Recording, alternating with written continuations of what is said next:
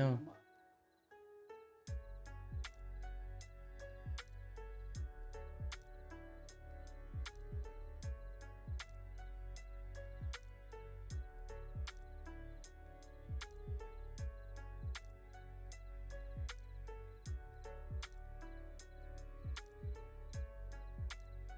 All right, folks, welcome back. Day 16, keeping the streak alive. As always, konnichiwa, Maku desu, irashaimase. So, let's do some total recall from yesterday. Not too much to write about yesterday when it comes to new vocabulary. I kind of just wrapped up Unit 5. And the highlight of yesterday is most definitely how they do the kanji section. Although there is some stuff that leaves to be desired, I kind of would love to see when they're doing the strokes that they show 2 levels of stroke, like an onion skin in drawing. Well, let's do a little review, right? So we cover traveling and time in the last chapter. At the moment, we're basically using ji as the placeholder, the hirakana ji as the placeholder for the time counter. And then we got some other phrases with the time, like han, right?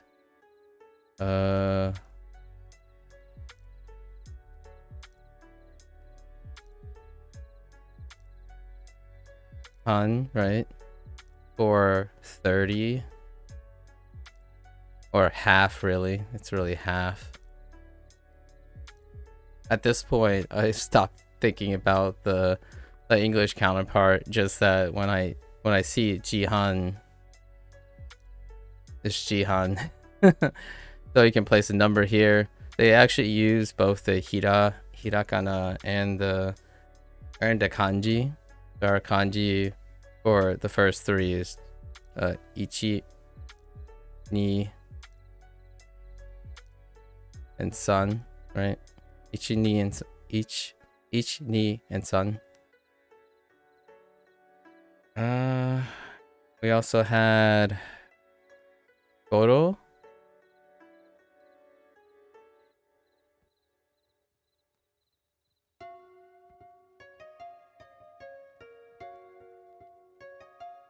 Goro meaning around, about, right? Also the phrase in front of it, how to say now, which is we're using the hiragana, right? So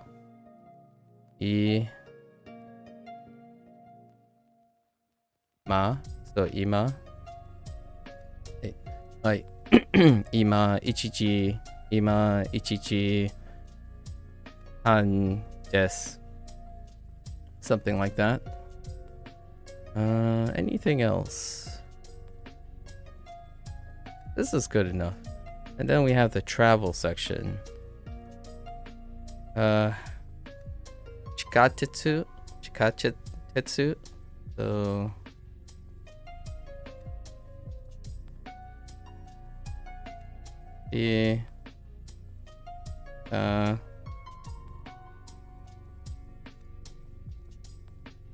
the two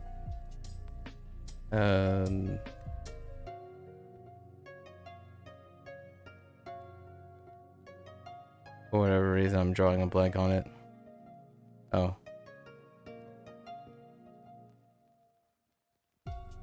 Katetsu, right? In the hiragana, and then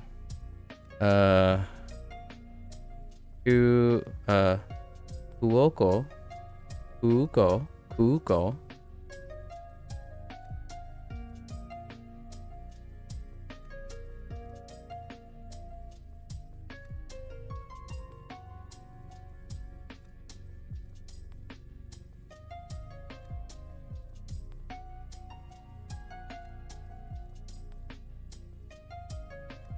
Oh, that's the wrong one. No.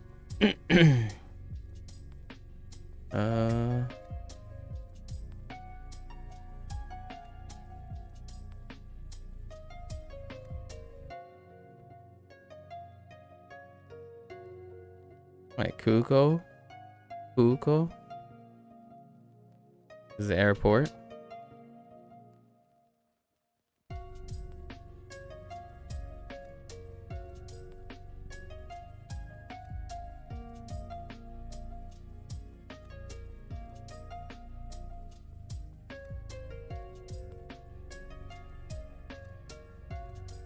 And then this one is in, oh wait. Is it might be Kuko. Okay, so this one might be a blank right now. Leave that as a question mark. Then Passporto.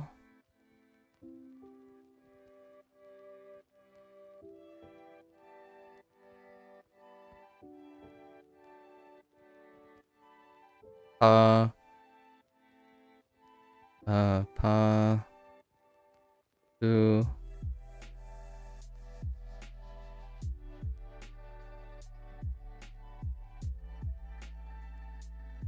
Ooh.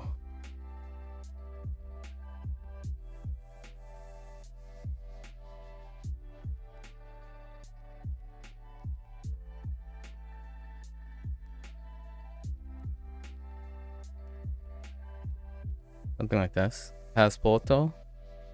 Passporto. There are a lot of other things that I... Oh, right. There are objects. Other objects. Right. So...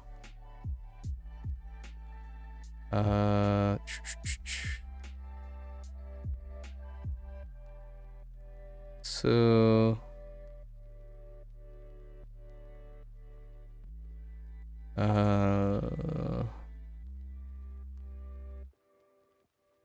Whoops. That's not it. Suma ho. Right. Maho. Maho. And then I remember another one today. It's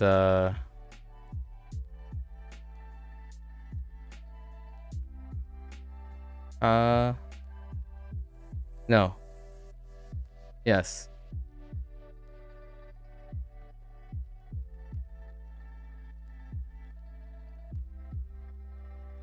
Ugh.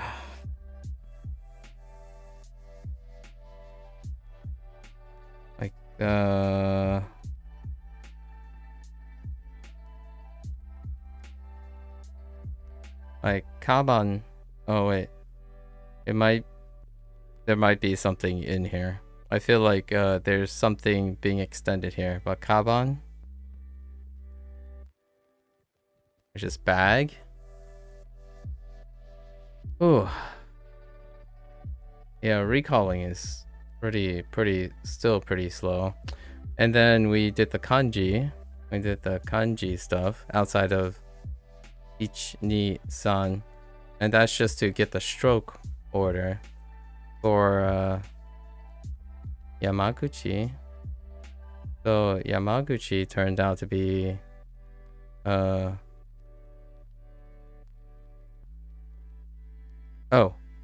no, it was, it's like slightly at a curve, even though I just feel like doing this. So Yama, then Uchi was right. Yamaguchi had a really tough time field day with Tanaka.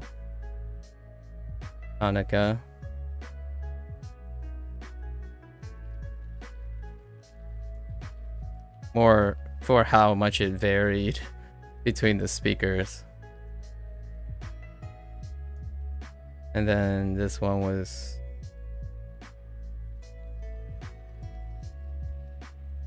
right. So down, this way, down. And then we had Nakayama.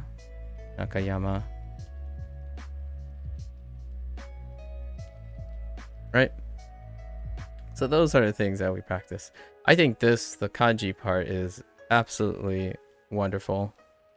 With a hint of additional change, it can really do with an onion skin or an onion skin approach to drawing things or writing things.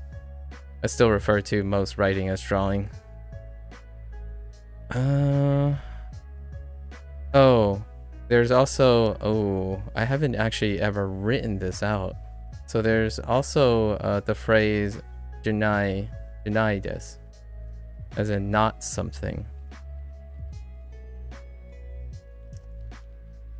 It's probably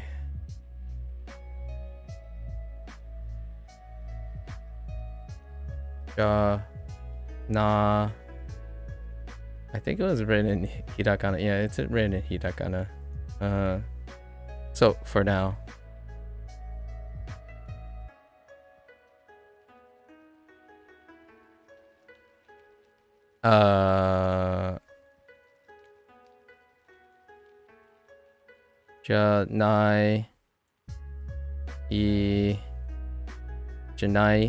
Janai probably. Janai, and then you add this, right? Janai. And that's about it. And then the usage of no, right? The usage of no as a possessive. Yeah. You know, let's change the color again. I don't think pink is doing it for me.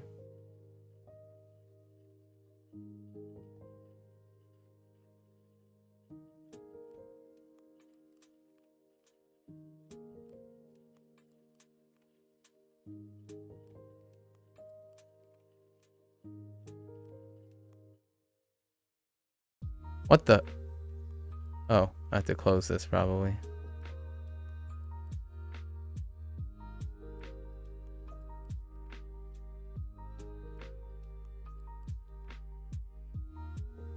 Does that blend in too much? It's okay. I'll use this color today. All right. So as we have reviewed all of that, let's just go right into the unit because I want to see in the kanji section, it kind of tells you when you're going to hit new kanji, and there's new kanji in unit 6. Get to know people and describe your family. All right. So I haven't ironed out my routine yet for adding more to this. Watashi. Watashi.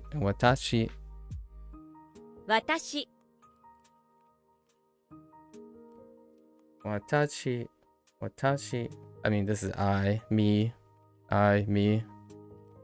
It's nice too. Oh, this is our first kanji. Watashi. Kind of reminds me of like an extra tall tree. Cause it's like key with an extra stroke on top. And then this reminds me of mu in katakana. Watashi. So watashi.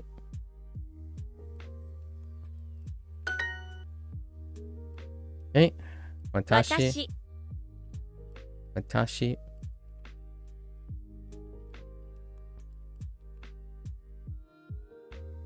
Ni. Nakayama.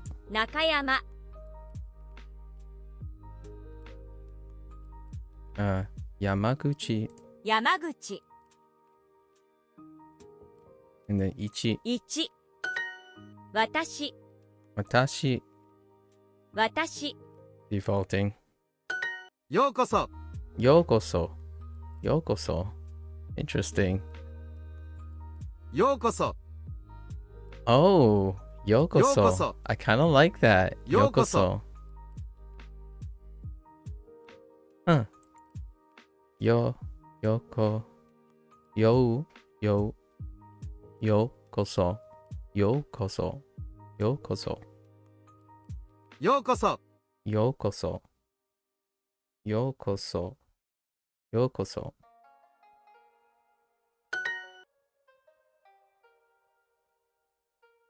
ようこそ。ようこそ。おお。ようこそ。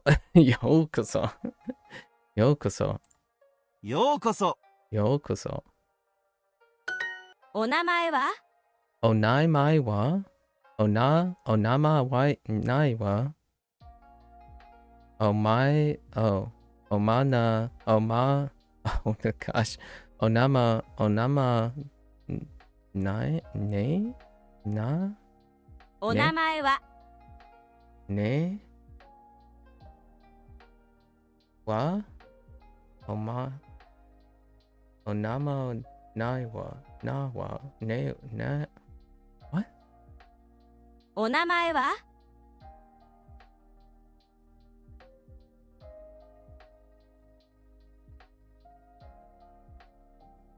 ？That's so interesting.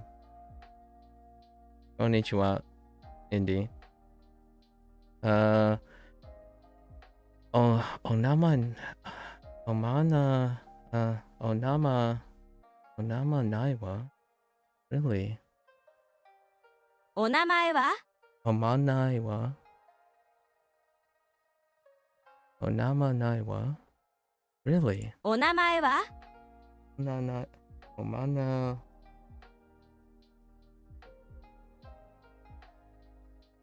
That's such an interesting accent. お名前は？お名前は？いや、まないわ。まないわ。まないわ。お名前ないわ。お名前ないわ。お名前は？お名前、まねわ。まないわ。まないわ。おまなないわ。お名前ないわ。おまないわ。お名前は。お名前は。お名前は？お名前は。It's really blending the ma and ne. 前は。前は。お名前は。Okay. What was this? お名前は？ What's your name? Okay. お名前は。お名前は？お名前は？はじめまして。はじめまして。はじめまして。So, how is this spelled? はじめはじめまして。まして。はじめまして。はじめまして。はじめまして。はじめまして。はじめまして。はじめまして。はじめまして。はじめまして。はじめまして。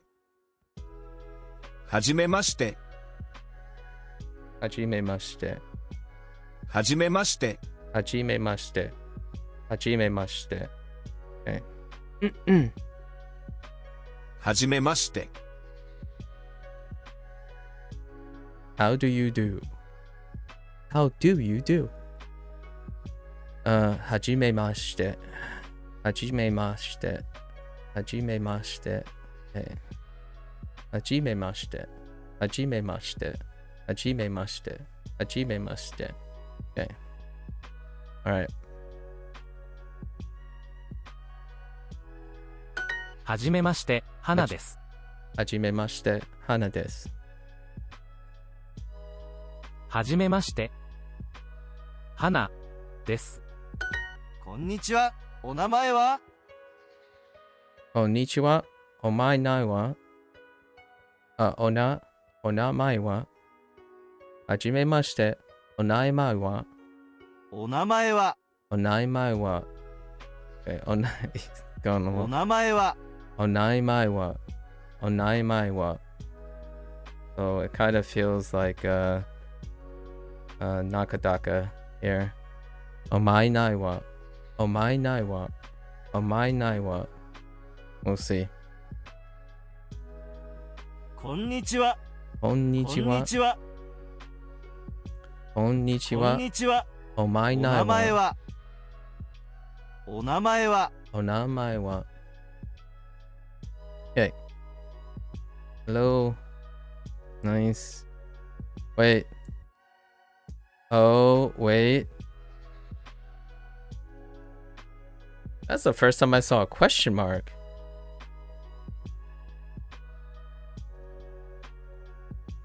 Konnichiwa.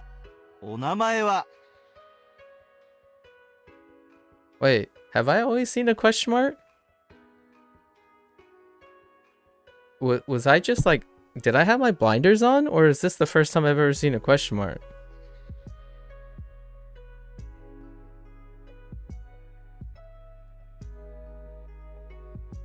Oh my gosh, the contractions. Oof. I don't know about the contractions, yo. I'm genuinely curious what happens when other people learn English. Do they just straight up just throw them into contractions? Yikes. Do I say hello, what's your name? No, I don't. I say what is your name? Cause it's more formal that way. Interesting. I have the like gozaimasu issue with saying hello, what's your name? I would probably say hello, what is your name? Or I would actually put the emphasis, man, there's some fun things to share with people who are learning English, because I would actually emphasize name. So, hello, what is your name? As in, I want to know your name. The most important thing is your name. So, what is your name? I might even pause a little, as opposed to like, so it wouldn't be like, well, actually they kind of pause too, right? こんにちは。お名前は? Yeah, こんにちは。お前は?お名前は? Right? お名前は? こんにちは。お名前は? Right? So it'd be, hello, what is your name? With the emphasis on name. Obviously, none of this is all that really important, other than squeezing out every ounce of your English when you're talking. Because often, since what is considered one syllable, or it's gonna, a lot of times the emphasis is gonna end up on your, what's your name, or like starts with what's and then what's your name, as in what's your name. So it will be emphasizing that person's whatever. But I would say, what's your name? Hello, what's your name? As opposed to, hello, what's your name? Which is what I would say the vast majority of native speakers would probably have. It's the second syllable, which emphasizes possession, but it doesn't emphasize the object of the sentence. I'm starting to do this English thing backwards because it matters in Japanese. It matters a lot less in English. I mean, this is just my snobbery, obviously, because being a native English speaker, but also not really speaking around what we talked about yesterday. Oh yeah, I forgot about to mention our discussion yesterday. After I was so unceremoniously dismissed as not important. This is what I mean by why it's very important to draw parallelisms in the culturalisms of English and Japanese, at least English and Japanese. You can really learn a lot from the Japanese linguistic style and apply it to English. Because the English baseline is so low, in my opinion, because of its flexibility. Generally, in my opinion, respectfully, it's not necessary to command the English language in the same way you have to command the Japanese language because the baseline is so much higher. However, it doesn't mean, which when I was drawing those graphs, the English range is arguably even higher than Japanese, but the lower end is incredibly high too, because the English baseline is a lot lower requirement than Japanese, in my opinion. So you must know a lot of things in Japanese to even reach to, I would say, a sufficient understanding of when to use words and when to enunciate or use your intonation and what to get the nuances. That's just baseline to get to native sound. In English, that's just nondescript. There's just, if I were being asked to describe the average English speaker, I would be unable to, because naturally I don't speak like the average English speaker. I switch English voices as I see fit. So I wouldn't sound like this when I'm not learning something. And I wouldn't sound like this if I'm casually speaking as compared to giving a lecture. So it's very difficult to really know. Like, I would say just like native, here's a fun parallelism, right? Here's a fun parallelism. So a lot of, you can run the behavioral parallelism Konnichiwa. between, okay, I get it. Yes. Oh no. Okay. So, the hotkeys are not working anymore. Okay. So, for example, lots of English speakers would tell me that pitch accent, right? Pitch accent. Don't worry about it. Don't worry about it because you're just learning Japanese and etc.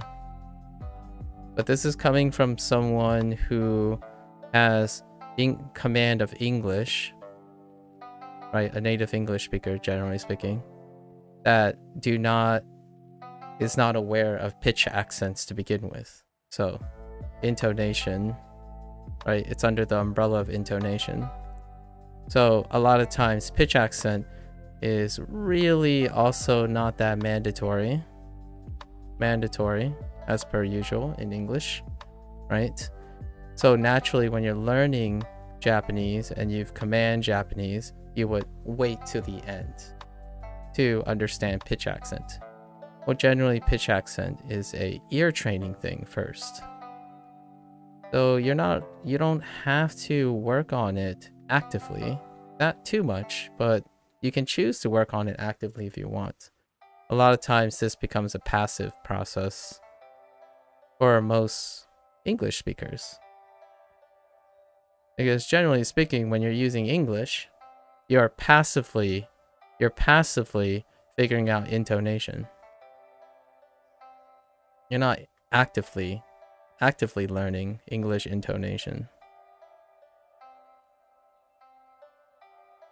So, for example, why does a coach sound different giving a speech, right, versus a lecture, like when they're lecturing their players? Well, this is intuitive. It's not actively learning. This is usually passive. When you start hearing people who are in seminars and presentations and various things, the phrase well spoken is just thrown out based on intuition most of the time when it comes to English speakers. You can just feel it, right? And in a way, we can draw parallelism to Japanese speakers, because actually the vast majority of native Japanese speakers, much like the way we learn as a biological organism as a kid, I guess vast majority, I'm going to say more than 50%. It's pretty conservative. More than 50% is will not be able to accurately discern their pitch accent.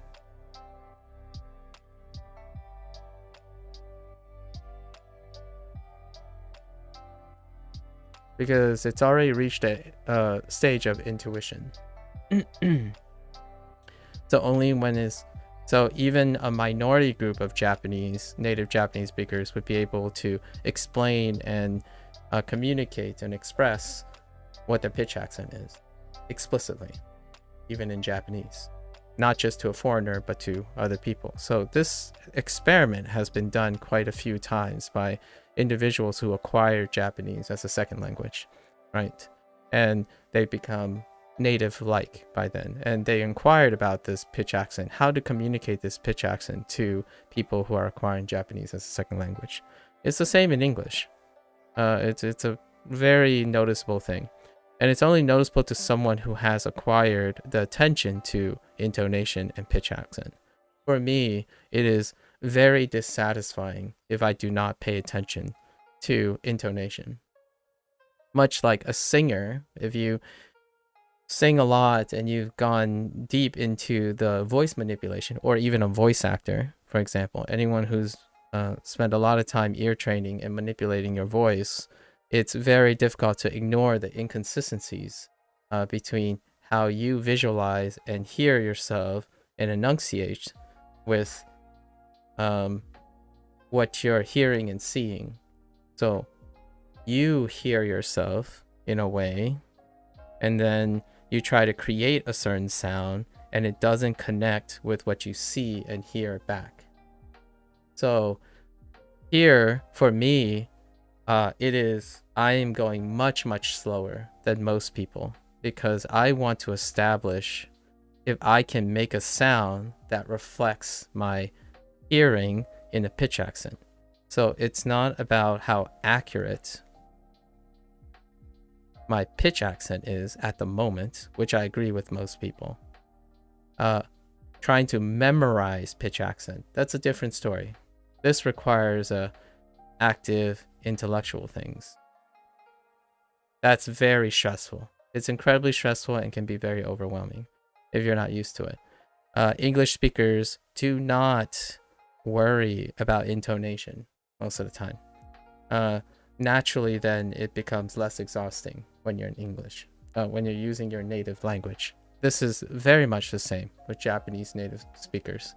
I could not find a sample so far amongst 17 to 20 instructors who are universally regarded as pretty decent source online to agree that the majority of Japanese speakers actually understand their own pitch accent and express it explicitly. In English, I would increase that. I would say, generally speaking, it's got to be less than the upper higher education. So I would say less than 25% of English speakers can manipulate their pitch, their intonation and pitch accent in speech. However, there are lots of professions that do this. It just doesn't necessarily translate to their speaking voice. Oftentimes they compartmentalize that. So like, for example, a singer wouldn't necessarily combine it with their speech. Oftentimes these disciplines are considered compartmentalized. So when you have, quote, your singing voice and your speaking voice. However, there are some transferable skills that are intuitively transferred without explicitly showing that. For example, a singer can transfer the manipulation of their sound that they're trying to make with voice acting. So deliberately adjusting your pitch accents and your enunciation and intonation to fit a specific role. So how flexible and dexterous you are in terms of how close the ear is to what you think it sounds like, and then creating the sound. Those are active processes. It's very difficult. It takes quite a long time before you form some sort of intuition. And that part drives me insane right now in Japanese. So oftentimes whenever I'm thinking of words, when I first acquire a word, my learning curve is so much slower, I would say, because a lot of thoughts go through my head. And it gets faster over time, but definitely not faster than someone who is who's someone that's passively imitating for the time being. And that's great. I think this gets you a lot of progress, for sure. It's just not the more interesting thing about it. If my vocabulary is stunted by half someone else in the same time, that's perfectly all right. I am more interested in the nuances of the language that isn't right on your screen. So even using something like Duolingo, all I really am here for is hearing the same 6 or 7 people pronounce the same words, like the same sounds. How do you sound different all the time? How do you sound well-spoken or very emotional or perhaps quite calming? Is the manipulation of intonation. And in English, it's super flexible. So sometimes you can enhance the words you're saying if you have command of it. I would say, relatively speaking, the vast majority of occupations require a very low understanding, like very sufficient understanding of English intonation. It makes the difference, but most people intuit it. Like when you go on YouTube, you hear someone like, I don't get it. I just could hear this guy talk forever. Are they heibaning? You know, are they speaking in heiban English? And if people aren't not aware of heiban is like very monotone, flat, but slightly rising. So lots of times when people want to hear a very relaxing person speak in English, they would often get closer to someone who's speaking heiban, as in really monotone, just very relaxing and vibing. The cadence is the same, very similar spacing, so that it sounds, I mean, real talk though, SM7B it's also bass boosted. So you get the lower end, like all these manipulations. English is more flexible in that, but rarely ever use the advantage of the person. Oftentimes, English is always emphasized in a way that says, use your natural voice for speaking. Don't try like something crazy, you know? Find your natural voice. That is where you start, for sure. I agree. Although, I'm going to be super frank. I do not sound like this when I'm having a casual conversation with my friends. And I most definitely do not sound like this when I'm lecturing.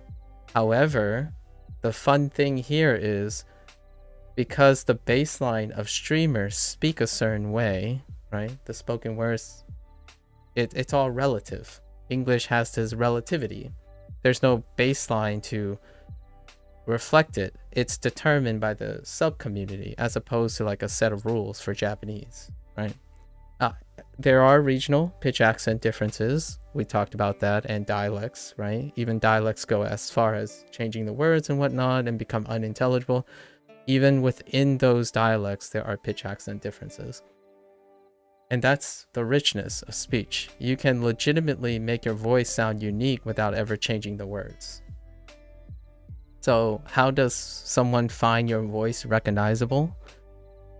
Command the language you use. Unfortunately, a lot of times when you have the same speech pattern and you're just like heibaning it all over the place. I know I'm using a Japanglish contraction now. Heibaning it. If you're heibaning it all over the place, that's the first thing that goes out the window in public speaking. So in English, we've had the habit of let's execute all our words, and then oftentimes when you become very mechanical, everything becomes monotonous. That's heiban. It's slightly rising. It might slightly dip a little in English, so it's up and, but it's generally in the box. And then when someone says, oh man, dude, you're so relaxing, but I just fall asleep when I listen to you, because it just feels like brown noise. It's so relaxing, but I'm definitely not engaged. Just you're vibing so hard, but things you're saying are just going through my brain and making me at ease. That's a great thing if you want to be at ease. Now, imagine if you're in a situation that you have to teach someone something. The last thing you kind of want to reach for is a sleeping pill. So, generally speaking, rise up, go down, pause, and now isn't that nice? So, there's lots of nuances to English as well, and it's reflected in Japanese. I actually think some of these people who are very skilled in Japanese, it's often stereotyped as a heiban forward starter. So beginners are definitely, like myself, I'm a beginner in Japanese, are often, they default to this idea like, well, the safest bet is heiban. Basically, stay flat so that you're neither really too high or too low, right? So that's fair. If you start at a flat line, then you can focus on how to be flat, and then you can probably discern highs and lows as you learn all the stuff. Yeah. English is more the same way. The more technical you become, the more monotonous it sounds, because you want to keep a steady pace, steady accent. You don't command the use of rigor. You know, like saying rigor and rigor are two different things, and you can accent and be flexible with it, right? Oh, I'm so sorry to hear that you had a bad day. Try to pep up a little, you know? Tomorrow's a brighter day. If you don't feel that way, just, you know, try to smile a little every once in a while, right? You just change up and down, even though your actual voice and your tone of your tenor of your voice doesn't actually fluctuate too much. Like the actual tone, whatever, it's still the same person speaking.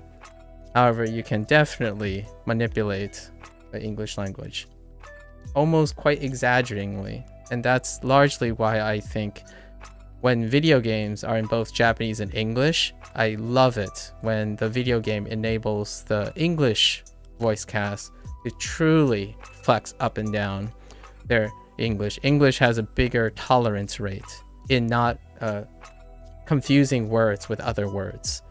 Japanese system inherently has intonations that, and like, I still don't know if hana and hana, like hana and hana and hana are is that how they differentiate between nose or flower, or it's also context specific? It's just hana for both, and then it has to be context specific.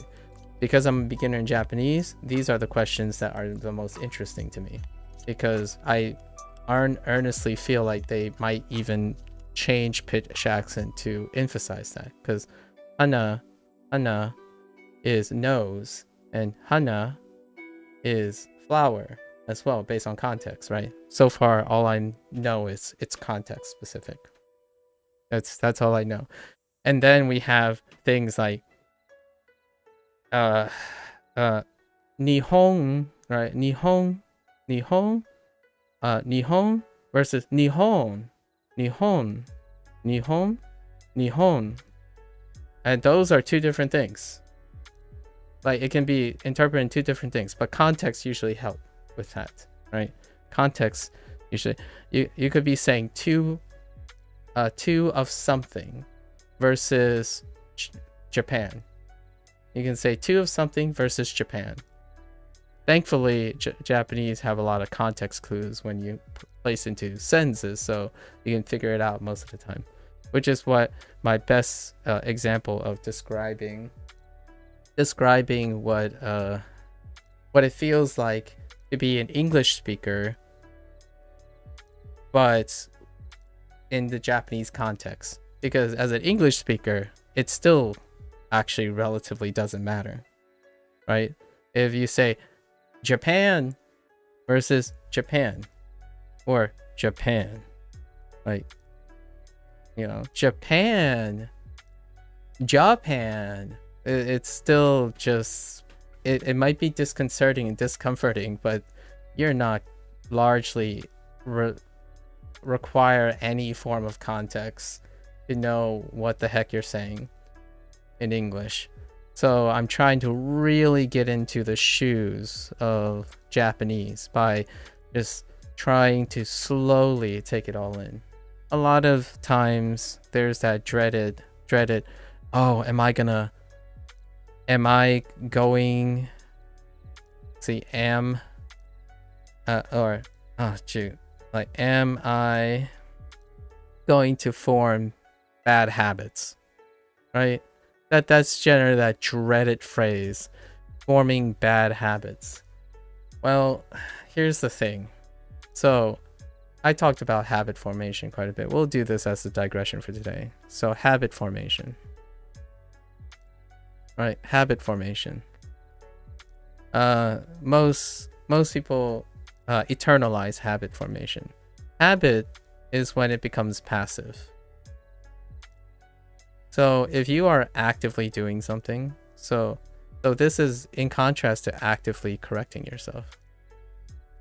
So yes, true, you can definitely form habits passively, as in if you get something quote unquote wrong,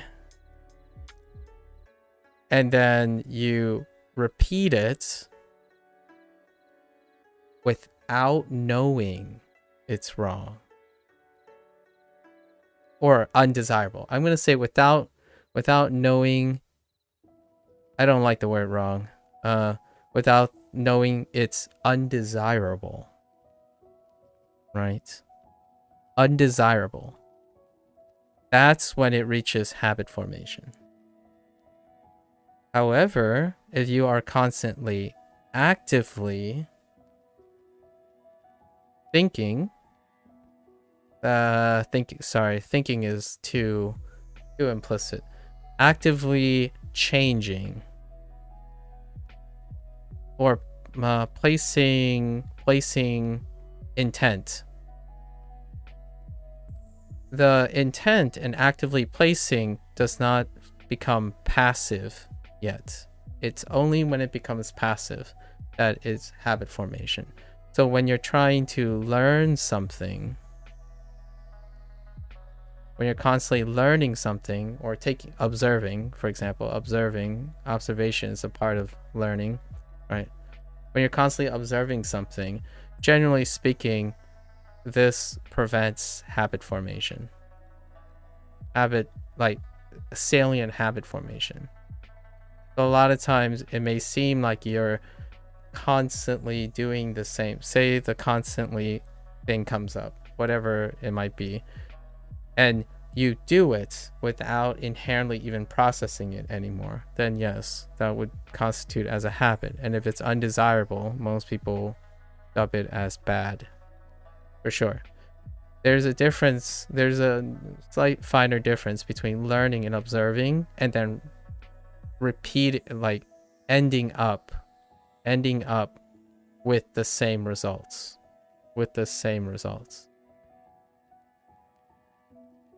In terms of the process of learning, you are actively changing something that is ending with the same results.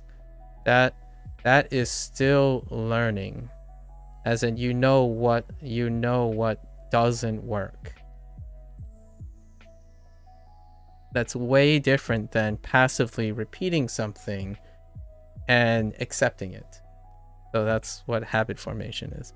So generally speaking, yes, it's nice for people who are very good at speaking, who has gone through the ropes, and then offer advice about preventing bad habits as a general rule of thumb, right?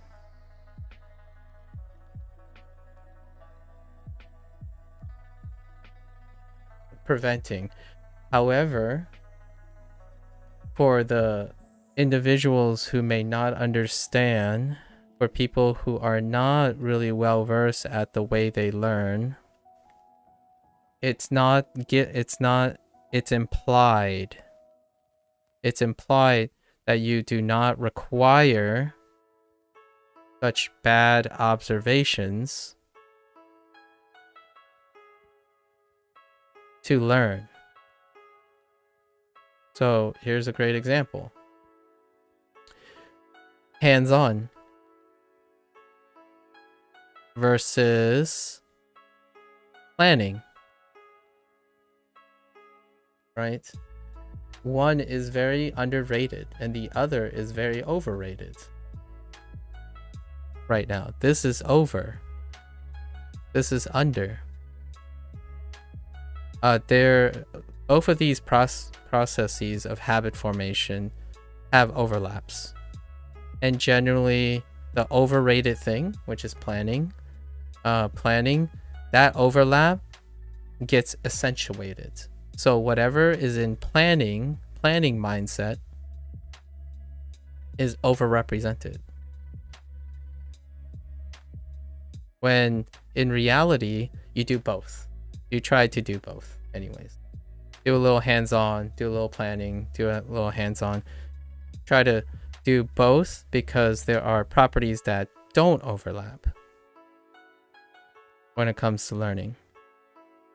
And things like discovery. Discovery does not overlap between planning and hands-on. Discovery is predominantly hands-on. And that impacts learning process. Mistakes inherently is favoring hands-on. So you can flip this and say what else is desirable. Well, there's a lack of mistakes, right? And a lack of discovery. So I chose something that is inherently desirable right now in the main field of learning, or like people who are trying to learn something, and then something that's undesirable. So a lack of discovery is actually largely undesirable because without discovery, there's no motivation. There's a lack of motivation. It inhibits, with a lack of discovery, it inhibits motivation. It inhibits novelty. What it does promote is it promotes tedium. And that's boredom. I'll use an example that a vast majority of individuals would say it's okay is very acceptable, ironically, instead of the other way around. So you start a language, right? You start a language and you tell yourself, this is going to go back to someone that I met only briefly, who said, as a linguist. So this phrase tells me that this person skips foundations, in my opinion. It's more likely to skip foundations. So what's a foundation thing? Well, I have been in science for very long, right? I have been in science for a while now.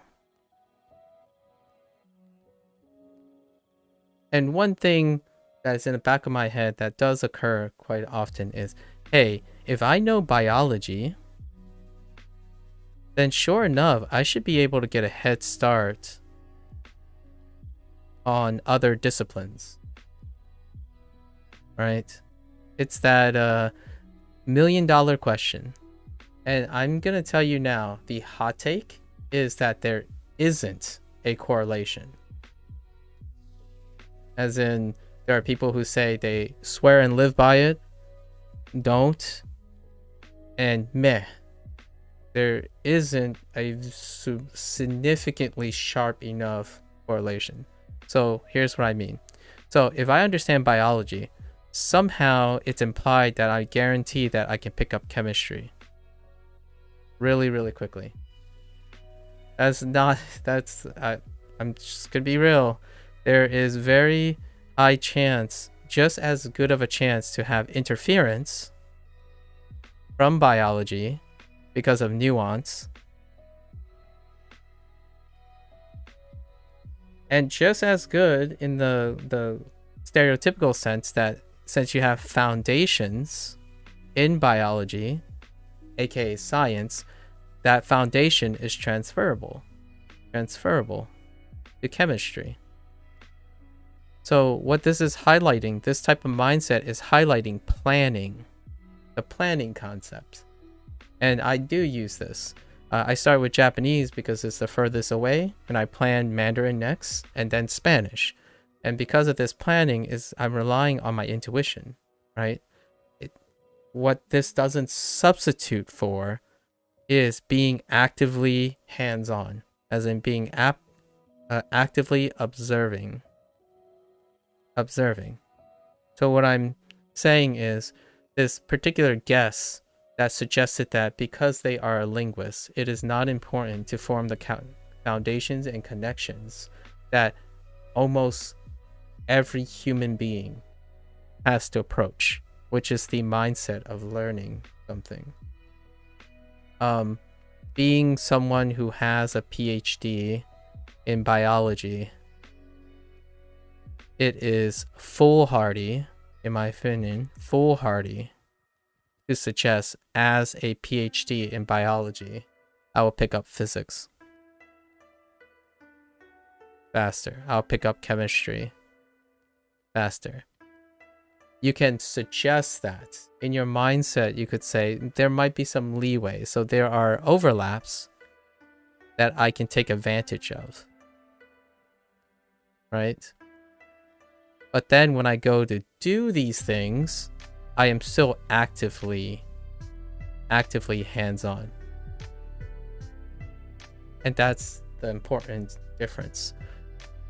You don't tell yourself, in my opinion, when it comes to learning, if learning is your priority, not skill acquisition, if learning, like skill practice, if skill practice is your predominant state of mind, absolutely, go pick your favorite thing and stick with it. Learning is combining actively hands-on observation and taking advantage of understanding what the overlap is. So both planning and hands-on. And what's an example of hands-on? Well, I still have to read and learn hands-on physics 101. My PhD in biology, it would be foolhardy to just assume that physics 101 is not valuable to me. Much like a linguist suggesting that it's not important to know how to motivate people to learn a language. Honestly, that just tells me that that person isn't as deep into linguistics as I would imagine. I think one of the true ultimate big picture goals of a linguist is to preserve language.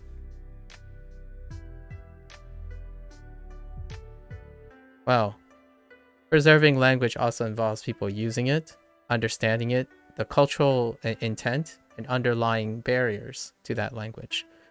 And I totally probably spelled linguist wrong the entire time. That's besides the point. And here's another one. When you're younger and you have less learning experience, things that are too easy are optional. Well, here's the thing. I agree. I absolutely agree if you take Duolingo and passively learn from Duolingo, then yes, it will probably be too easy. Because during your planning phase, you fail to realize that Duolingo has a gigantic range of accommodations. So this is a model where the weakest link, the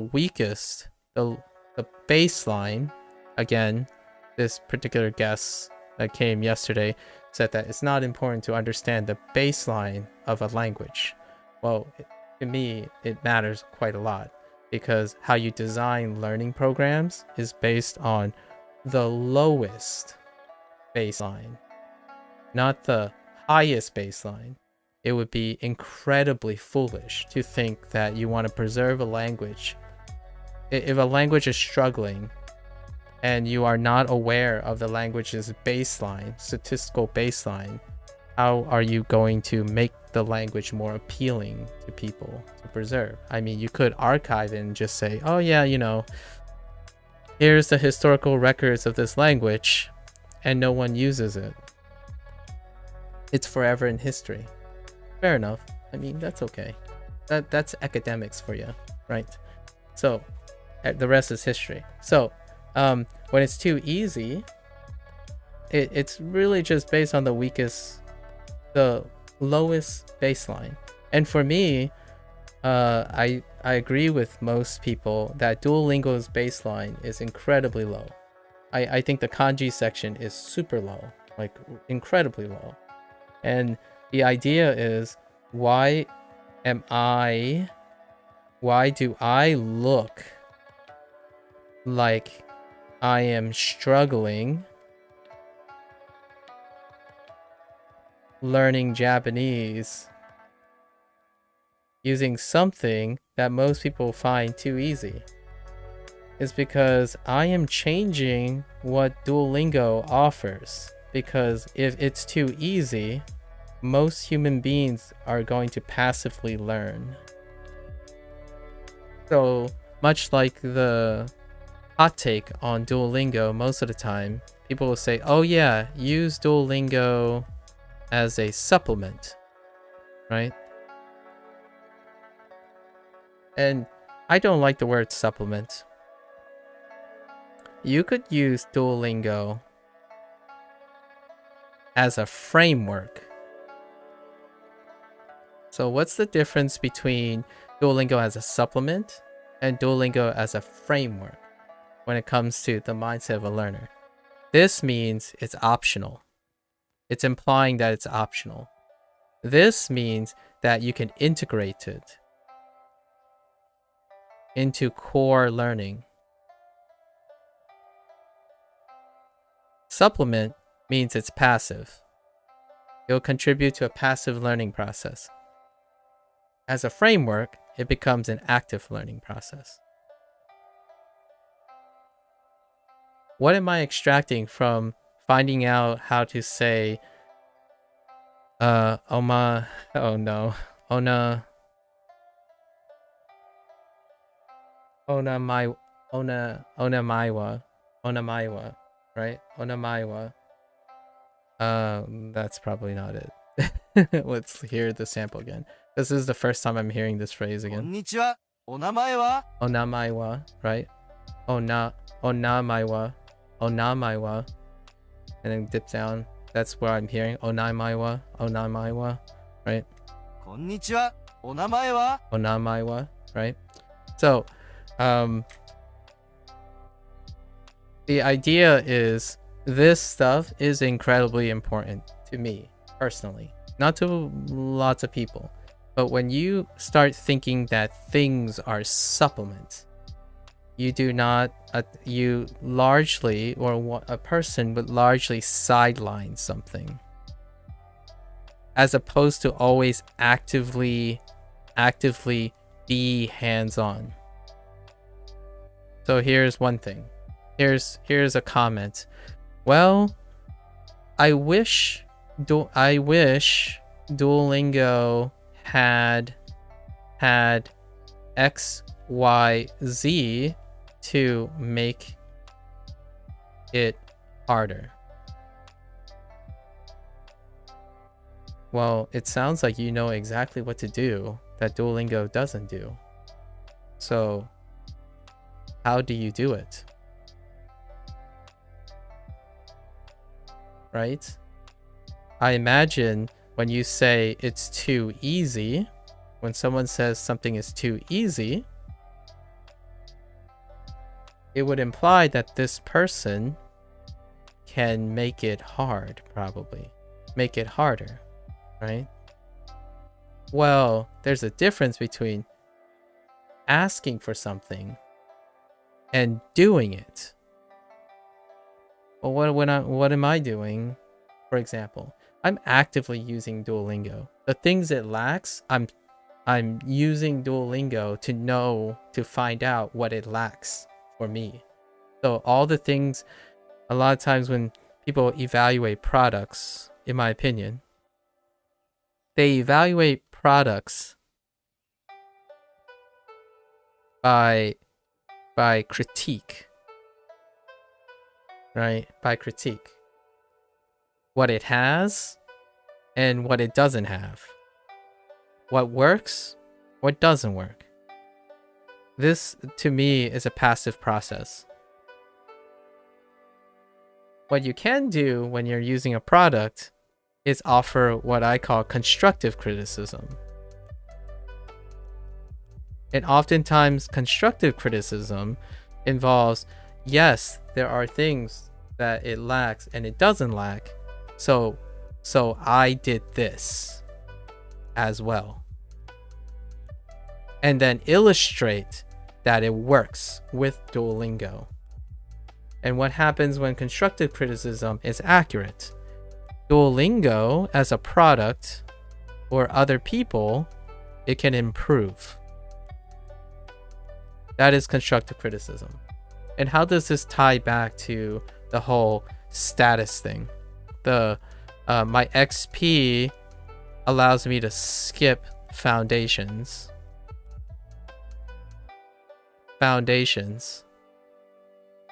Well, it just means that when you use this mindset, you don't improve.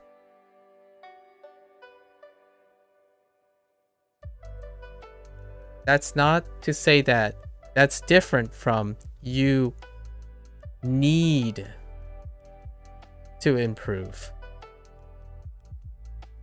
And for me and many of my colleagues, post PhD, right? Post PhD, I think most of us can agree that it is so hard to want, or even let's just say to want to be multidisciplinary.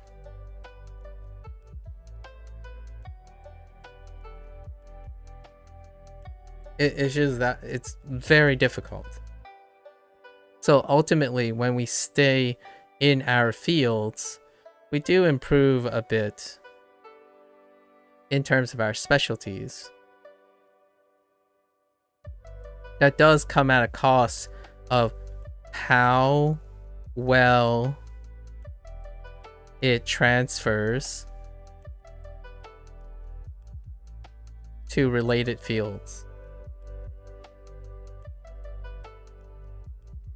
The deeper you get into biology, the more dissonance, a lot of times, at least what's observed, is the more dissonance it is to pick up chemistry or even go into structural biology. It's really difficult compared to like diving into molecular biology, and then you suddenly need to go to a lecture on macro levels of biology, like cellular biology.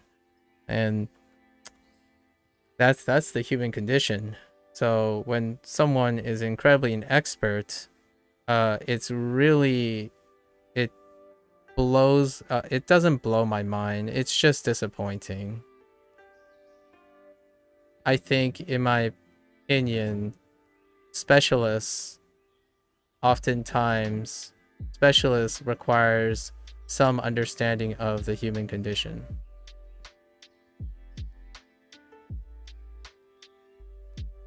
it's not like they're not doing anything impressive or they're not trying to save time. They are. Their specialists are trying to save time. They're making assumptions, and usually they work out because guess what? Let's go back to the graph, right? If you're a specialist and you're framing everything around your specialty, your baseline is higher than someone else's baseline who is not in a specialty thing. So when you're like me, for example, my generalist baseline probably can put me lower than that specialist's baseline. So the question is, how do I raise this baseline of engagement?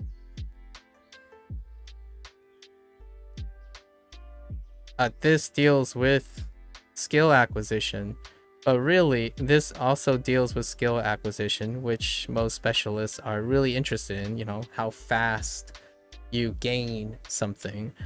However, it also very greatly affects learning. And any specialist, in my opinion, if you really want people to understand you, it's very important that you understand how to get people to learn the things you want them to learn. So it's really ironic, in my opinion. It's a little bit extra. It's a little extra yesterday, a little extra disappointing that a person who considers himself as a person that focuses on language acquisition lacks communication skills.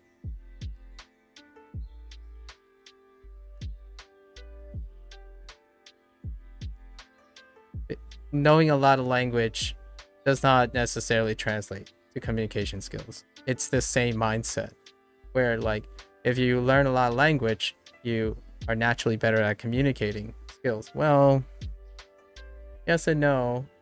It's not a given, but I would even lean towards even less no.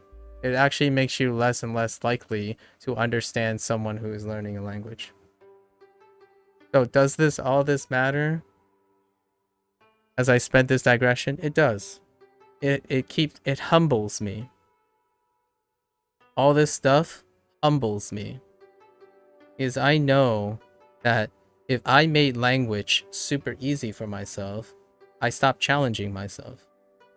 So if you have no problems learning language, absolutely, go for it. The very successful people who pick up language, a lot of times, they're challenging themselves in other ways. That's what keeps them engaged. And those are, in my opinion, the balance of hands-on versus just being a planning specialist. Those people who are still using like 16 different apps to try and then figure out, hey, am I right? Or am I wrong? Not the ones that go around and say, oh, you know, I know 3 languages. I don't need strategies to learn what a noun and verb and pitch accent. I threw that in as a curveball. Pitch accent is important. So what I mean by this is I love teaching. I love being an educator. The last thing you want to do is simplify things. There's a difference between simplifying and making it comprehensible. When you simplify, you lose active participation.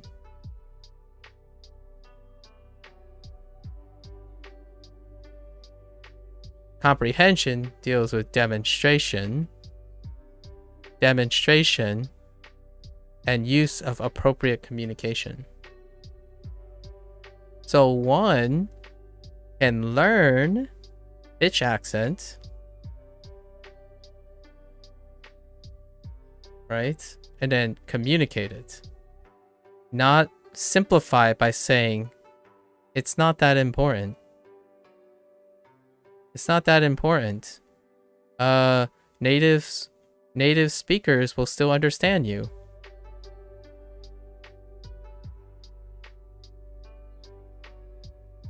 I agree with both. It's not one or the other. I absolutely agree with you. These points of simplification is absolutely acceptable. I am choosing not to make that easy on myself. I do not like it. Just like most people who say things are too easy and then contribute it to tedium and boredom. So why the heck did I, as an educated person, one would assume would maybe learn something very quickly, spend like 8 hours straight on 5 kanji?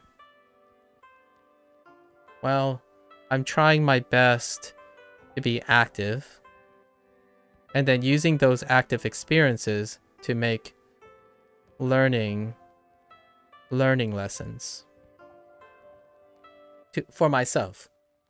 And these learning lessons can be demonstrations for others, whether they are there or not. Because I am not making these like formal things. They're just come and go as I'm reevaluating the way I learn. So learning Japanese, just because the next language, I'm still going to do the same thing. Like next Mandarin, still doing the same thing. Spanish, still doing the same thing. I have to understand that even through all the planning, I must at least test the things. That's the difference between actively and empirically testing all your learning stuff.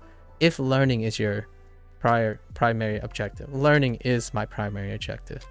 If your primary objective is to acquire the language as fast as possible, you skip things. You definitely go through shortcuts. Like a very prominent YouTuber, I don't even have to say the person's name. Most people are probably familiar. They demonstrated how quickly they can become fluent in multiple languages. And they focused on conversationalism, right? Having the phrases. Inherently, they're applying like 10-ish techniques while doing that act. So what they did was they demonstrate their how they can appear fluent. And fluency is an arbitrary perception, as much as they attempt to standardize it. So naturally, yeah, this person acquires it really quick because they focus on those elements and they tackle those elements in the manner that tugs at a lot of things that they do well. Naturally, that might not translate to a lot of people. So that's kind of the idea. There's no give. Like there's no given or implicitness based on prior experience. It's through the bootstrapping of whatever you're learning. There are definitely places to start though. And when things become overwhelming, it's true that you can simplify. I think simplifying difficult things is a very reliable strategy. However, one must remember to build up again to complexity. Otherwise, right? Otherwise, this will likely lead to bad habits, or what people consider bad habits. And I try not to do this because I don't want to go through the step of untraining bad habits. And the bad habit is oversimplification. If I can handle it, I choose not to oversimplify. I choose to increase comprehension. That will slow you down. It will slow you down a lot. When you're building foundation, it's the slowest stage in learning. The first hump, the activation energy, is the slowest stage until you get the gears rolling, and become a well-oiled machine. Then you stop learning. Learning takes a back seat. When the gears start oiling, you start practicing. You enter the phase of practicing. And most people feel like when you're practicing, then you're competent. Like, that's good. Generally speaking, I want to remain in the stage of learning. rarely is practicing more rewarding to me. So I will naturally say a lot of things that involve learning, not practicing. So if I were to say become a professional linguist, I would largely focus on language learning versus language practice or acquisition.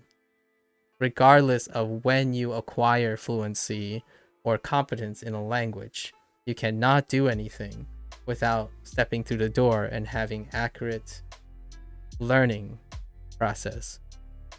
Even speed is relatively slow, will always be relatively slower for the same person if their learning methods and mindset are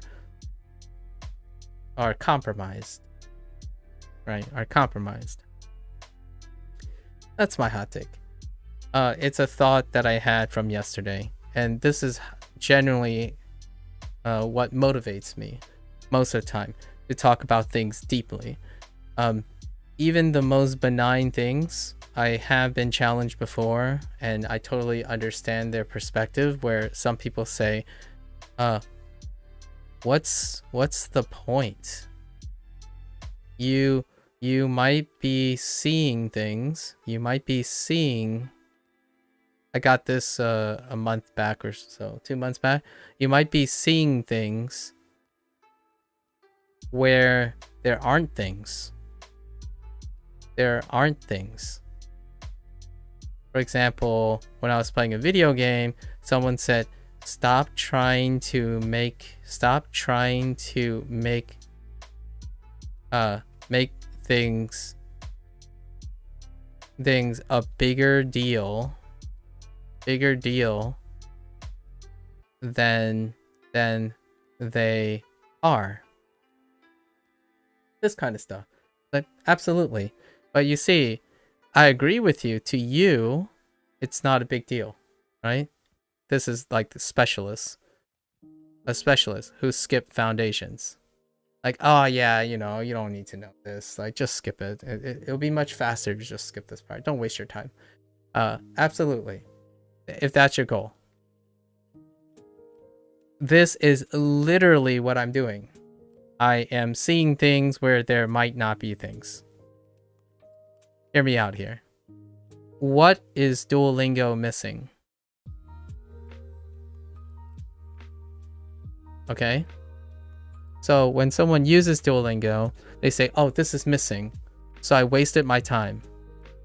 It's like, no, you know exactly what Duolingo is missing, so I'm going to fix it. Duolingo isn't going to fix it yet. Like, we have a product. So did I waste my time? No, I didn't. I found out what Duolingo is missing for me, and I fix it. I add. So if I am not actively trying to see things where there aren't things, you actively don't fix things where there aren't things. So kudos to that guy that thinks whatever their time is more efficient. But generally speaking, when I'm doing something, I'm actively doing it. So if it's missing something, then I must find ways to fill it in. I'm always actively learning and using things, not passively. When you use a tool, it's like, oh no, like this tool doesn't do this. Well, I guess I'll just skip that step. It's a shame there isn't a tool that removes the necessity to problem solve, right? To problem solve and critically think of a solution. One of the biggest things between critique that most people are, in my opinion, critique that most people use it for is the lack of problem solving. So when someone says, oh yeah, this tool, it's garbage. It doesn't have this part in it. Okay.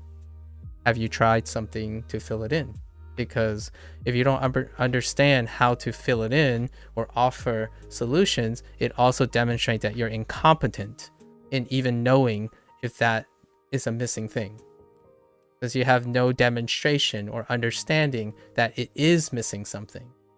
You're pointing out by passive observation what it isn't. It can be anything. Like, for example, you can point at an apple and say it's not an orange. It's lacking orange. An apple is lacking orange. That is a critique. It's a very obvious critique, but it's a critique. Fix it. Can you fix it? Well, I can't turn an apple into an orange. Oh, now you're getting it. That means you have criticized an apple for not being an orange because it's not intended. Welcome to the world of criticism. Welcome to the world of constructive criticism. When you criticize a product, you have to know what is it. Is it missing it by intention? Is it missing it by design? If it isn't, and you believe it can be integrated into a product like Duolingo, demonstrate it. It gives you credibility. It's not the same as saying, yo, my friends, as a 18-year vet electrician, this is bad. Well, not only that, I feel it's ironic to me when someone says, as an 18-year vet, and all they could say is, this is bad. That's what is the word? Simplification.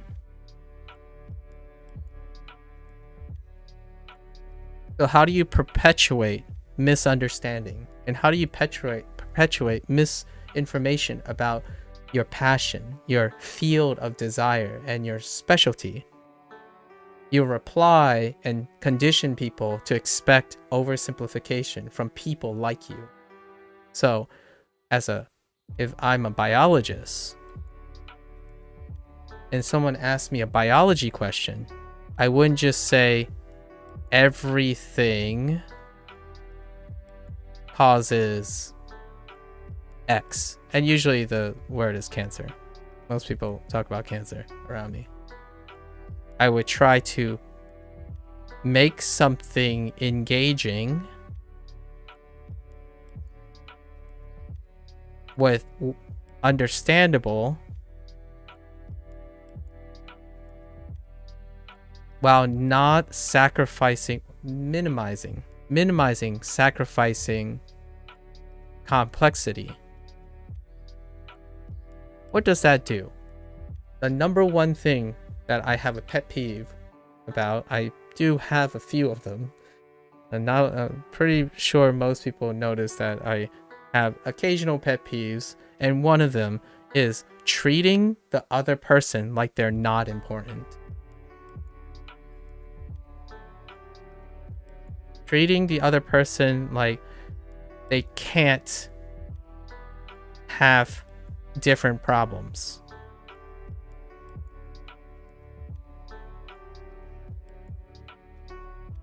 That here is oversimplification.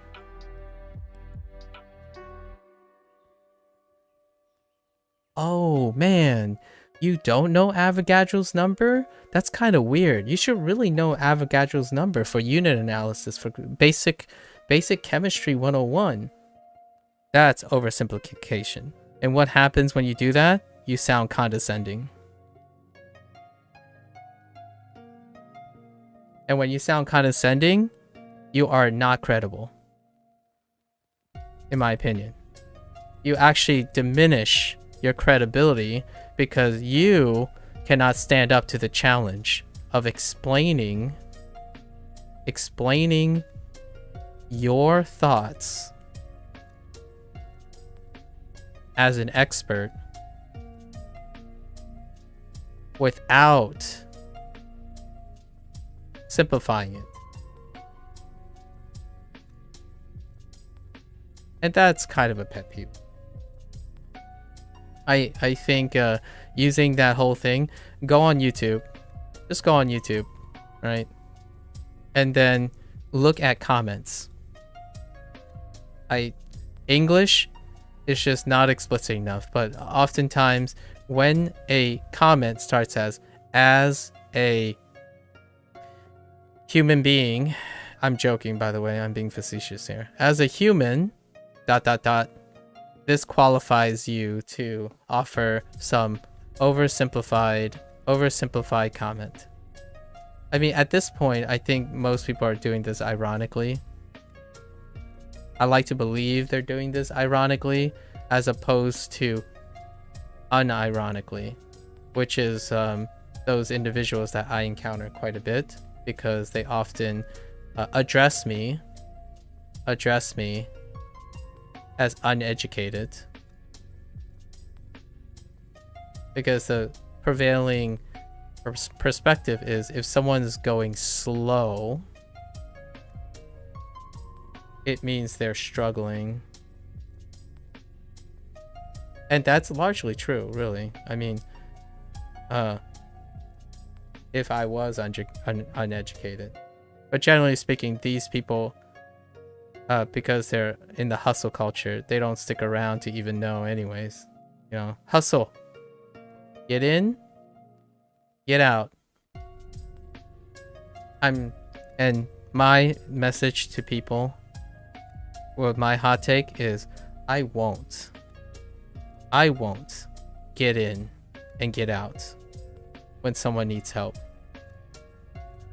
That's not challenging.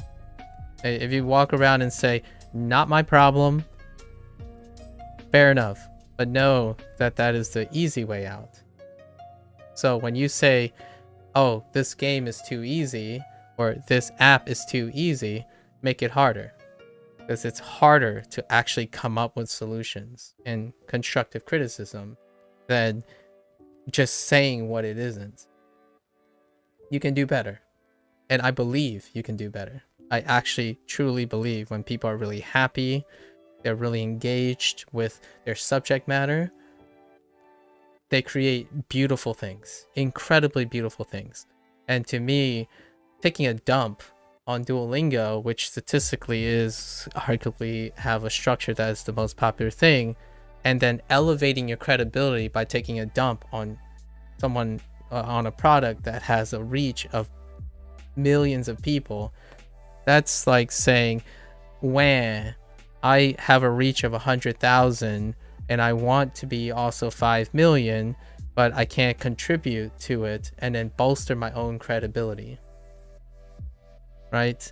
If you are able to improve Duolingo, what would happen? Your credibility will go up, and Duolingo will probably support you. So instead of fighting against fire, fighting, I don't know, instead of fighting uphill, you can ride the wind, ride the sails, right? Until you get ahead. It's often YouTube, for example, is built on criticism. Unlike the scientific community, I wouldn't say all of it, because that's an oversimplification, but most of the scientific community emphasize collaboration. And collaboration often involves constructive criticism. And to me, if you're not or those English speakers, right? Or maybe secondary English speakers and native English speakers, the word constructive, it often implies building something. The vast majority of critique on YouTube commentary is destructive. Destructive criticism. And that's my little, I don't know if someone I'm sure there's a content creator out there that has already considered the difference between destructive criticism and constructive criticism.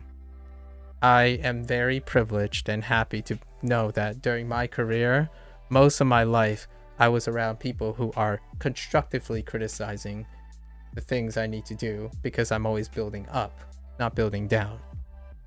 Duolingo lacks certain things. I want to show actively what they lack. What did they lack? Well, some people say Duolingo, one criticism is that Duolingo relies a lot on back and forth translations, right? Back and forth translations. And I agree. Absolutely. Back and forth translations. So what do? I put blinders on this myself. I read this statement, read it verbatim, say it in my head, then look at the solution. When someone says, oh yeah, I got in this bad habit of just pulling the right answer beforehand, it's like, that sounds like you chosen to do that. And you did not have the skills, to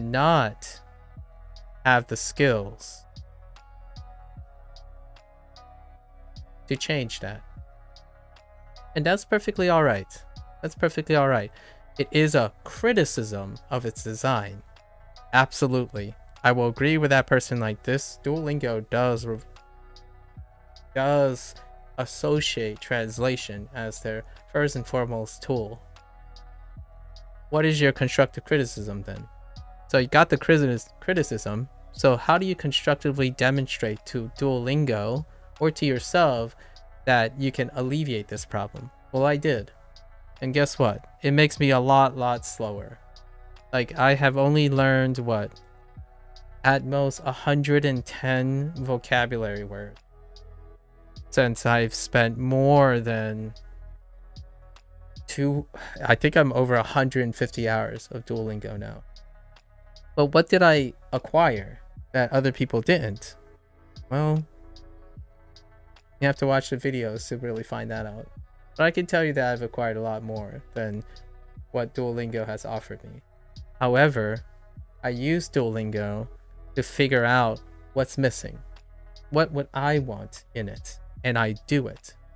So I have been passively listening to a lot of vocabulary. I have been doing a lot of things. And over these last 16 days or 15 days, it's been a really wonderful experience. Even meeting people that I disagree with fundamentally, it's a pleasure. It's a pleasure to meet people who actually vehemently disagree with me in my approach to learning. That's what makes people constructively critical about themselves. I am often incredibly constructively critical about myself. When someone offers advice, I offer a counter advice. And then when they think they can push back, I welcome them to push back, because the idea is to be constructive about it. You offer what you want or what you see, and then you're also open to hearing the other person.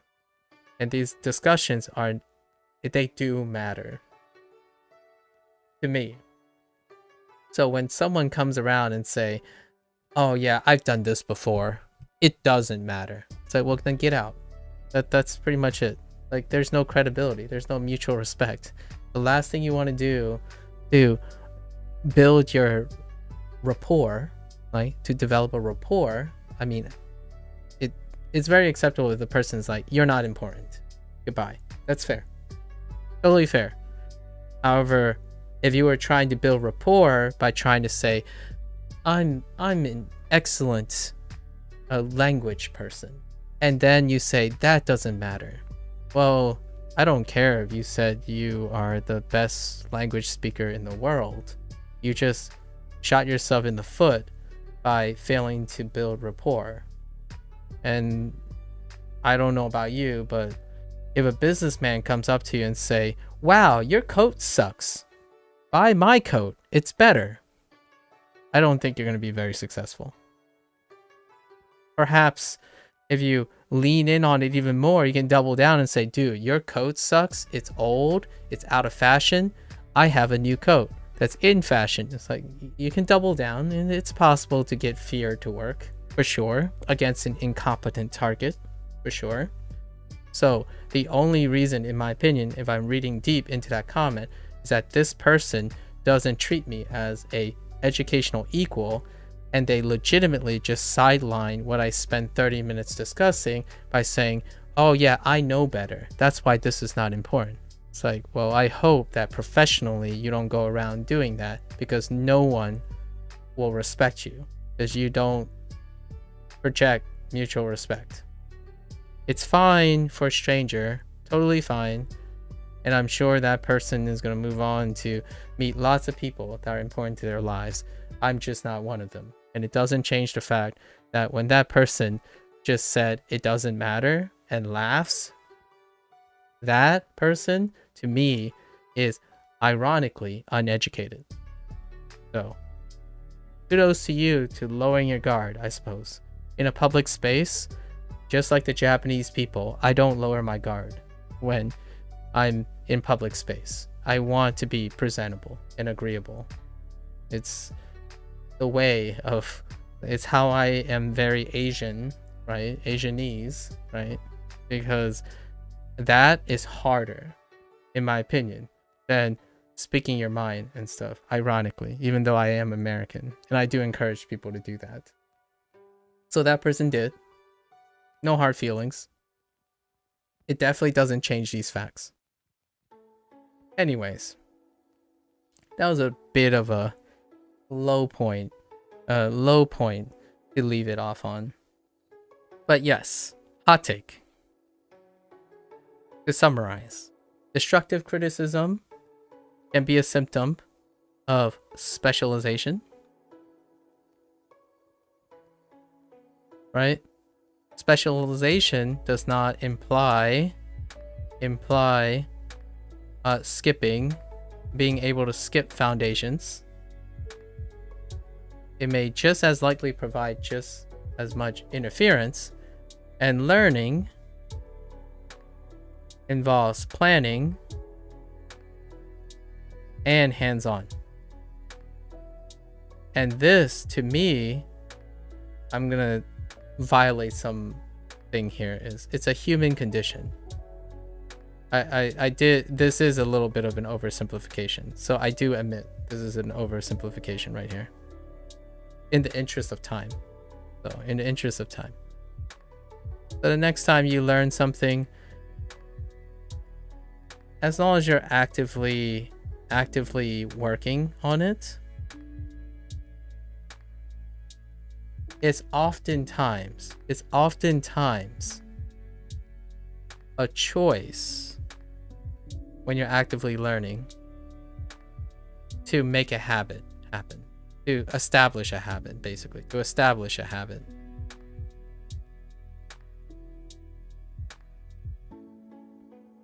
Bad habits come, and then the last thing is bad habits often come unexpectedly.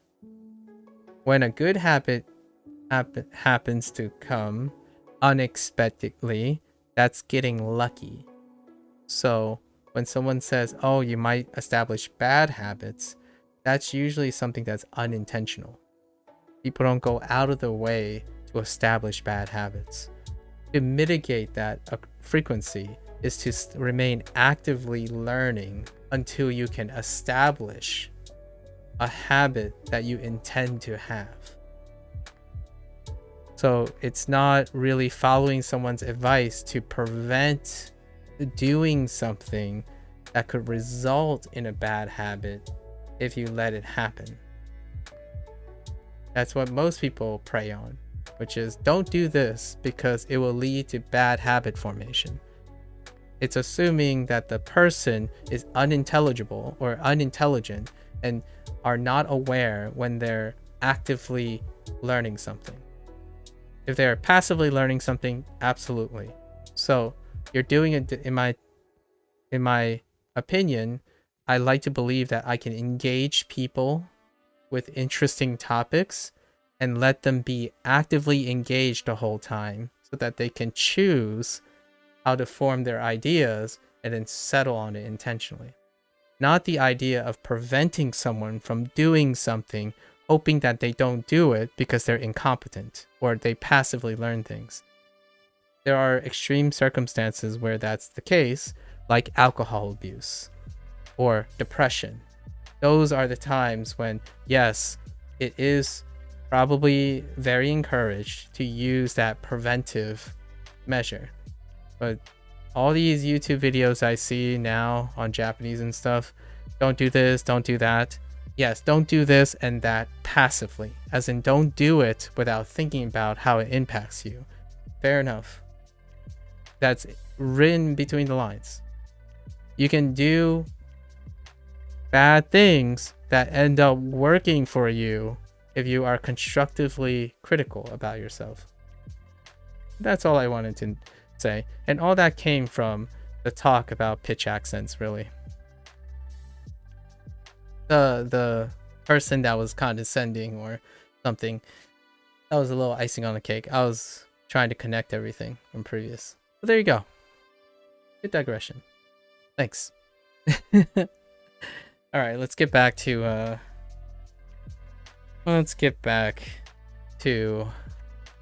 the beauty of learning language. So let's see if I still remember what this sounds like. Onamaiwa. Onamaiwa.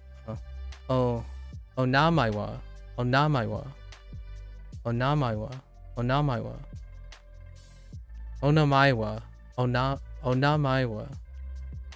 So konnichiwa onaimawa. No. こん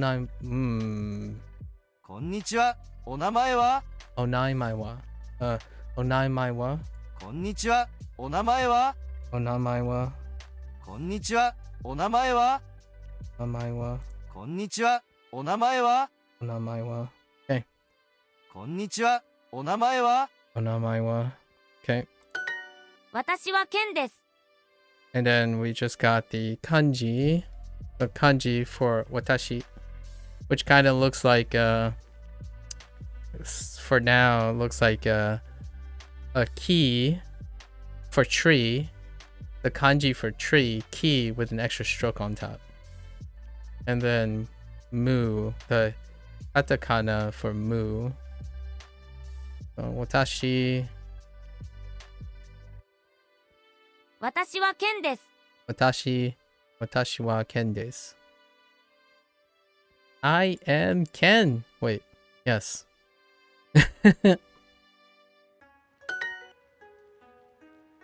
Watashi. 私 Watashi. Watashi. すみません。お名前は Sumimasen. Omae wa. Onamae wa. Sumimasen. Onamae wa.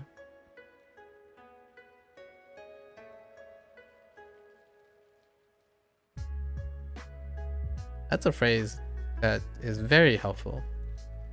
Sumimasen. Omanai wa. Onamae wa.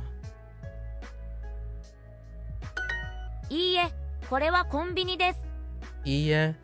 Oh, hey, a review exercise randomly thrown in. Iye. Iye. Kore wa konbini desu. No. It is. Oh no. Not it is. This is a convenience store. Oh, hey, department store is grouped together now instead of two separate words. Why aren't you combining convenience store together? Heck you, Duolingo. Just kidding. Just kidding. おはようございます。 Ohayo gozaimasu. お Oh, は there よう it ご is. ざいます。おはようございます。 Ohayo u go za wait. Za, yeah. Go za I ma su. Ohayo gozaimasu. Gozaimasu. Okay. Ohayo gozaimasu. Ohayo gozaimasu. おはようございます。 Ohayo gozaimasu. Okay. Ohayo Ohayo gozaimasu. Okay. Ohayo gozaimasu. Oh. おはようございます。 Oh. It just means おはようございます。Ohio gozaimasu. Ohio gozaimasu. I think Ohio is good morning with like informal, and then gozaimasu, as I understand it, is the ultra polite manner. So Ohio gozaimasu, and I often hear Ohio between friends and like a bit more casual. So when I watch programming, Ohio is all I get most of the time, but in documentaries and people who like foreigners who go to Japan, it's this phrase, Ohio gozaimasu. Or actually, おはようございます。おはようござい it's ます。 often comes out as Ohio gozaimasu, which I guess so far I just accept that. I often just say mas in the end, so we'll see how that translates later. Ohio gozaimasu. 中山さん、おはようございます。 Nakayama-san. So we got Nakayama, right? Nakayama-san, Ohio gozaimasu. 中山 San, さん、おはよう Ohio ございます。 gozaimasu. 中山さん、おはようございます。 Okay, so there's no particles yet, or something else in between. 田中さん、おはようございます。 Tanaka-san, Ohio gozaimasu. 田中さん、おはようございます。 Okay.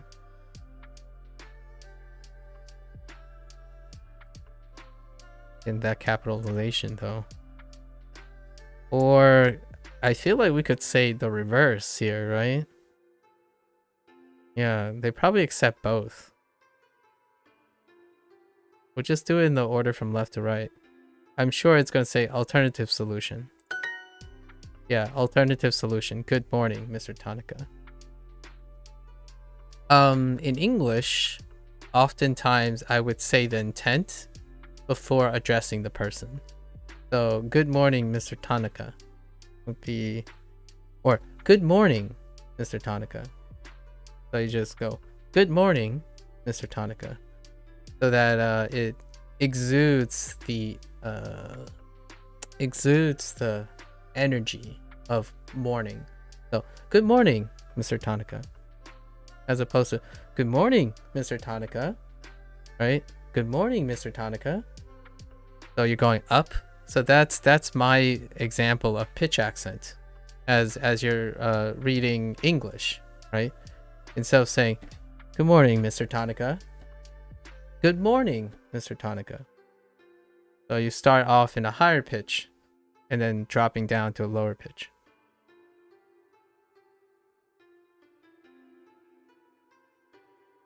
Or you're accenting.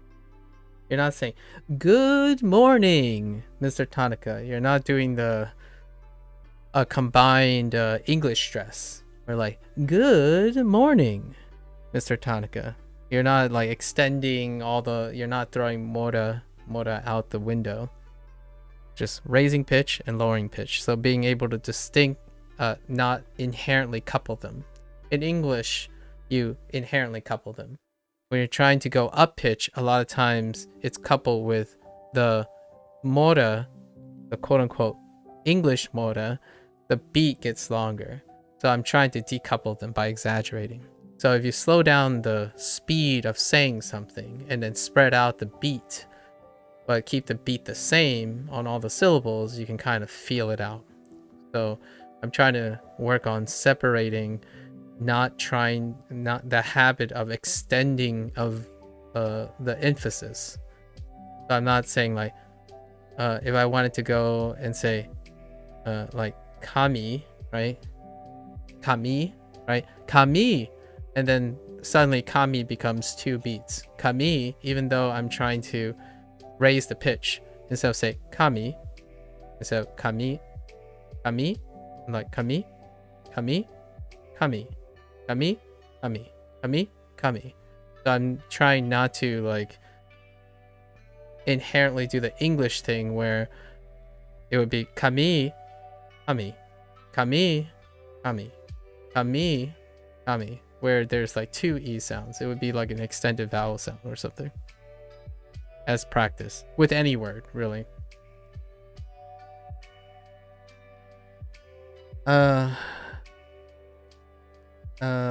Dojo, wait, is this Dojo Yoroshiku? Naomi-san? This? Or is this the other one? Wait, we just learned... What? Oh no! Oh! Hajimashite, right? Yeah. Hajimashite. はじめまして。 Hajimemashite. Oh, I'm missing a phrase. I'm missing a syllable. Back in the day. Hajimemashite. Hajimemashite. I'm missing the me. Back from the old habit. Hajimemashite. Hajimemashite. Naomi-san desu. Okay. ナオミです。 Oh, wait. What? Oh, I guess you're referring to yourself, so you wouldn't say. You wouldn't. Okay. What other options do we have here? Wait, hold up. Wait. Yeah. Yeah. Hajimemashite. What was... Oh no. I was so caught up in Onamaiwa.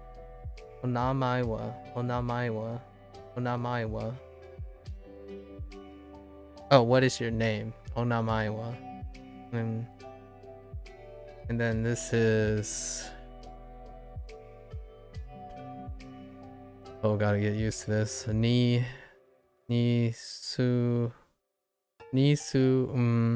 dei ma. Oh.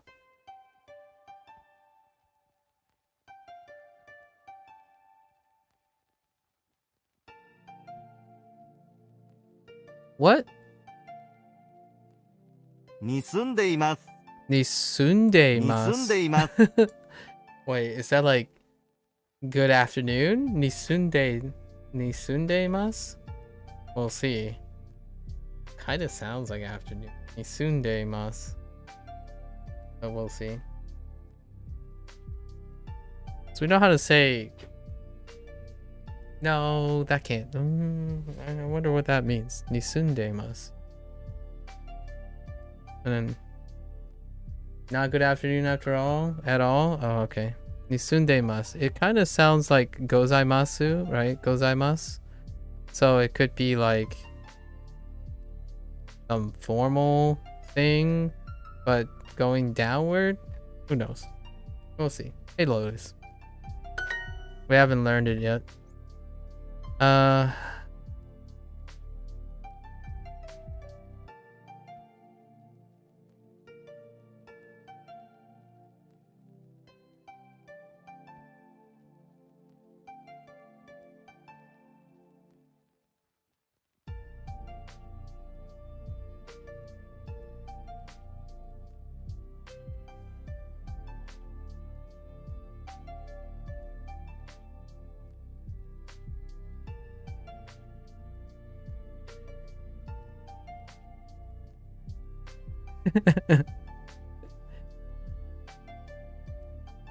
Yokoso.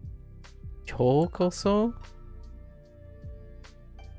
Just so you know, I didn't learn this either, and it's already gone into the hard exercise. Yokoso.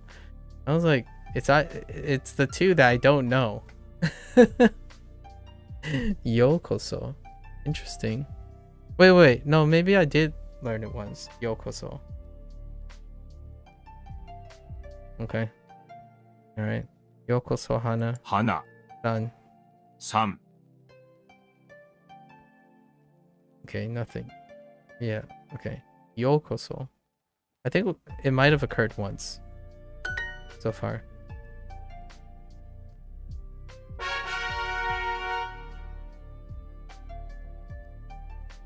Oh, it could have been the other way. Okay.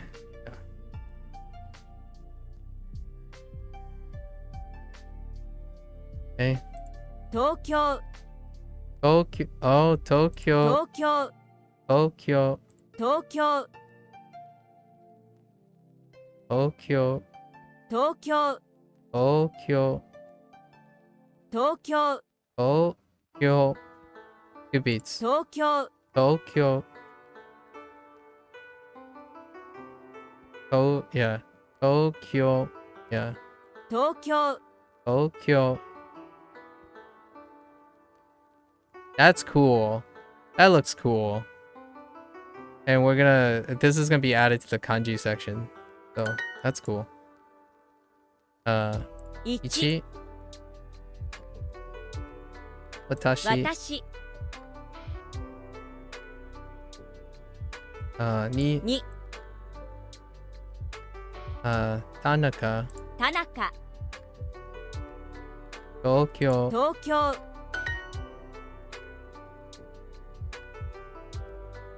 What are you up to, Lotus? What are you doing today? Yeah. I was trying to remember what we said about your name.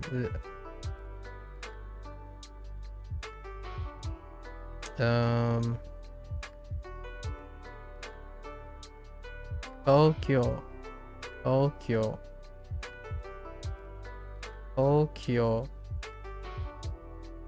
東京東京東京日本出身ですか Nihon.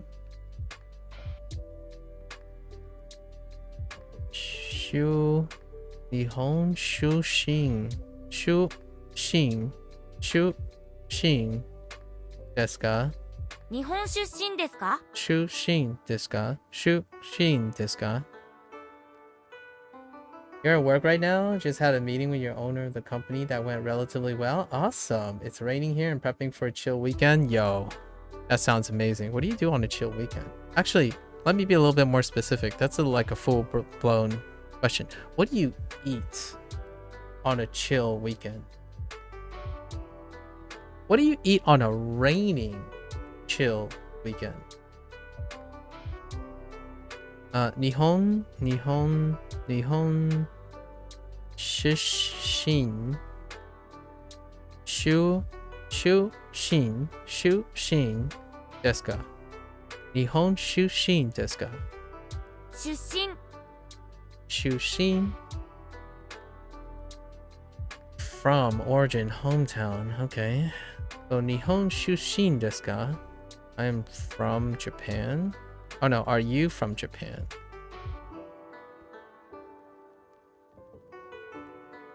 Nihon Shushin desu ka?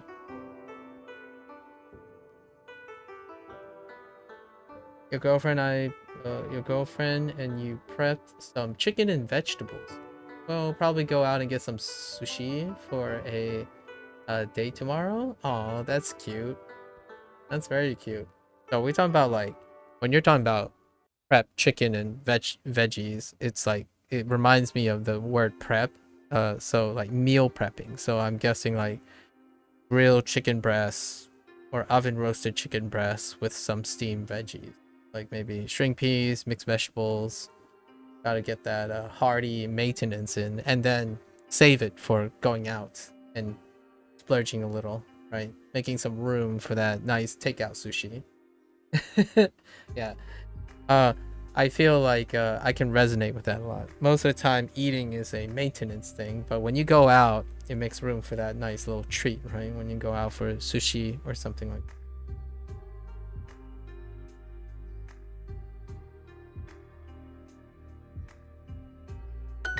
東京出身ですか Yeah, there's gonna be more questions. Oh, don't think you're off the hook, Lotus. What do you order at the sushi place? The sushi place. Come on. Deets. I need deets. Tokyo. Tokyo. 東京出身ですか Tokyo 出身で出身ですか？東京出身ですか？ You don't really feel that pause too much, huh? 東京出身ですか？ Shushin desu ka? Shushin desu ka? 東京 Tokyo 出身で shushin す desu か？ ka? Why do you sound so adorable? Tokyo, are you from Tokyo? 東京出身です。 Tokyo shushin desu. Shushin desu. Tokyo shushin desu. I'm from Tokyo?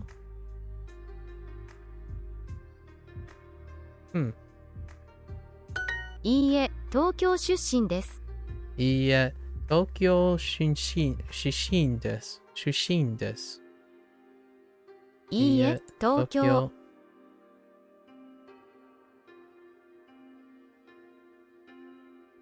出身出身でです。す。花さんは東京出身です。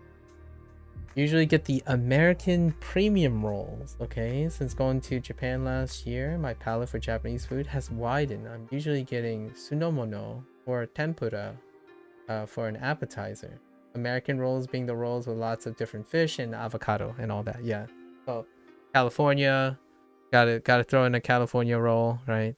And then you have the really extravagant things that I'm not even sure, like I'm sure TNT rolls is a thing, but I don't know what their Japanese counterpart is.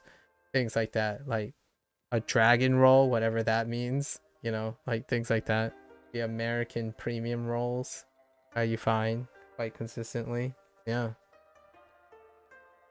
And sunomono or tempura, man, shrimp tempura. Oof. So it's just something about shrimp. Fried in that way, delightful. I don't know if you have a personal tempura preference, but man, shrimp goes up. It's a very consistent base. What about your libations? Do you sample the libations? Do you participate in the eel Japanese, you know, maybe sake or highball? I don't know if they have highballs in where you might be, but I'm always curious. Or maybe a kasi. I haven't drank any of these things. I'm just asking because video games in Japanese and stuff, often kasi or like kasi orange or highball of some sort. The old Japanese experience. In the United States, I suppose. United States. The best tempura is the kabocha. Oh, you know what? I haven't had kabocha.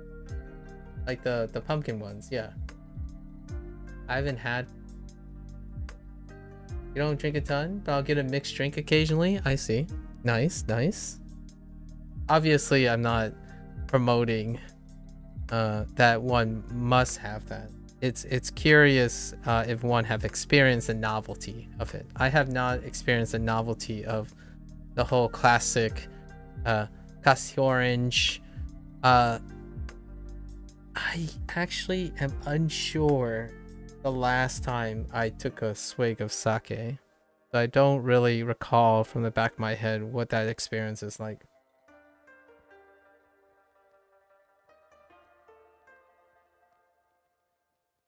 Let's see. What do we have here? 花さんは東京出身です。 Hana-san wa Tokyo shin desu ka? Desu. So, Hana-san wa Tokyo shushin desu. Shushin desu. Gotta stop saying sha. Shushin desu. Shushin desu. Okay.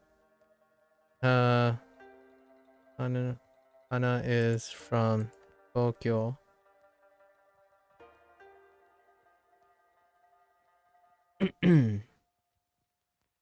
Yes, yes. 私もカナダ出身です。 What Watashi mo. Interesting. も Also, as well, too. Watashi mo. Interesting. Watashi mo. Watashi mo. Canada 出身です。私もカナダ出身です。私もカナダ出身です。カナダ Canada. I'm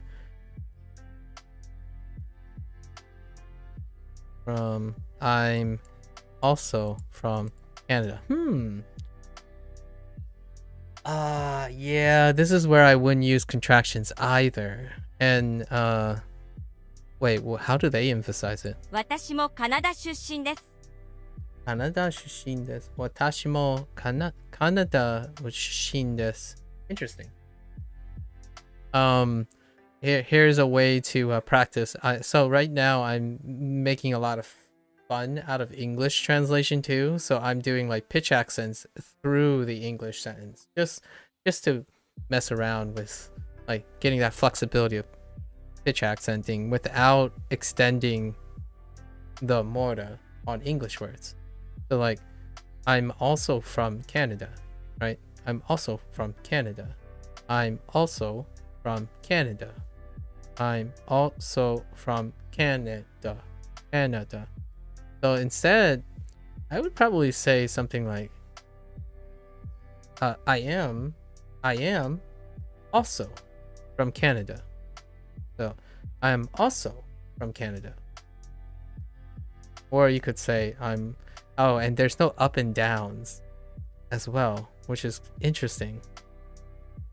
Just thinking about accents and stuff, where would you go?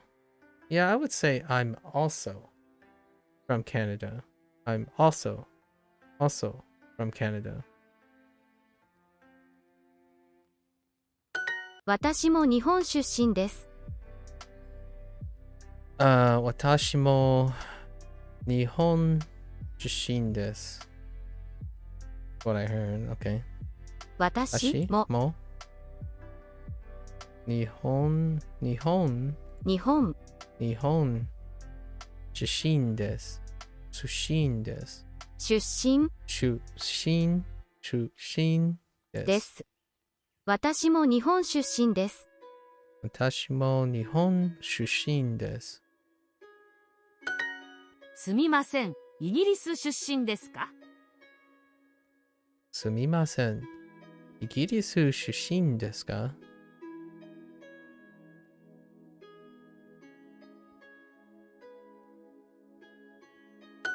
ニューヨーク出身ですか？ニューヨーク。Dang.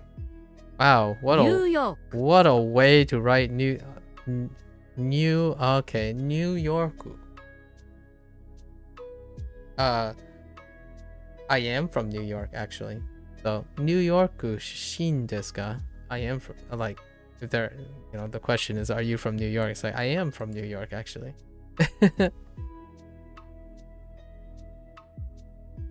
New York. ニューヨーク出身ですか？ニューヨーク出身ですか？ナオミさんはニューヨーク出身じゃないです。You've never been to New York? What's my favorite thing about it? Oh.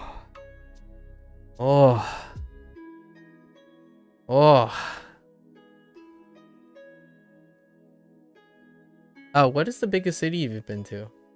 Lotus.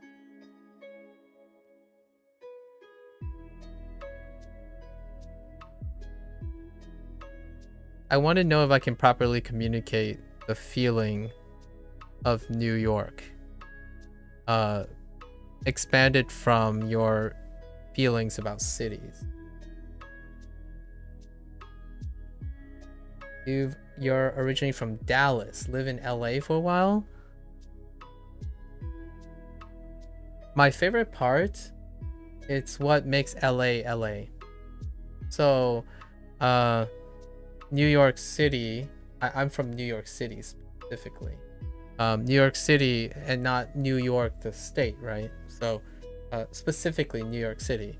It's, you know, one of the cultural hubs of the world, right? One of the central cultural hubs of the world. And that's what I love about New York City. Obviously, that I don't know if we known each other long enough, but multiculturalism is my favorite part about New York City. I'm actually literally from New York City. So I don't even know the greater New York, upstate New York area, just New York City itself. I mean, literally New York kind of symbolizes what I am as a person, as an identity. And it's so beautiful. It's so beautiful walking like one city block and then walk another city block and you just get smacked with clashing, complementary culturalism everywhere. It's one of my favorite things. Just like language. It's legitimately so baffling. I love being culture shocked. The Bay Area in California has more culturalism too. Yep. That's when you said LA, that's when I was comfortable enough to try to express what I love about New York City. New York City is that. It's multiculturalism. You take a few steps, one city block, go 2 city blocks, and next day you like, and in any direction you're gonna have like lots of myriad cultural clashing and cultural similarities and differences everywhere. I love that about cities, right? Because naturally large metropolitan areas are more likely and statistically to be multicultural than your countryside, which technically I live in white suburbia in the United States. A third of my life is in white suburbia. So everyone has the same stuff kind of deal. It's very comforting. It's very comfort. The hustle bustle of New York City can definitely wane on an older person. When you're out of energy, New York City is not the way to go. It's really piping hot with energy. You just got to be ready. You know, throw back those 5 cups of coffee and get ready. It's not a vibing session. If you're gonna try to vibe in New York City, that's kind of interesting. I don't think I've earnestly ever believed anyone when they say they go to New York City to vibe. As in, what's your vibe in New York City? You vibe with chaos? I guess that's possible. Like, wait, you're from 10 different countries at once? I don't know how you can vibe with 10 countries, you know, like at least 10 plus cultures all in one place. Like, that sounds like opposite of vibing. That sounds more like carpe diem, you know, going with the blows, like flowing with the flow, as opposed to like vibing, like, yeah, I totally feel your vibe, man. New York, folks. Wait, how did they say it? New Yorku. Hey, Worm. Hello. How are you, Worm? Okay, this is a very long sentence. Alright. We have Naomi-san. Is that Naomi-san? Yeah. Naomi-san. New Yorku. Shishin. Oh, it's not that much. Shishin janai desu. So Naomi isn't from New York. That's disappointing. いいえ、ニューヨーク出身じゃないです。いいえ、ニューヨーク出身じゃないです。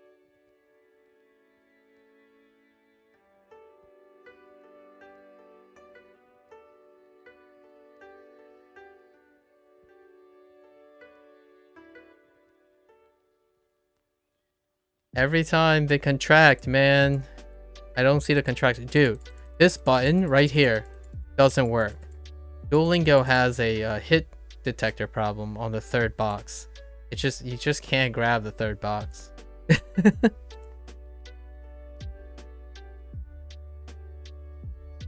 You don't have not much energy for stuff? Alright. How have you been lately, Worm? How have you been lately? I'm also from America. Honestly, I rarely ever use the phrase America either. I always say I am also from the United States. I often say the United States far more than I say America.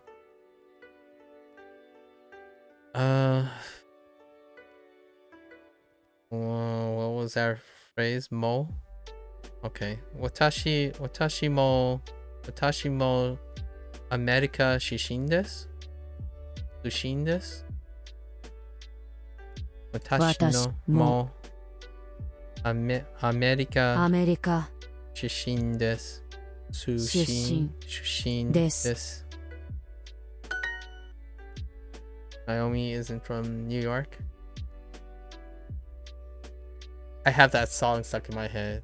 The New York song. Na na na na na na na na na na na na na na na. How do you like Duolingo? I think it's a lot of fun. It's very entertaining. I'll give you some Spark notes. Here are some hot tips. Duolingo moves very slowly. It's incredibly habit forming. It's definitely more of a game than it is a hardcore learning thing, so it makes it quite rewarding and engaging after you overcome its slow pace. So that's probably one of those few hot takes. However, I'm not really I think now when I'm using Duolingo, it's more 60% me than 40% Duolingo. But that's generally how I do things, right? You've already seen me play video games where most of the time, like 60% of my enjoyment of video game isn't necessarily the video game itself.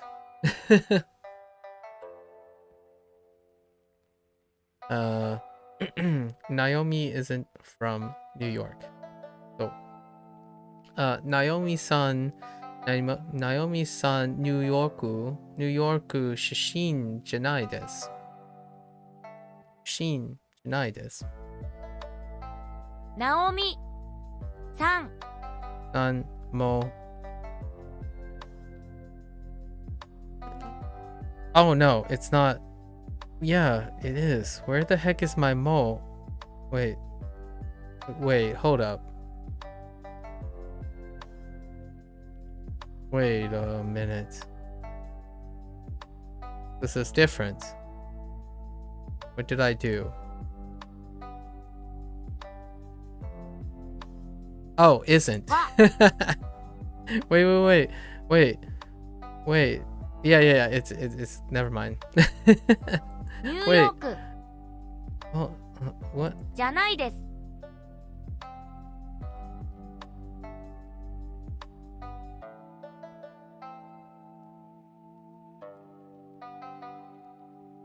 Yeah, this is fine. Those? Oh, also is also Mo. Yeah, Mo. Yeah, I struggle with that. You struggle with that? I see. Whoops. Oh, did I miss something? Oh, I forgot Shishin. Whoops. Sushin. Alright. Yes. ナオミさんは New York. ニューヨーク New York. Sushin. 出身 Yes. Janai desu. じゃないです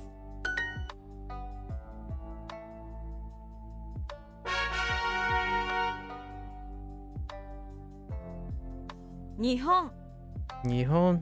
Ooh, hey, that's fancy for Nihon.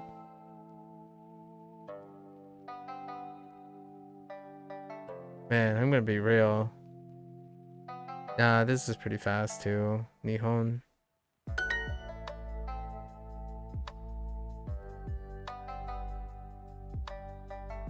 Uh-oh. This is... Have I seen this? I don't think I've seen this. Hmm.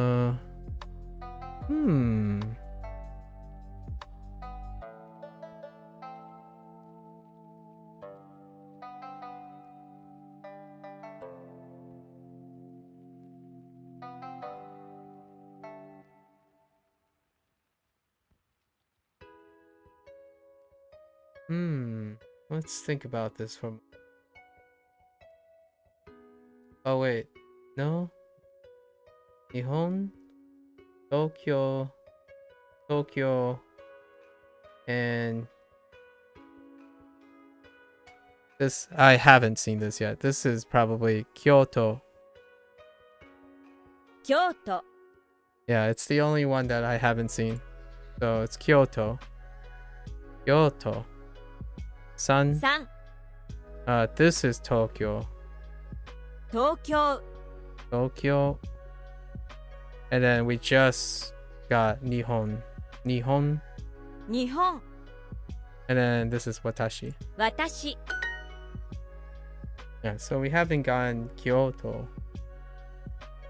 You can learn one of my tricks now? You want a tip to remember Tokyo and Kyoto? No. Nope.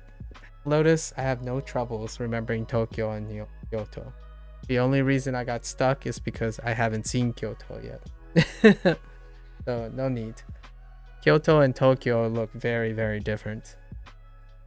But tell me what the story is. Yeah. Actually, I take it back. Let me know. It's I think I want to know how you remember things now that I think about it.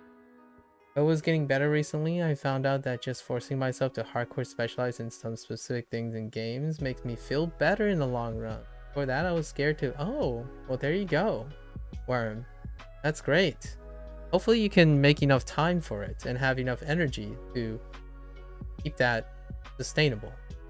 Hardcore specializing, when it becomes a strong necessity, right?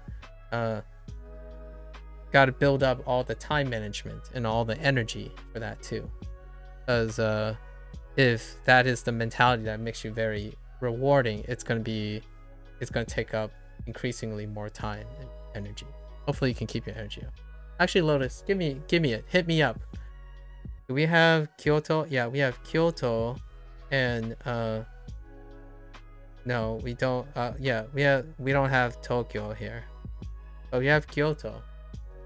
Let me know. I think I need to see Tokyo again because we haven't written the kanji yet. It would be better if I written the kanji. And we're looking for Nihon. Nihon is the right one. This is Nakayama, and Yamaguchi. I actually I went over how I remember Nakayama and Yamaguchi and Tanaka, which are the other ones. And we actually did the kanji for those. 日本 京都 Kyoto. Oops. I habitually clicked on Tokyo. Sorry, Kyoto peeps. Kyoto. Wait, no. Still no Tokyo. 京都 Kyoto. 京都 日本出身です。 Nihon Shishin desu. Sushin desu. Nihon Shishin desu.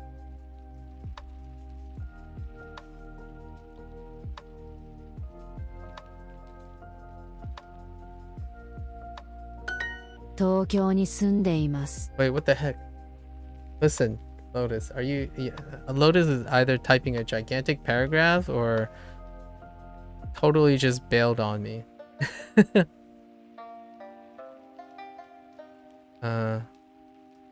Yeah, Tokyo. Let's see. What could the trick be? Let's try to think what the trick could be. The tower? Maybe Tokyo Tower? No, I mean the other one kind of looks like a temple. The first character.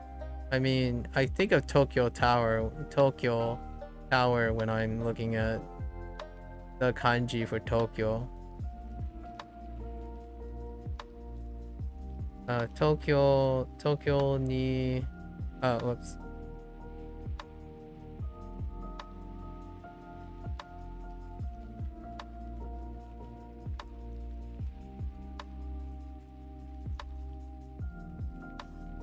What?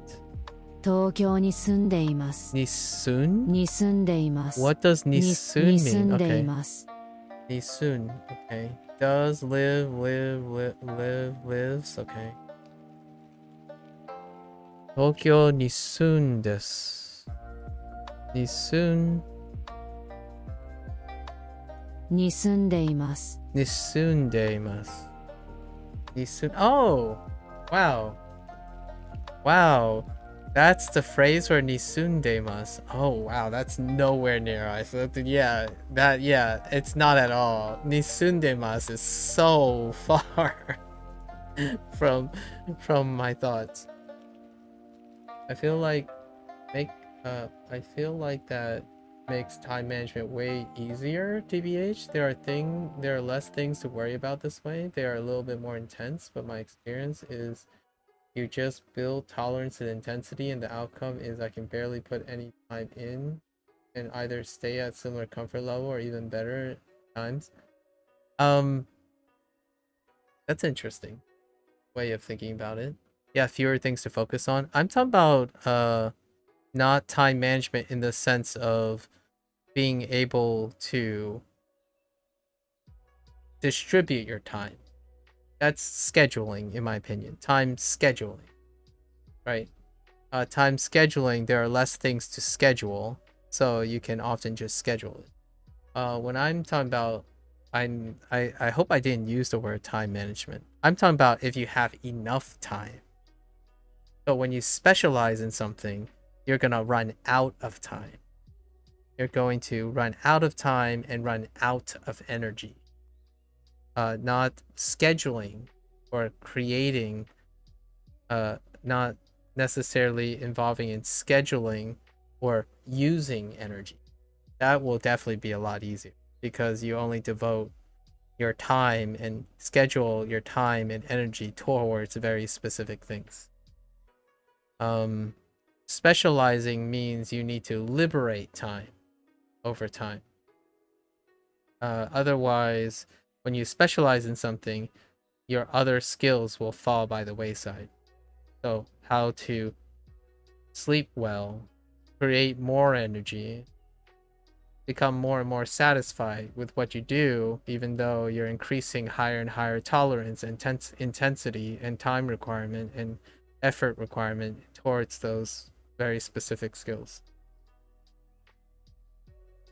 Why does it have to run out? I guess you haven't reached it there yet. It's a grammar that you need to look up. I haven't even reached the grammar thing yet. Indeed, I have no desire to look up a grammar yet. Like, what I mean is, we didn't even get there yet. I don't even know what to look up. I don't have a question on grammar yet. I'll look it up when I see it, but I don't actually see what the difficulty here is. Your boss was... Oh, okay, Lotus, no worries. So, Worm, there's an upper skill limit, or diminished return. So, it's kind of like when you drink coffee. We'll use something a little bit more salient. When you drink coffee, you get something. When you get more coffee, you get something. Tolerance grows as one specializes. When tolerance grows, one is challenged to liberate more and more time for that specialty. Eventually, you require skills to adulterate the experience. So what I mean by that is when you're hyper-focused on something, that's what the phrase hyper-focus comes from. When you hyper-focus on something, eventually you'll grow a tolerance that requires a balance of desensitization. So taking a break from a specialized skill is a skill in itself. Knowing how to liberate time for other things while mitigating the increasing demands for the time required for the specialized skill. There is a chance you're already naturally doing that, and that's why you're not sure why does it have to run out. Well, inevitably it does to some extent, but perhaps you don't experience it because you're already doing what I'm saying. I don't know. Maybe sometime down the line, a year or two later, we'll revisit this topic, and perhaps the perspective would be a little bit like, you and I will have different perspectives on it. But generally speaking, when you're really focusing on a skill, that leads to hyper focusing. It's the very nature of OS. You know, when we talk about OS, about burnout, that's the very nature of burnout. And when you only focus and you feel like that's the only source of engaging yourself, right? Or very strongly, disproportionately focusing on engaging in a specialized skill, the best, in my opinion, arguably the most successful versions of all of us, like on the internet and all that stuff, arguably, they have to mitigate the reality of burnout. So they tend to deviate time management and energy to other skills to break the cycle. So the ones that are constantly continuing to push the limits of their skill are still able to have the skills to do something other than the thing that they're focused on. Both Tokyo and Kyoto are historical capitals of Japan, yes.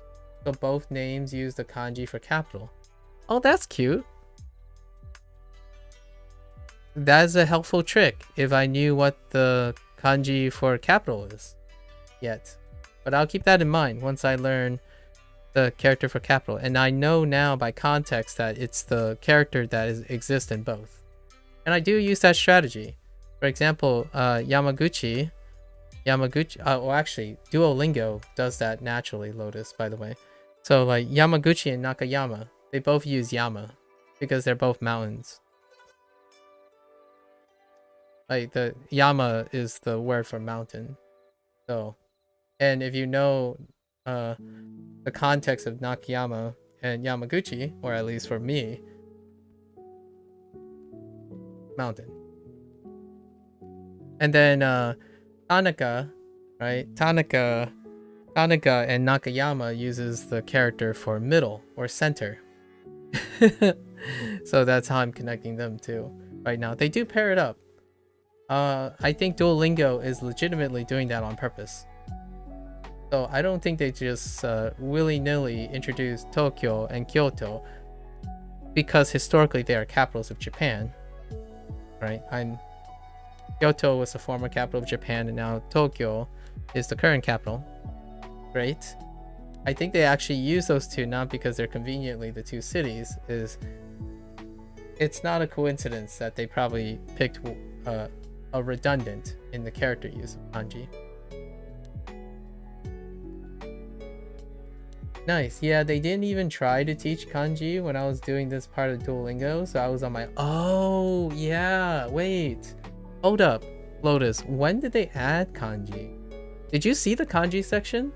I'm about to go to the kanji section now after this. I've been doing that. Whenever I get new units, I'm pushing units because they add the kanji to the new units. I have some criticisms that I want. You must be new to Duolingo then. What do you mean? You must be. Wait, who are you talking to, Indy? Are you talking to me or Lotus? Because I'm obviously. Oh, Lotus. Yeah, I've seen it. All my kanji learning is in a different app at this point. The kanji section looks decent. I looked up the statistics. Duolingo has 600 kanji, apparently. As of like 2023. So Duolingo covers 600 kanji. It was something like 2,500 words. Oh, they used to just put kanji in every lesson near the end. I see. Cute. Low key though, I am I mentioned this yesterday while you weren't here, Lotus. I am passively listening to Japanese on my off time because I can't use my voice anymore or my eyes. So when my eyes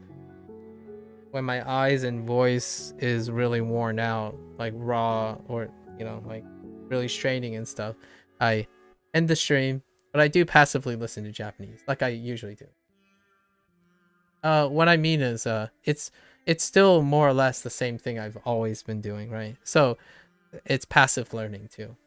Passive listening is also passive learning. So you get diminished returns, but it's kind of nice. Right? When you watch anime, you're actually passively learning or passively listening to Japanese. I'm not watching anime, by the way, but if I was, it would still constitute as passive learning, passive listening / learning. Now you can have a mind engagement while doing that. So it's semi-active now, where when I'm listening, I'm also semi-actively looking for things to pick up. So now listening is less passive than it once was. Now we have a slightly bit of active learning while passive listening. That's an option. Although it's no different from me always hearing my parents yell in Mandarin and Fujianese every single day. It's always there. There are 3 more lessons in all lessons, and they took that out because people seemingly didn't like that. Interesting. I kind of like that. That would have been fantastic, but I'm used to juggling more. I like juggling. Again, baseline stuff, right, Indy? Like, we're talking about baseline stuff. So if the vast majority of people need the baseline to be more focused, right? Be more focused, then I can see that. Definitely see that. Like, imagine a situation where you, instead of separating hiragana, katakana, and kanji, they just give you one lesson of hiragana and then juggle into katakana and then juggle into kanji and then rotate back to hiragana versus hiragana. I personally like that. That's why I asked, like, man, I was kind of expecting after going through the hiragana is just automatically added into the katakana, so they would just use sample words that involve using both hiragana and katakana. But that's not what Duolingo is designed for. Like, what I mean is that's not their baseline. I almost forgot on the last digression. Baseline creates frustration. It creates emotional frustration.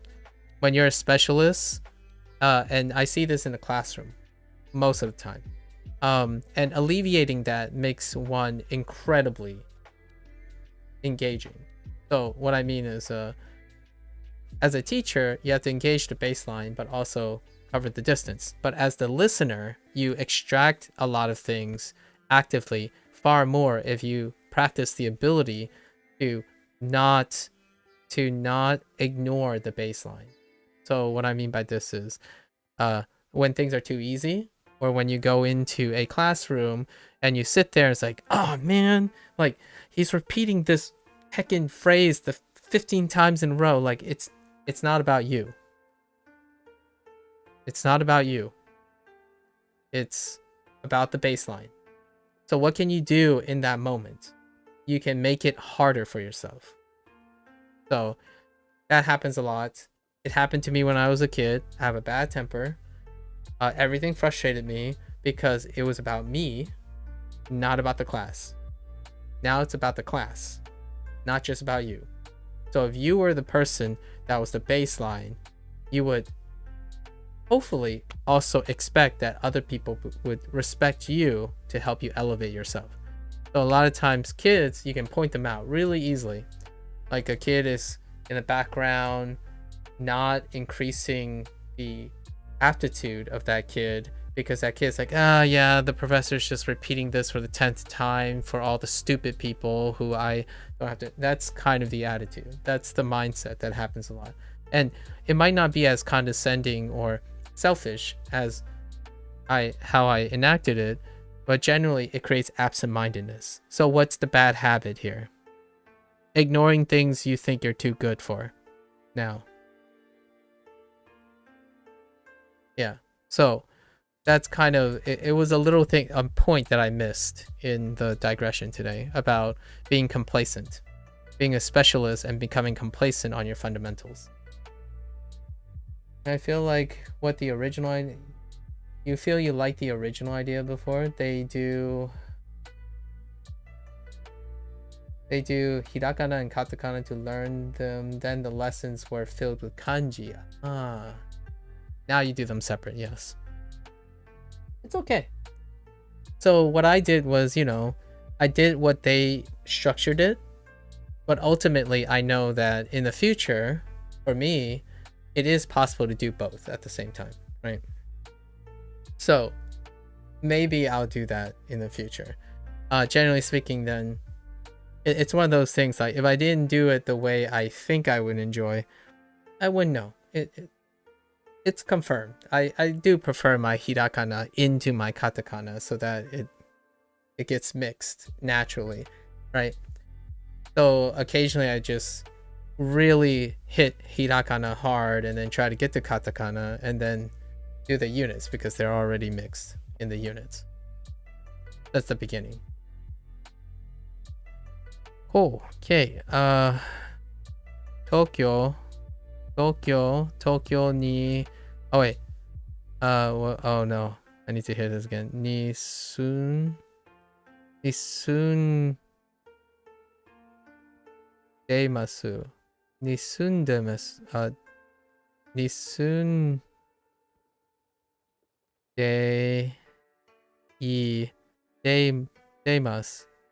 demas. Nisundemas.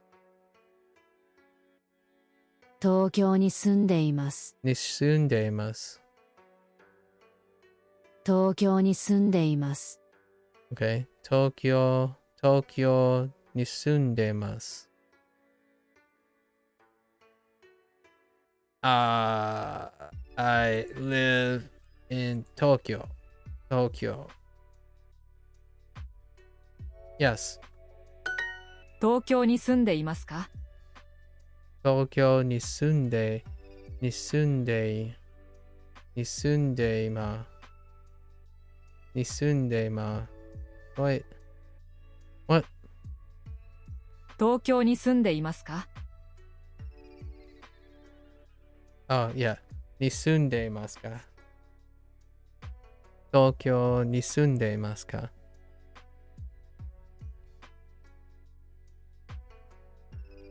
This is just the implied thing? Yeah, just the implied thing. Wait. No. There's a car there. So, Tokyo ni sunde imasu ka? Okay. Masu ka. Tokyo ni sunde imasu ka? Ni sunde imasu. Okay. 京都に住んでいますか？ Kyoto. I can see it now, Lotus. I can see it now. The capital kanji. Spoiling you kids and spoiling a thousands-year-old language for me. What the heck, dude? Uh, Kyoto, Kyoto, Kyoto ni, Kyoto ni sunde-masu. 京都に住んでますか?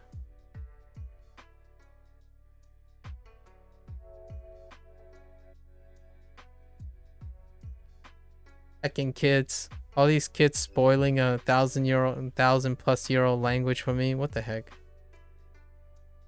What's the fun in 私も that? 大阪出身です。 Whoa, calm down. Watashimo. What the heck is that? Osaka? Oh, Osaka. Oh, it's Osaka. Oh, Osaka. I actually shortened the O, but it's Osaka. Okay. The more you know. Watashimo Osaka. My pure Lanny. Yep. Oh, is that the kanji? Is that the kanji that I'm gonna learn for Osaka? Oh, I like the kanji better. That's Osaka.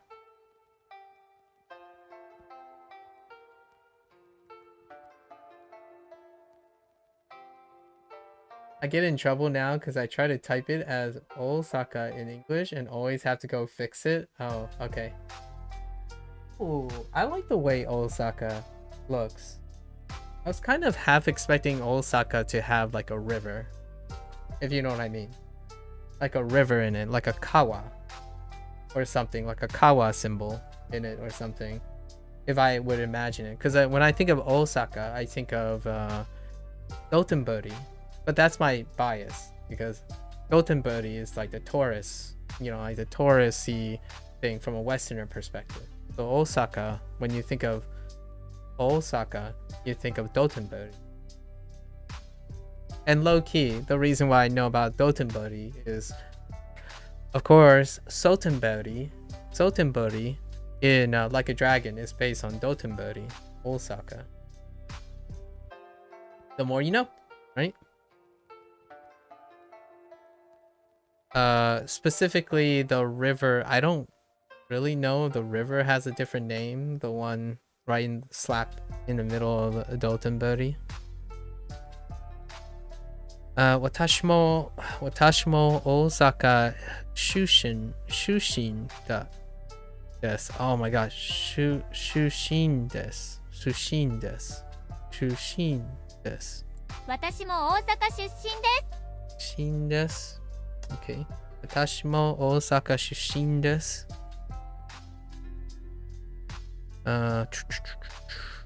I'm also from Osaka. 大阪に住んでいます。大阪にwait. 大阪に住んでいます。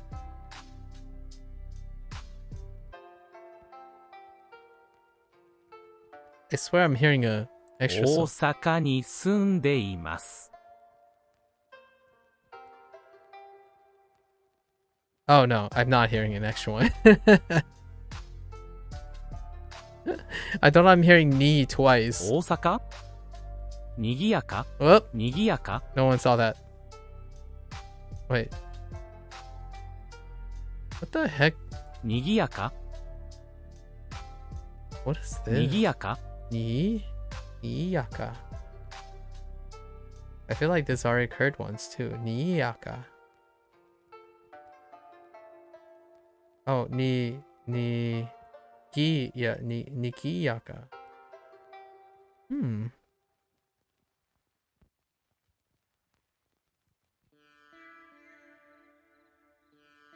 What else we this is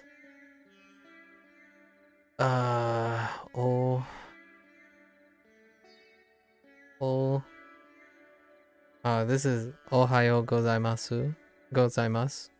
Ohayo gozaimasu.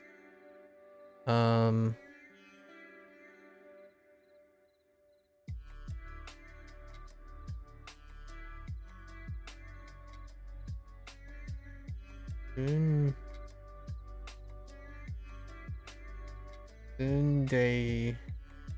Oh. Wait. Sunde. Sunde. Masu. Sunde mas. Wait. Wait. Sunde mas. Oh. What was that? Oh no. We spent so much time. Okay. Sunde mas. Sunde mas.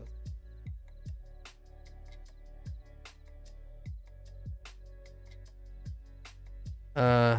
大阪に住んでいます。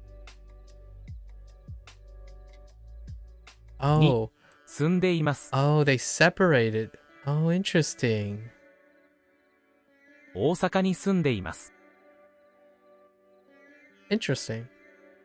So I was grouping them differently. Osaka ni sundemasu.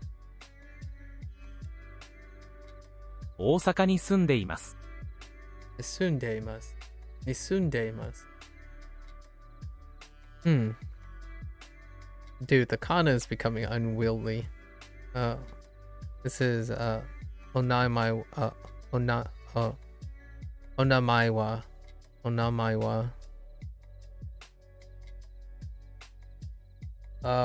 That looks like multiple mountains. Or Sushin used to be one of the first kanjis you learn when you learn America. Oh, America, Nihon, and Canada. Or not Canada, China. Wait a minute. I didn't even get to learn China. What happened to China?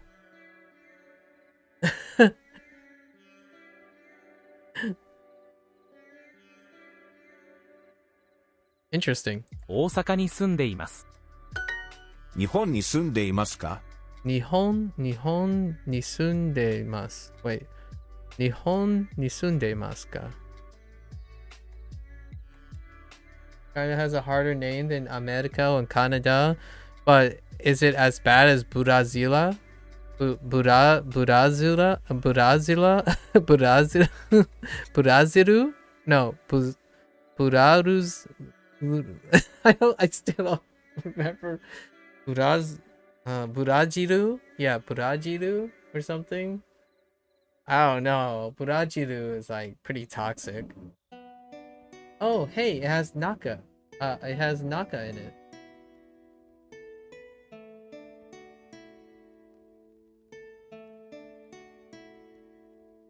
Oh, wait. It doesn't. Wait. Chu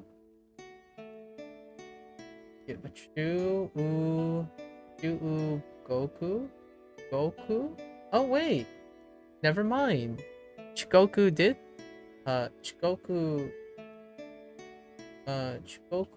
did show up a couple times already in the hiragana section. Goku showed up a bunch of times already.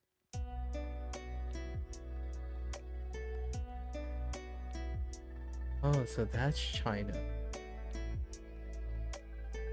Yep, you learn China, Japan, and America. Then say you are from there. Okay, they also use John and Mary as katakana names. Oh, interesting. Okay, so Nihon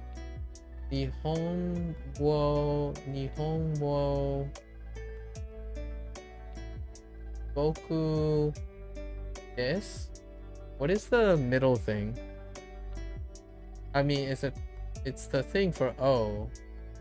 So Nihon wo Goku this? Or no, that's not China. Sorry. What is that? I forgot. Wait. Oh, Shishin. Oh, that's Shushin. Oh, sorry. Yeah, that's okay. So Nihon wo Shishin this. Dude, I'm. You guys are spoiling. You guys are spoiling the language for me. That kanji means point of origin or where you were born. Ah, I see. I'm guessing I get at least, I don't know if I'm gonna get Sushin. Sushin feels like I would like that kind. Okay. 日本に住んでいますか？日本に住んでます。に住んでますか?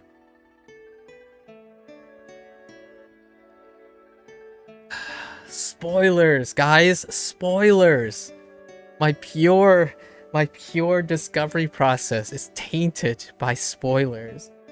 I'm just kidding, guys. You can totally do whatever you want.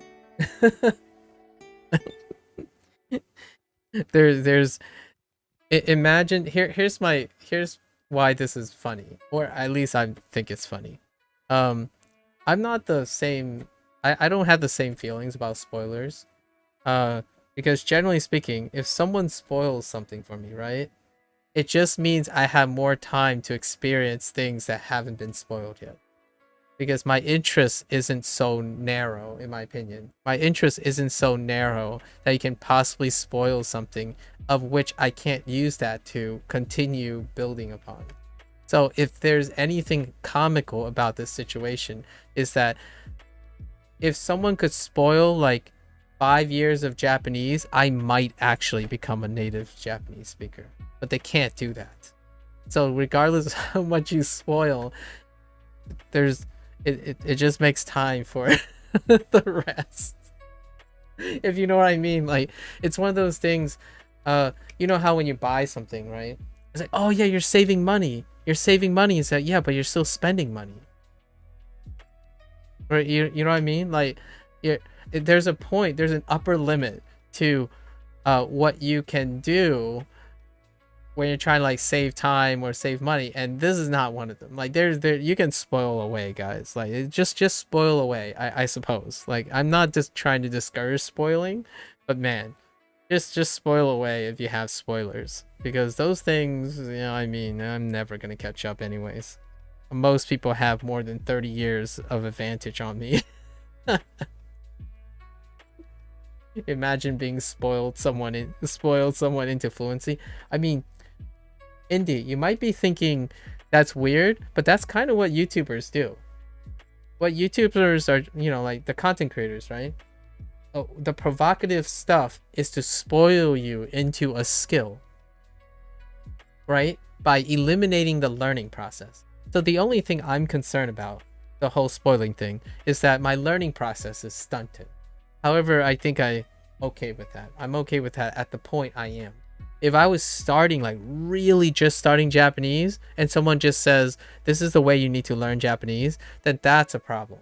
Because then you're spoiling my learning process. And that stuff you can't replace. You can't replace the learning process. You only learn something in a way once ever. Like I can't unlearn katakana, like katakana and hiragana, and then try again and learn hiragana and katakana together and see and compare if they're good. You can't you can't force yourself to unlearn something. That's kind of the spoiler feeling that most people are like, oh yeah, I can't unlearn this. And for me, the whole detail oriented stuff, it's okay. It's not my top priority. So it's perfectly all right. So if you told me a story about how you remember Tokyo and Kyoto, I'm totally open for that. Like Tokyo, just any story you build, that's fine. Like that's great. It's not an experience that I'm like truly all uptight about. Also, all I was trying to say before was that ni is a particle like, yes, it's a particle like wa. Yeah, I know. When Duolingo separated like that, immediately my first thought is it's a particle. And Duolingo is nice like that. Honestly, I don't know if people process that, if you know what I mean, because the way they separate the words and stuff, they're trying to imitate in both English and the Japanese separation. They're trying to give you the idea that this is a particle, or like it's similar to a particle. So this part will flex off of the stuff. which is nice. And then when they combined them back, like for example, like korera, right? Korera and sorera. Initially, they were going with the particle, the sorewa and korewa, but then there's korera and korewa. At some points, they actually had them separate. The right now, korewa and sorewa are still separate, but at some points they actually combined them as well. The choices ended up combining them. So I don't know if that's a remnant or not of an older system, but now you can see it. So korewa and sorewa occasionally gets grouped together now. They're no longer korewa, the particle, sorewa, the particle. And it's after introducing korera, like korera and sorera. Now there's sorera wa and korera wa, or korewa and sorewa grouped together, which is, it's interesting. Does it help? It's kind of hard to tell. So these are the things I do observe. Yeah, for sure. I totally agree with you. Totally agree with you, though. Totally agree with you. It's super interesting. 日本に住んでいますか？日本に住んでます。日本に住んでますか？日本に住んで、そう。日本に住んでますか？ I'm not sure if you're confused or not. I think you understand about your knee comment. I know sorera means those, and korera means these. I'm talking about so when the comment you made about ni is a particle, the reason why it's separated is because it's trying to emphasize that it is a particle. So originally, korewa is korewa, two separate things. And then now they put them together. After they introduce korera. So korera now has three kana together. So they put together korewa as well. Even though I will forever know korewa as korewa instead of korera. So now you can't get them confused anymore. At least that's what I think they tried to do. So I don't ever get confused between korera and korewa. But sometimes they still keep them separate. I feel if they did it all together at once, like these, those, this, that, if they put them all together, I feel a lot of people would get confused for a while. Korera is introduced like unit 4. It's in unit 4. And korewa, like kore, just kore is introduced like in unit 1 and 2. Yeah, something like that. I think I'm on unit 6 right now. Yeah, so it's pretty. Again, this stuff is super interesting to me. Like, that's design choice. That's like app design choice. You have to actually consciously make these decisions. So like if you're designing a language, right? If you're designing your course and you're trying to teach things, how do you teach it? How do you visually teach it? So do people confuse korera with kore, right? And sorera with sore? Do they confuse those when the particle wa is introduced? So korewa versus korerawa.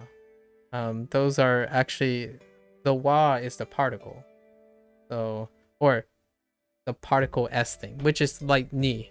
So now, because of what you said and because of the way they designed it, I'll always remove the ni as a group. So I usually see it as Nihon ni sundemasu ga. Like sundemasu. Oh, I already forgot how to say 日 this. 本に住んでいますか Sundemasu ga. So, Nihon ni sundemasu ga. So, Nihon ni sundemasu ga.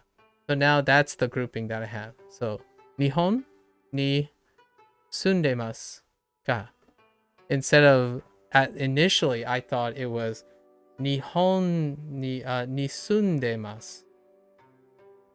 If you want the technical mechanic behind it, transitive verbs need a target, and that's what ni is. Oh, I see. That makes sense. When you're currently, I see. So if you're currently living in に住んでい something, ますか you need to add ni. I see. To make it transitive. I see. That makes sense. Interesting. So it's like a form of conjugation. Huh.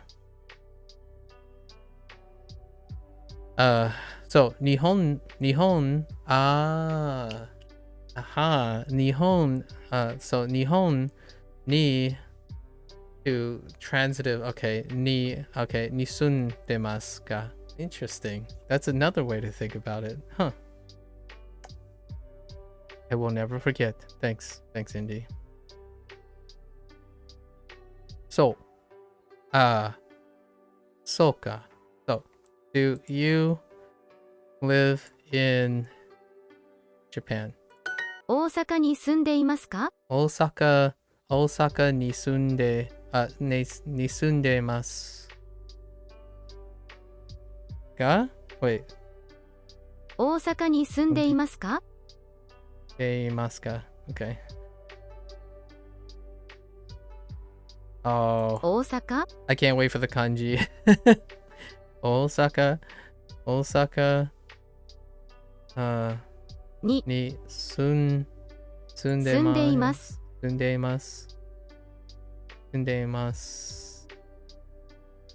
大阪に住んでいますか？か What? This phrase always sounds longer than I think it's. I mean, I always think this phrase is shorter than it sounds. はい、日本に住んでいます。はい、日本に住んでいます。Yes. はい、日本に住んでいます。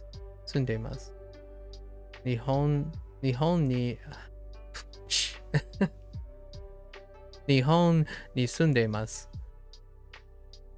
Double knees. I think double knees on starting with double knees on double pauses is tripping me up here. Yes, I live in Japan.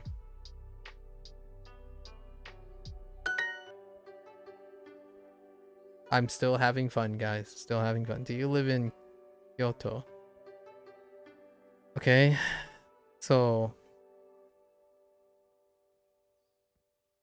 Kyoto に住んでますが、京都に住んでいますか No, I'm from Kyoto. Okay.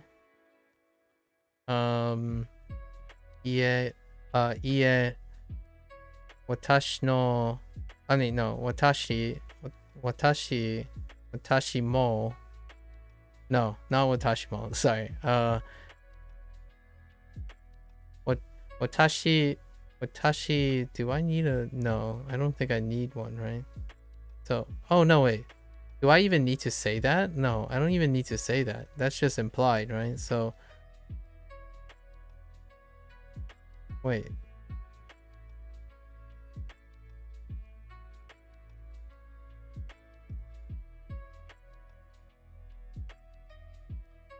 Yeah, so you could just say,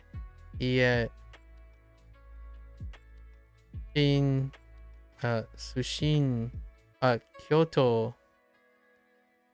Kyoto 出身 です。いいえ、京都。 Kyoto 出出身身で。です Just implied, right? Just implied. Why am I making it harder than it's supposed to be? Technically, it's a A form, and you haven't gotten there. Oh, I see. Oh, okay. Fair enough. What the blip? Still gonna try.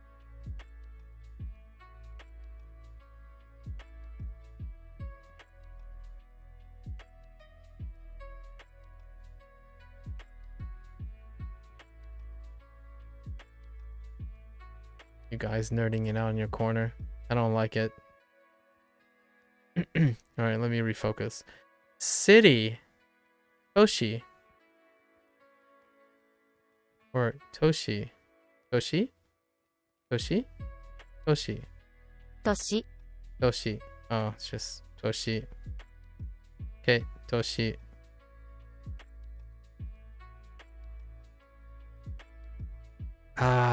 Why food? I have some food here actually. 東京は大きい都市です。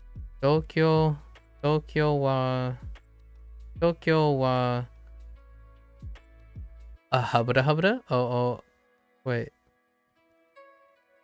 大きい Oh, I know that word. Oki. Okay, Oki. Oh, 都市 Toshi. Okay, Toshi. Oh, yeah. Okay. Oh, okay.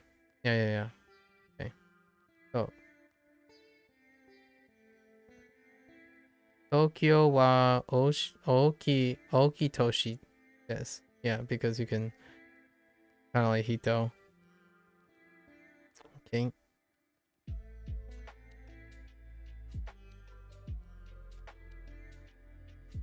Tokyo wa oki toshi desu. Short. 日本はどうですか？ Do.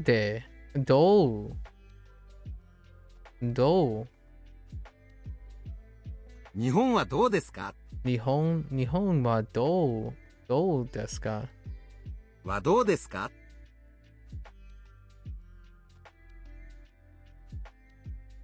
How about how is? How's Japan? How's oh, so much aggressive contractions. 日本はどうですか？日本はどうですか？ How's Japan? Oof. 花さん、カナダはどうですか？ Hana-san, Canada どうですか? I kind of like it though. It kind of reminds me of Doko desu ka? Kind of just runs off. Nice. 花 Hana-san さんはは Canada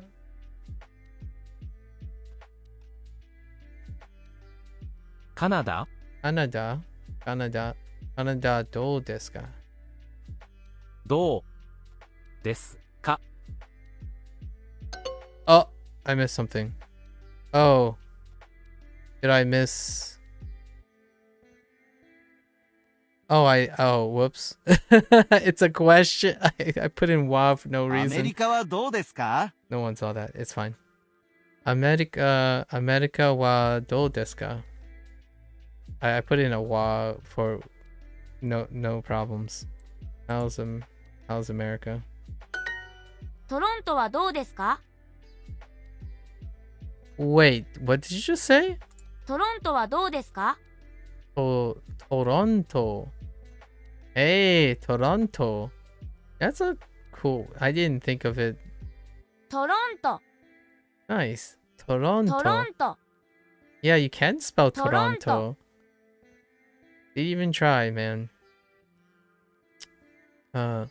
トロントはどうですか？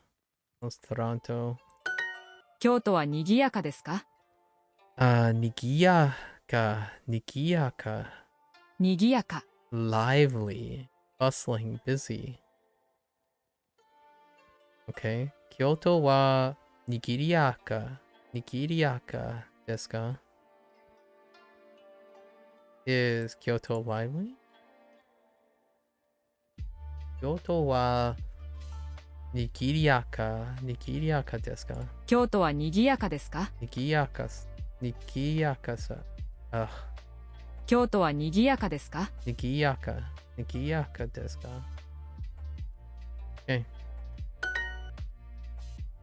にぎやか。にぎやか。トロントに住んでいますか？トロントに住んでますか？ You live in Toronto.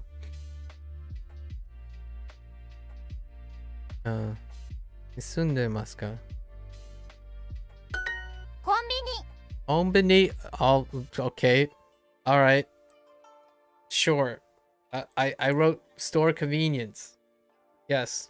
Let's just throw convenience store in there. トロン Just- トは賑やかです。トロントにぎや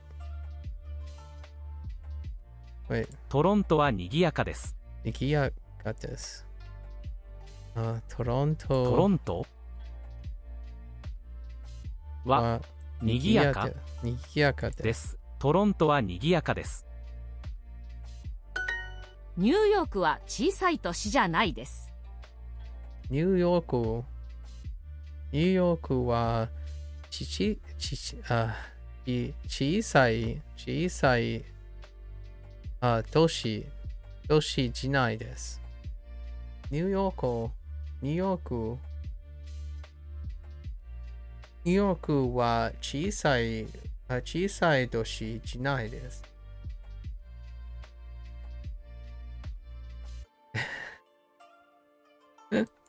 New York isn't small. It isn't a small city.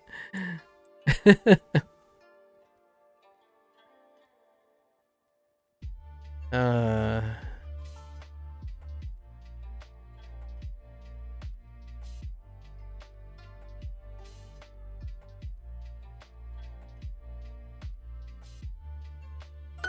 出身はどこですか？出身はどこですか？ Where are you from? A classic preposition at the end.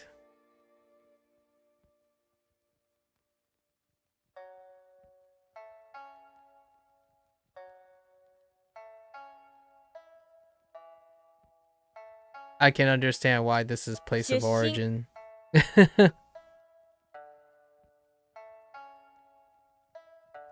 Okay. Okay. にぎやか。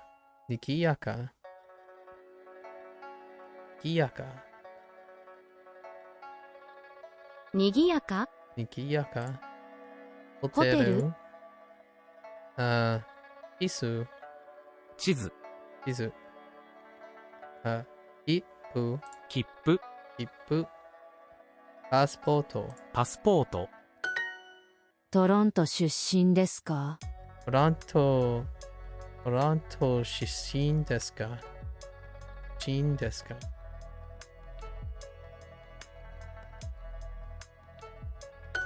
花さん、出身はどこですか？花さん、出身はどこですか？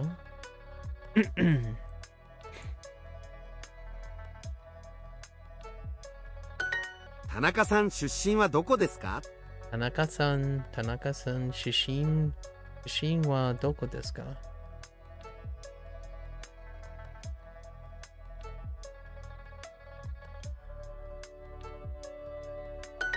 京都は小さい都市ですか？京都は小さい都市ですか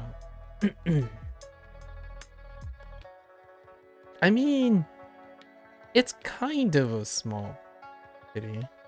Kind of. Or, yeah.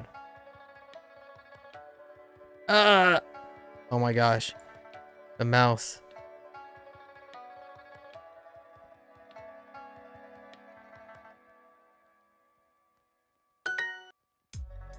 花さん、カナダはどうですか？ Oh, how did I fail this? Oh, I put in wa where there's just isn't. Hana-san. 花 Hana さん、 san. 花さん、カナダはどうですか？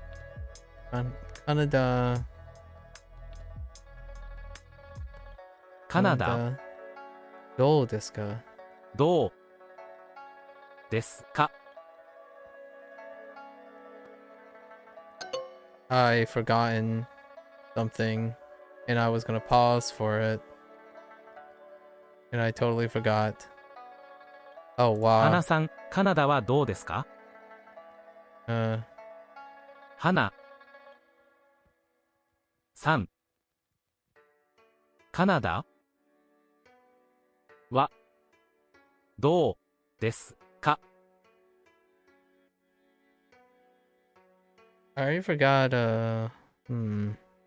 I guess I'll find out later. Oh. Alright, how it is. Wait. What are my hearts at? I got more jemmies. Two. I'm gonna have to practice. Practice. 優しい医者です。 We won't use any speech here.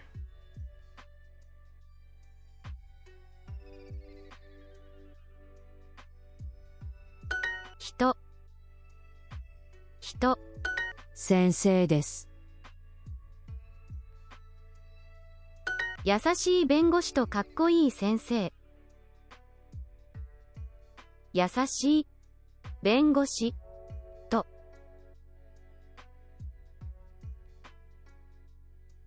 かっこいい先生。優しい弁護士とかっこいい先生。かっこいい人です。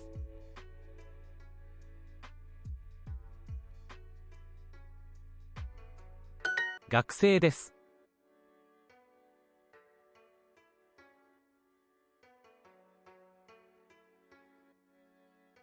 かっこいい、かっこいい。 No one saw that. 学生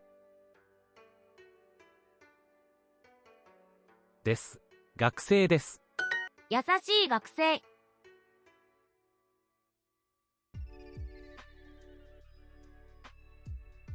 優しい先生です。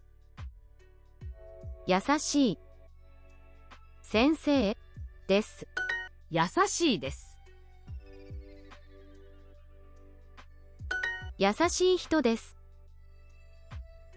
優しい人です。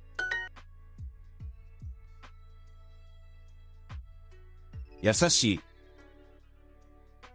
医者学生学生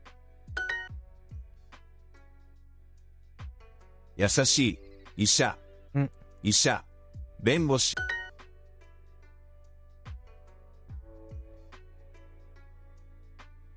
かっこいい学生です。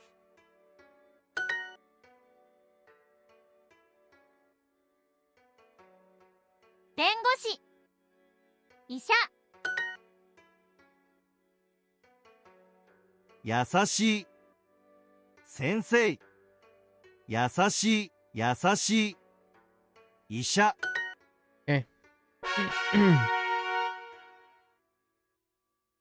ケーキ。はい、お茶です。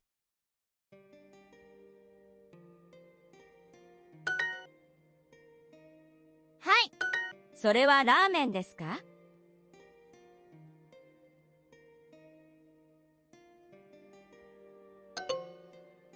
Oh, Deska. Whoops. カレー。それはカレーです。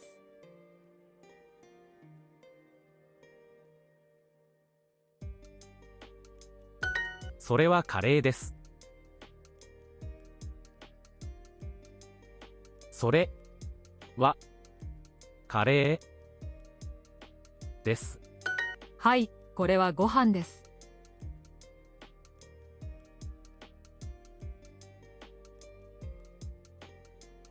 おいしいですか？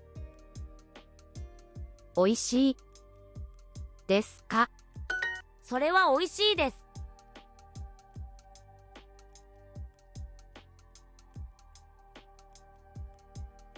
ケーキ、ケーキ。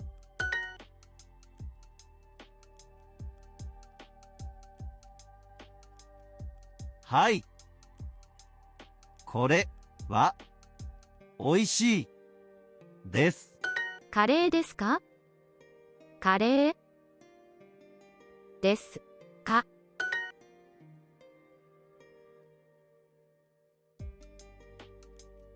これはラーメンですか？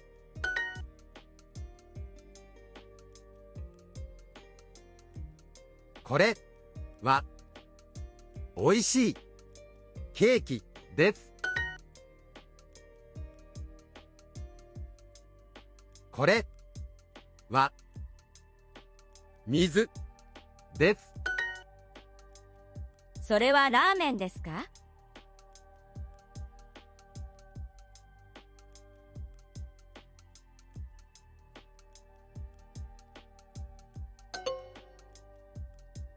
？Oh, それはラーメンですか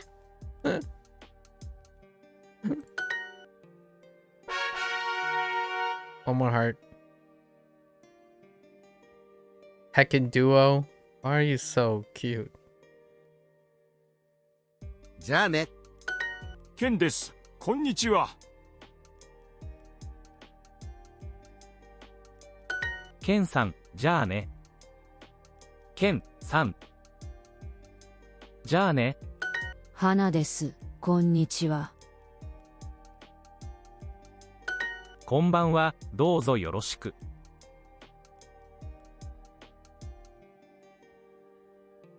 どうぞよろしく。Oops. こんばんは。ナオミです。こんばんは、ケンです。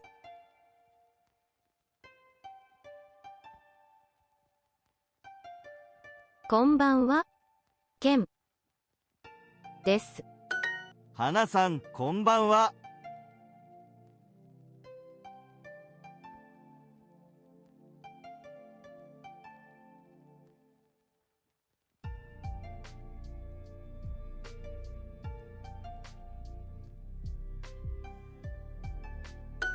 ケンです。こんにちは。ケンです。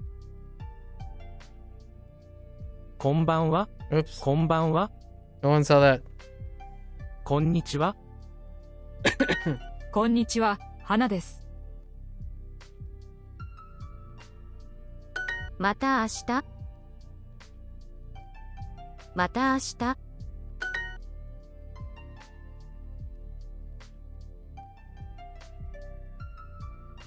こんばんは。花さんです。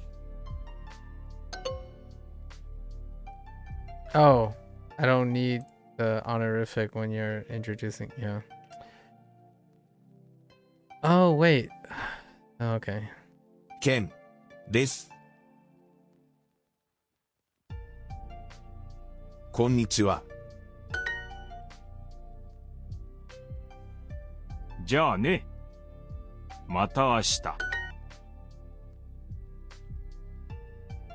また明日。花、ケンさん。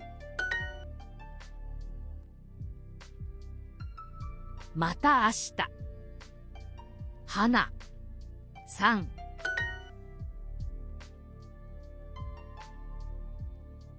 こんばんは。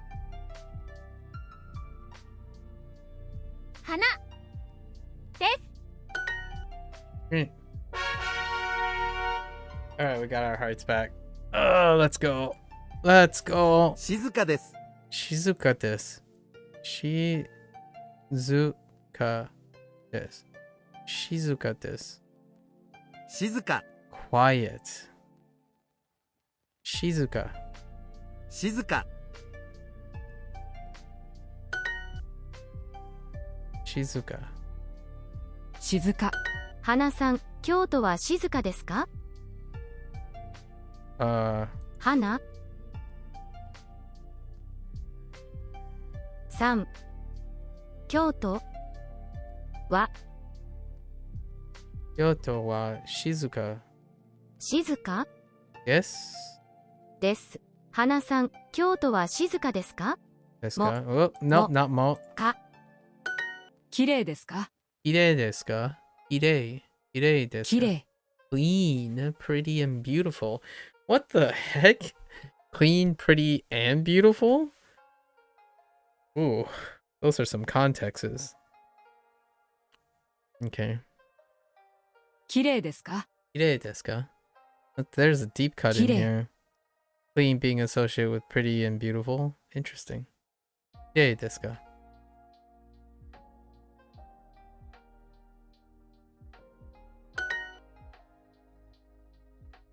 Kirei. きれい。 Kirei. この町も賑やかです。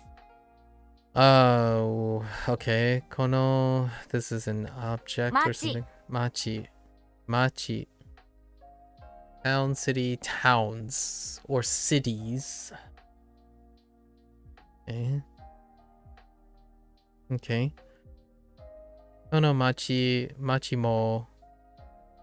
Kono machi mo ni. Oh no. Nikiyaka desu. Nikiyaka desu. Nikiyaka is lively, right? Yeah. Nikiyaka. にぎやか。 So, kono machi mo nikiyaka desu. Kono machi mo nikiyaka desu.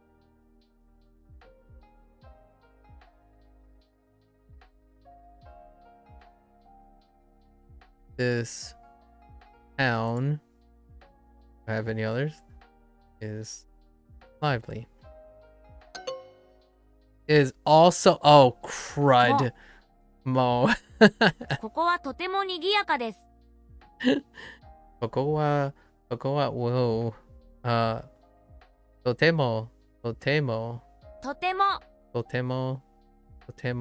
Very? とても賑やかです。賑やかです。ここはとても賑やかです。Wait, I think I added an extra ni again. ここは賑やかです。とても賑やかです。ここはとても賑やかです。Starting to feel like I'm singing phrases more than combining all of it. ここはとても賑やかです。ここはとても賑やかです。ここはとても賑やかです。ここは賑やかです。Oh no. Wait. ここはとても賑やかです。 Yeah. So.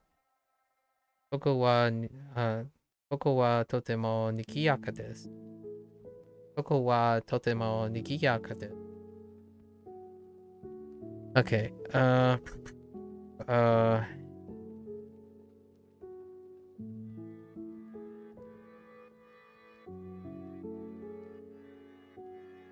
It's live. No, not lively. This is. Oh, it's very lively here.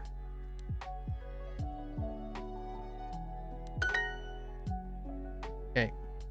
Very. Totemo. とても Totemo. Of course you would say it that way. 大学とコンビニ。大学 Oh, I totally forgot about this one. Daigaku to Konbini University and a convenience store. Daigaku. その町はとても綺麗です。 I like how the review exercises are more frequent now. They're just randomly thrown in there. I like it. I love it. その町はとても綺麗です。その町は、その町は、どうしも、いや、とても、とてもき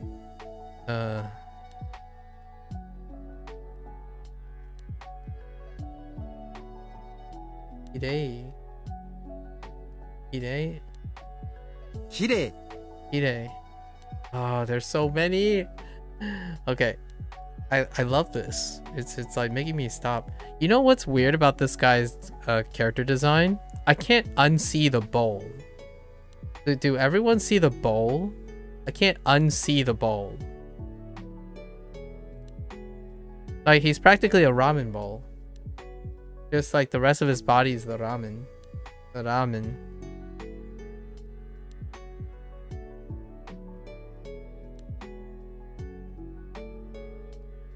So no, okay, so sono machi ni sono machi wa totemo okay, sono machi sono machi wa totemo kirei desu. Okay.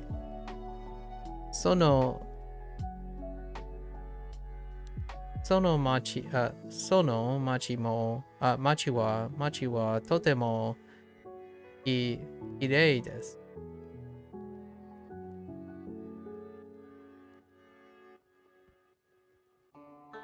Okay. Sono machi wa totemo kirei desu.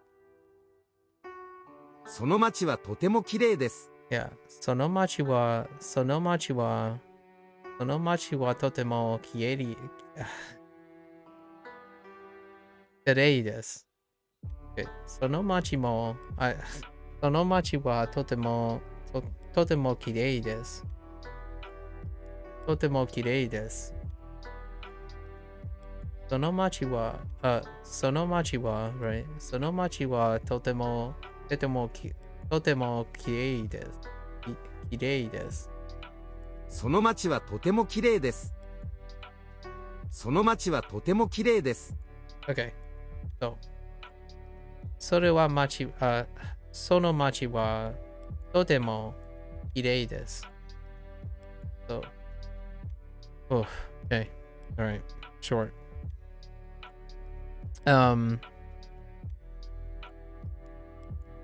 That town is very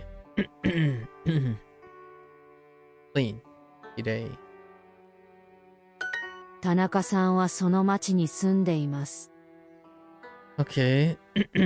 田中さんはその町に住んでます。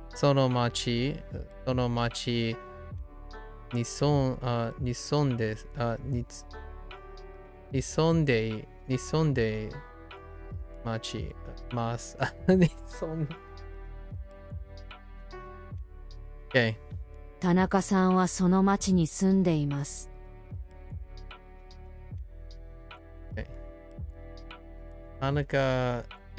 田中さんはその町に住んでます。田中さんはその町に住んでいます。に住んでいます。Whoops. に住んでいます。田中さんは町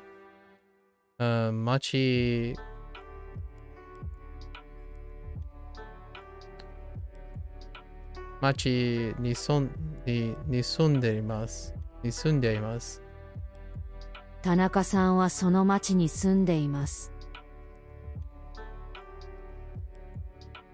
その町に住んでいます。田中さんはその町に住んでいます。に住んでいます。田中さん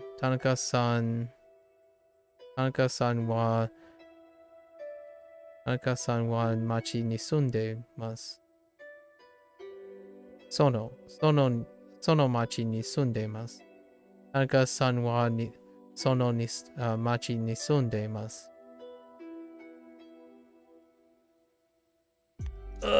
Okay. Okay. All right.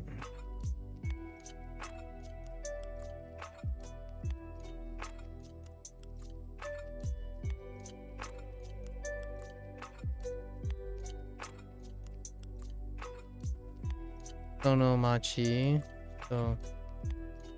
に住んでいます。その町。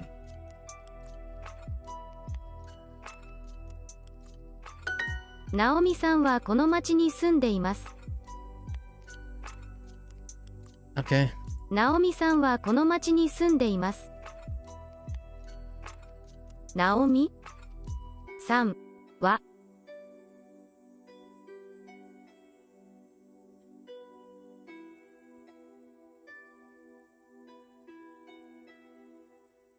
ナオミさんはこの町に住んでいます。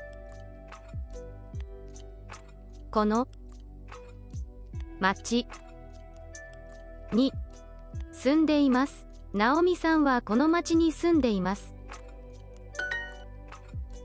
Alright. Okay. 地図。地図。地図。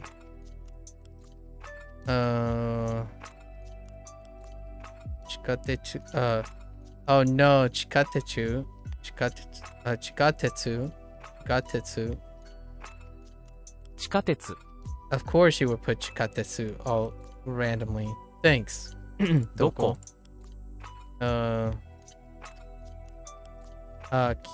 きれい。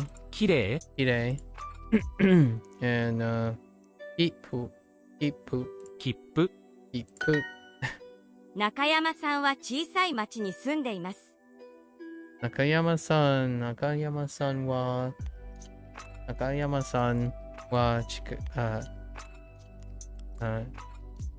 さい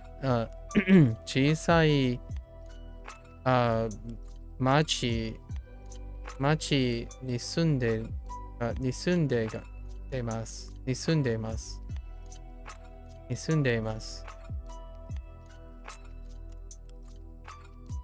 中山さんは小さい町に住んでいます。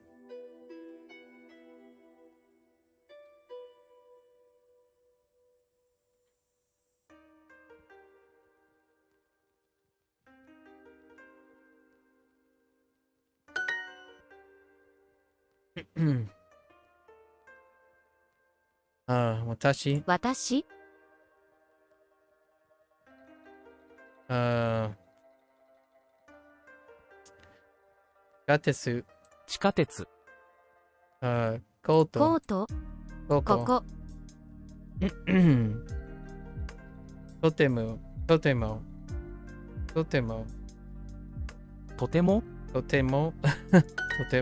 花さんは小さい町に住んでいます。花さんは小さい町に住んでます。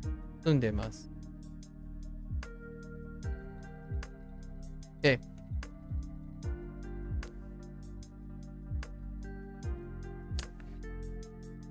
Okay.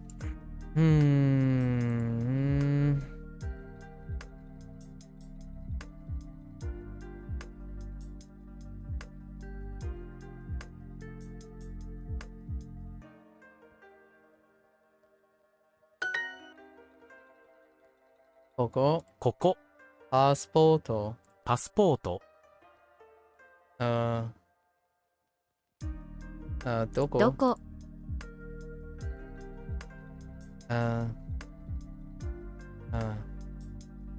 静か。静か。静か？ And then 私？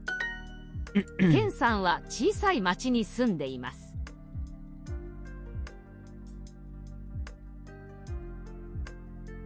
I'm gonna be real, these are pretty exhausting. ケンさんは小さいI keep saying moshi. 町。ケンさんは小さい町に住んでます。ケンさんは小さい町に住んでます。ケンさんは小さい町に住んでます。Okay? Gotta put in the work, you know? Ken lives in a small town. ケンさんは小さい町に住んでいます。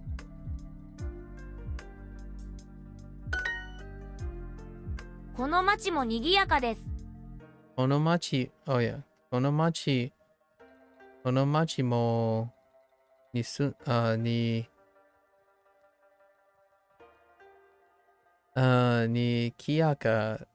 にぎやかです。賑やか。にぎやか。Okay. Okay. その町もにぎやかです。はい。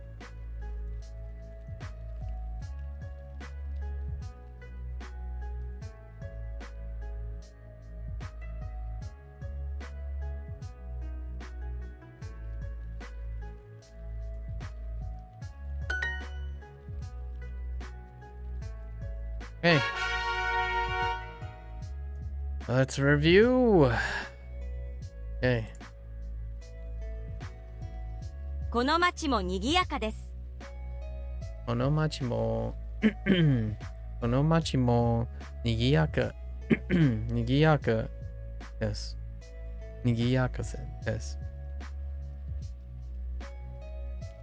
Okay. This town is also lively. That's what we just did. 花さん、カナダはどうですか？花さん、花さん、どう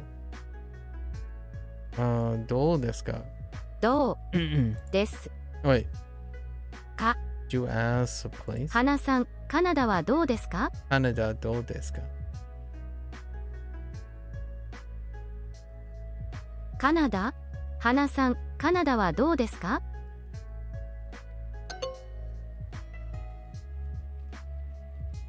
I forgot the wa again. Naomi isn't from New York. So Naomi-san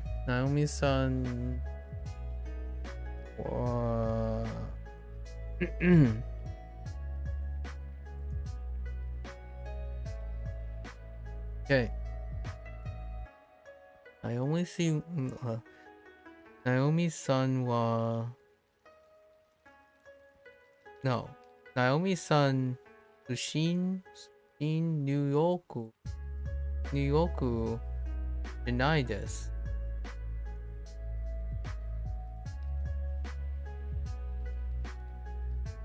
ナオミ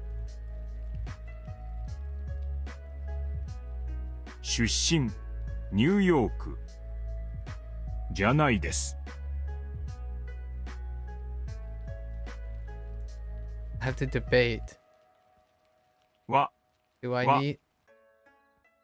That makes sense, right? Oh, 3、 Naomi-san wa sushin ryōku shinai desu. Nope. Don't need it.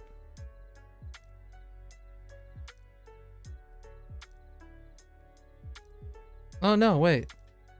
Oh, did I put them backwards? Oh my gosh, I put them backwards. It's New York. Oh my gosh. I heckin' put them backwards. Watashi. はじめまして、中山花です。Hajimashite. Okay, hajimashite. Hajimashite. Yamaguchi. No. Nakayama wa Nakayama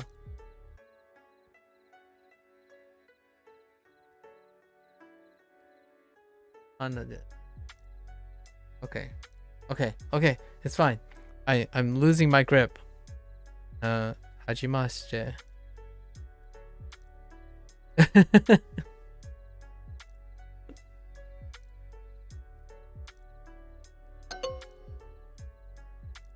I forgot I'm dude. Okay. I need to take it.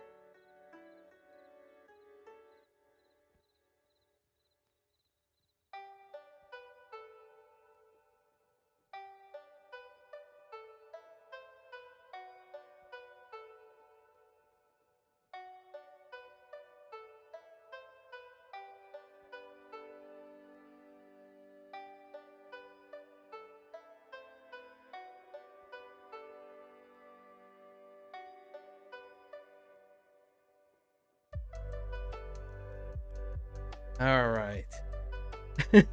Very good break time. Very is totemo, right?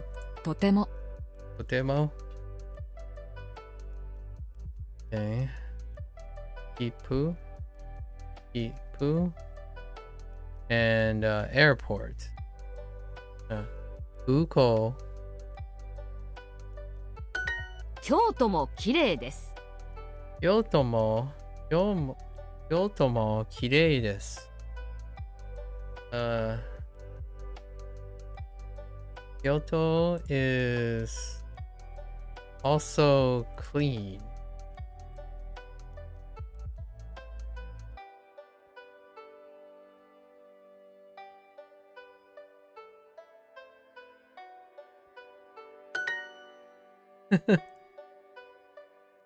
I think this unit had the most vocabularies all at once. It's pretty crazy.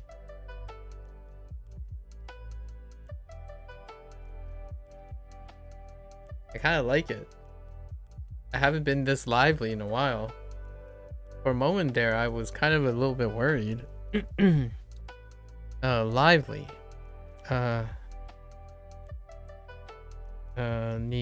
Nikiyaka.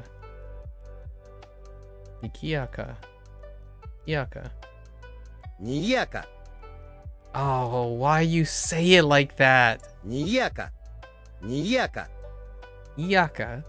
You're just like the mustache guy. These two guys, I don't know what is the deal with their accent, but this guy and the mustache guy with the G's. Iyaka. Iyaka. Iyaka. It's like a nga. Nga. Like nga. It's so like slurry sounding.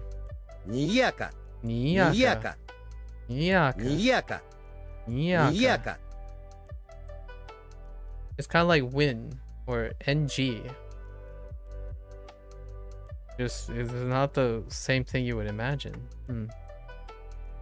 And Oko and Watashi. Take it slowly, right? ニューヨークも大きい都市です。ニューヨークも大きい都市です。ニューヨークも大きい都市です。Okay. New York is a big city. And there it goes. It's also, I keep forgetting Mo. Holy freak. It's like Ima. No. Let's end the session. What happens when you... No. Wow. That's rough. We need to take a break from... Actually, let's just practice.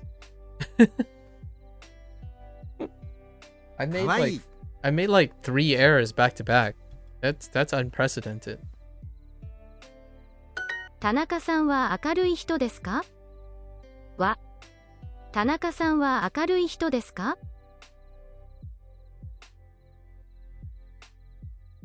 田中さんは明るい人ですか？ Yes, learning is 田 a 中さん right. は明るい人ですか？ This is the best part. This is the 田中 best さ part ん of は明 learning. るい人ですか？ If you're not doing this, then something's up. Tanaka-san, oops. さんは明るい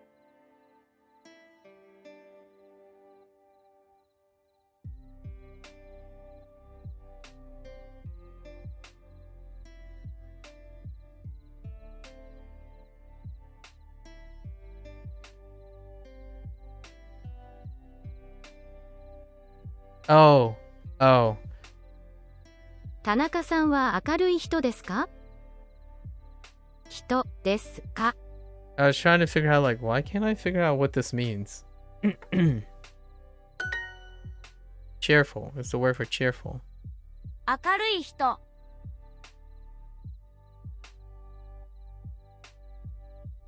かわいい人。かわいい人。山口直美さんはここです。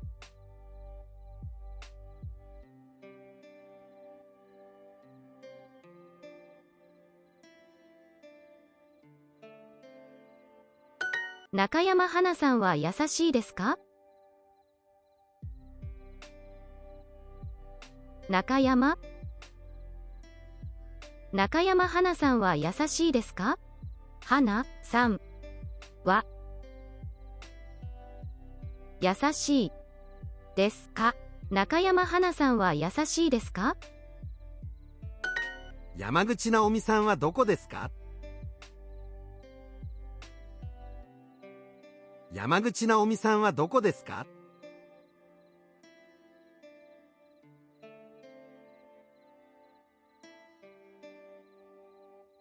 山口直美さんはどこですか？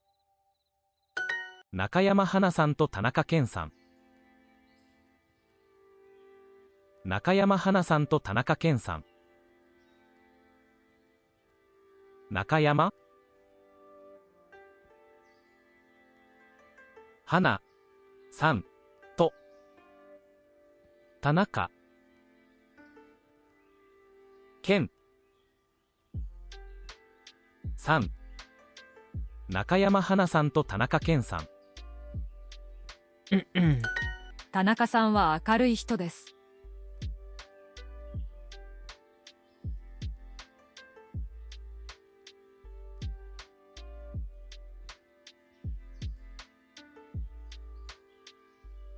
中山花さんです。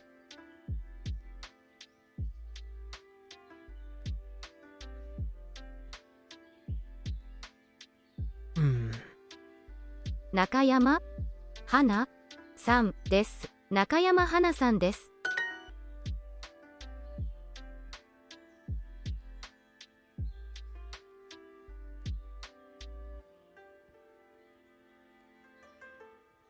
花さんはかわいいです。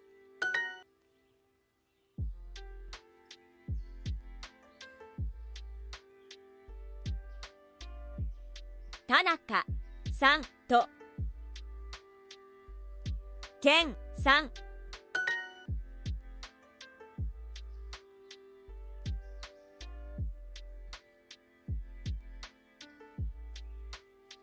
その人は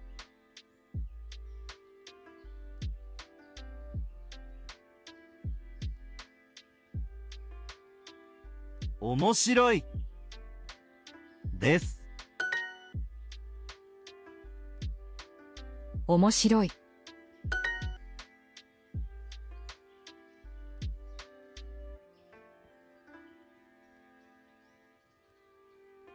田中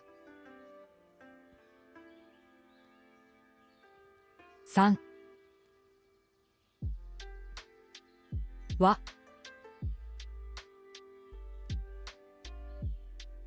明るい人ですか？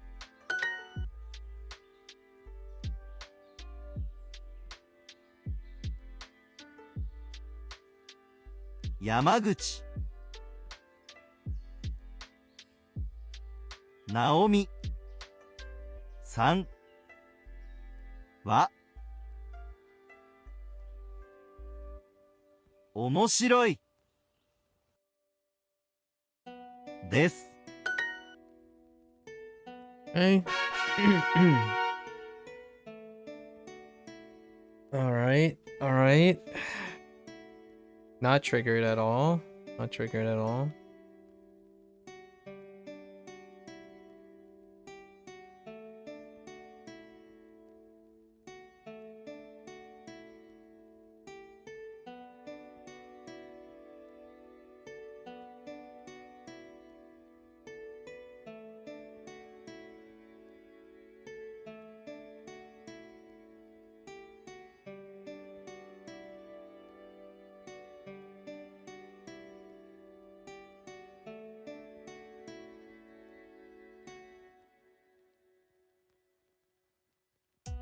Oh, they didn't add?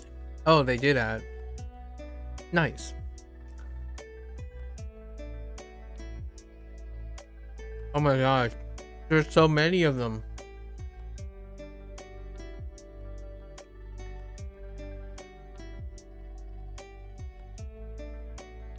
These symbols look awesome. These kanji look awesome. What the heck?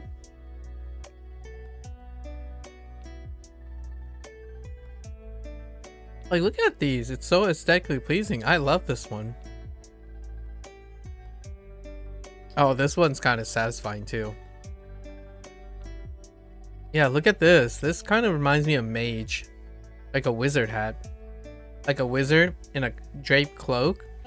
And then the wizard hat. That's pretty sweet. Like all you had to do is draw one line to create like a 3D effect on the little top.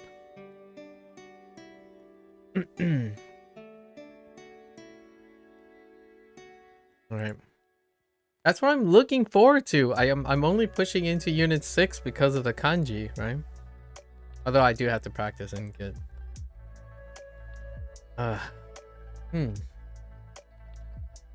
じゃあね。花です。こんばんは、花です。こんばんは。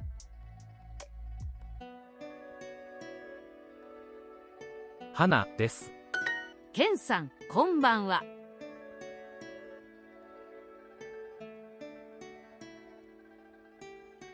ケンです。こんにちは。ケンです。こんにちは。花さん、また明日。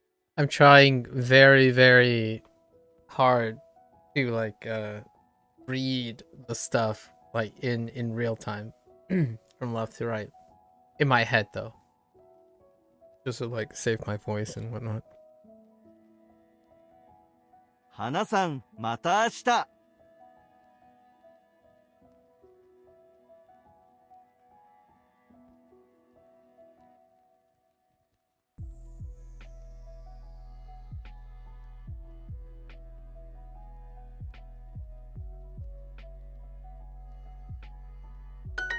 ナオミさん、じゃあね。ナオミさん、じゃあね。また明日。ケンさん、また明日。ケンさん、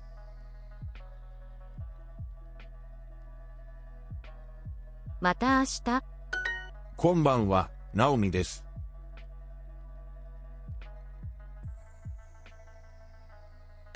花さん、じゃあね。花さん、じゃあね。ケン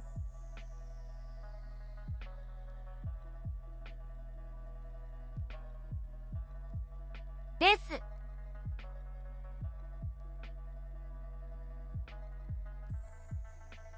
Hmm. こんにちは。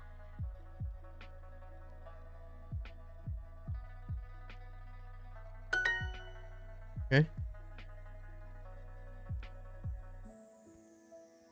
こんばんは。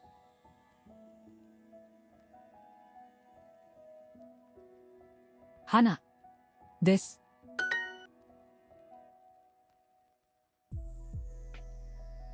また明日。花。さん。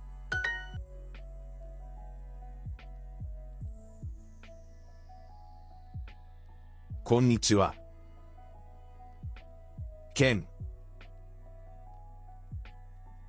です。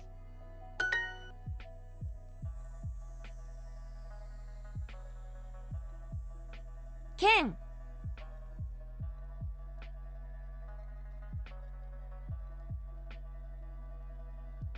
Hmm. です。こんにちは。Okay. Okay. Give our hearts. ホテル。いいえ、これはコンビニです。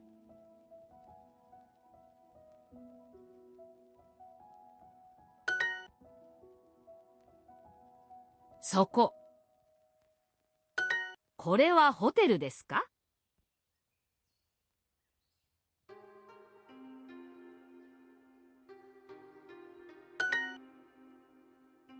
ホテルはどこですか？どこですか？どこですか？いいえ、デパートはそこです。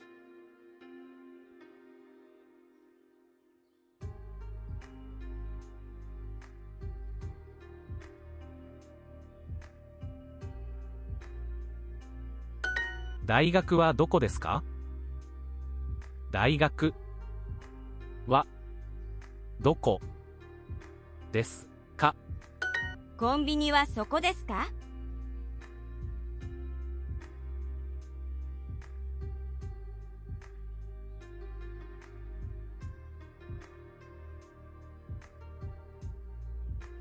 駅はここですか？駅はどこですか？駅はここですか？どこ、ここ。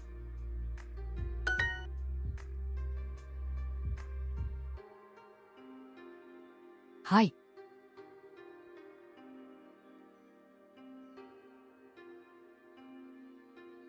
デパです。駅はどこですか？駅はどこですか？駅はどこですか？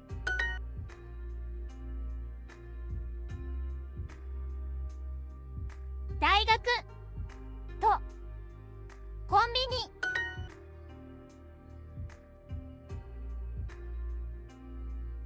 ニ。いいえ。大学はそこコンビニです。バス停はここです。Okay. Let's keep going. じゃあね。花さん、どうぞよろしく。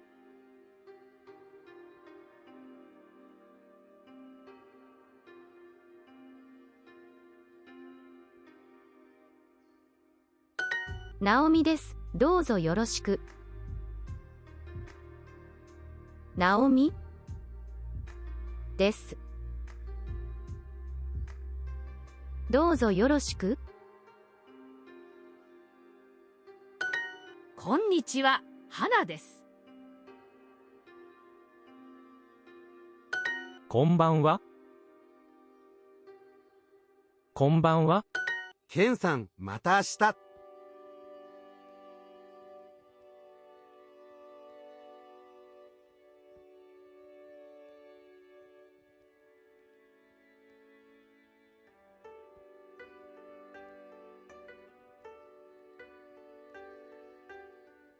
ナオミさん、また明日。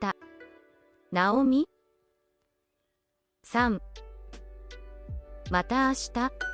じゃあね、また明日。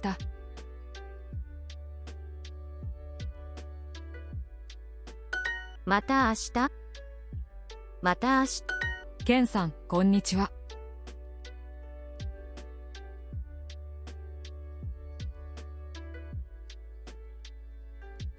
こんばんは、ケンです。こんばんは、ケンです。こんにちは。花さん。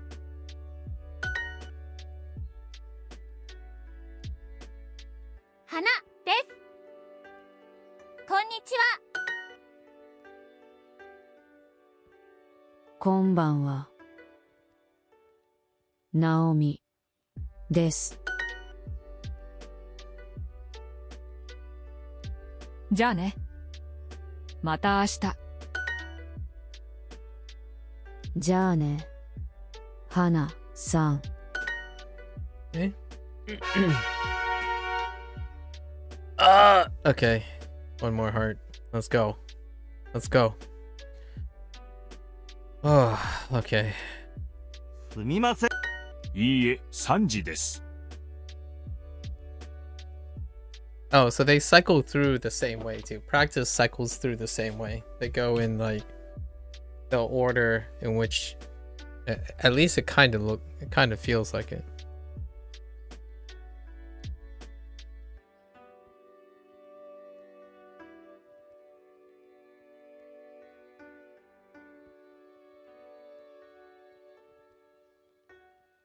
何時ですか？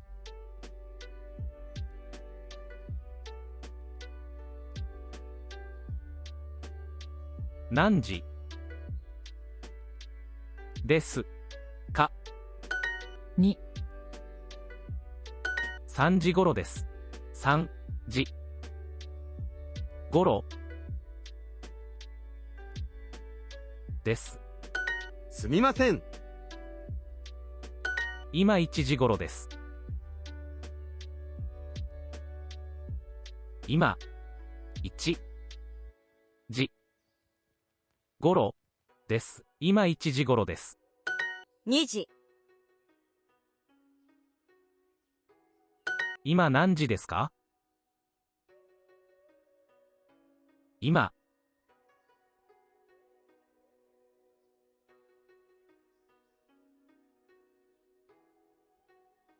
何時ですか？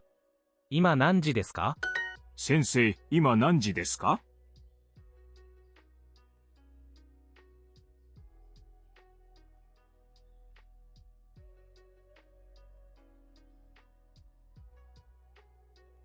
？3。3。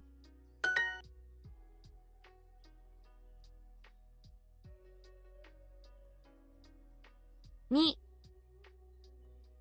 2。じ。頃。です。3時半。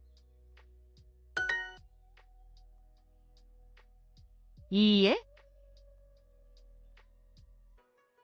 2時半です。すみません。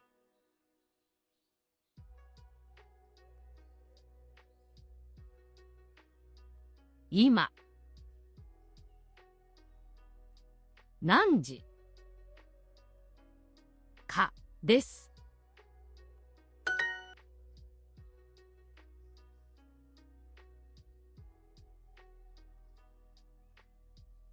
今2時半ですか？ Hey. We're back to full life. All right. Okay.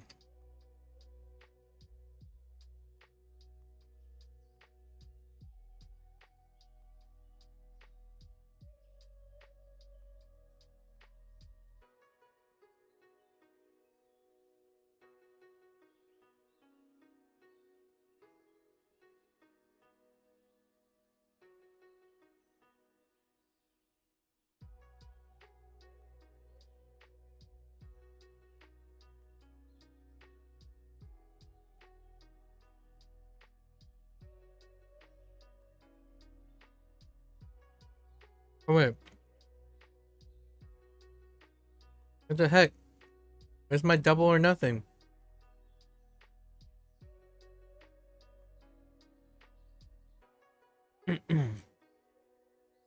Alright. 花さん、カナダはどうですか？花さん、カナダはどうですか？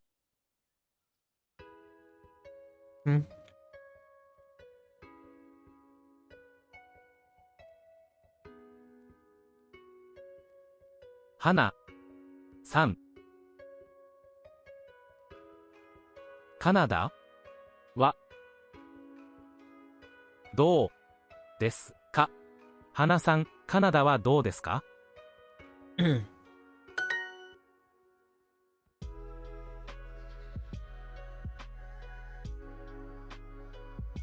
？Okay, Naomi isn't from New York. Okay. So, Naomi-san, Naomi-san,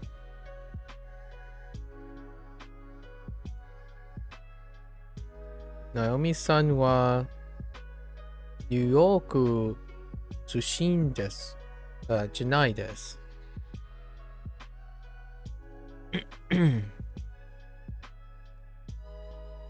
ナオミ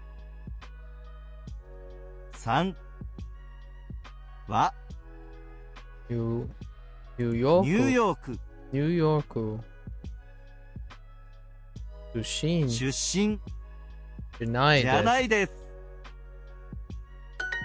Oh. Okay. 私。京都も綺麗です。京都も綺麗です。京都も綺麗、京都も綺麗です。Okay.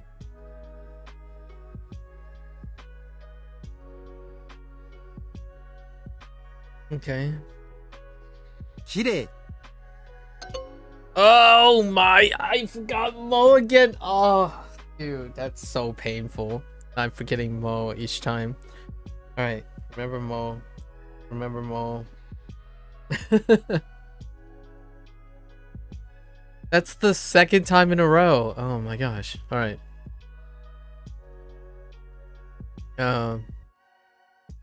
Nikiyaka. Nikiyaka. Right. What is this one? Oh no. It's Shizuka. Shizuka. Shizuka. And then this is Totemo. Totemo is very. What's this? Niyaka is lively, right? Niyaka Totemo is very.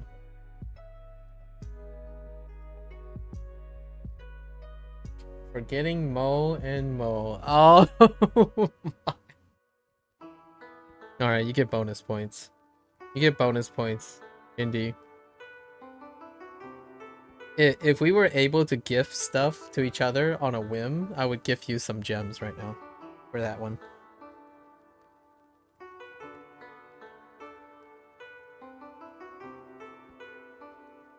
That is worth 20 gems.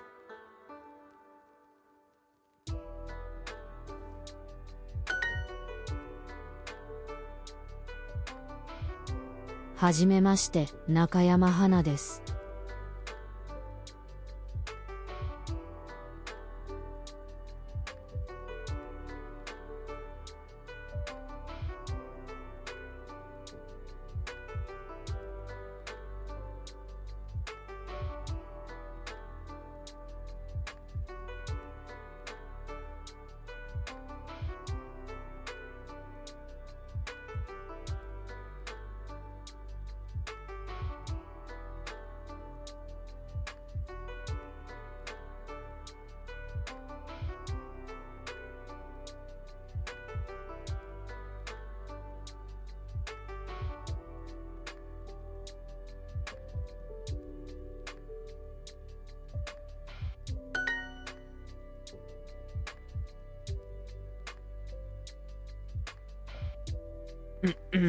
にぎやか。 And this is sumimasen. Sumimasen. And small hole. Small hole. Okay. Nikiyaka. Nikiyaka. にぎやか。 Sorry. It's just funny that this voice actor, this voice person is saying Nikiyaka, but Nikiyaka is legitimately ironic. Getting this voice actor to say Nikiyaka. にぎやか。この町も賑やかです。como この町も賑やかです。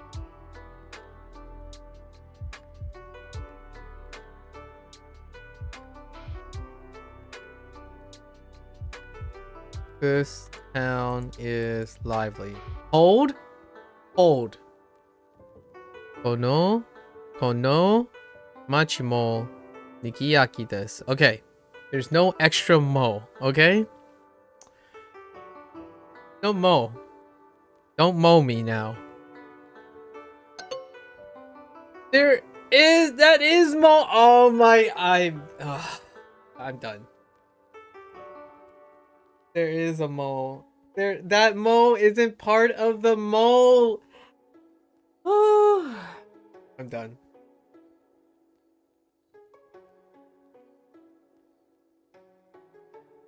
It's not part of the. I thought it was. Oh my gosh! I thought it was part of Machimo, but it's Machimo. Ugh. Yeah. More errors. Okay. 東京に住んでいますか？ It's fine. We'll get it eventually. What did I say? Tokyo. Tokyo. Probably like nisunmasu? No.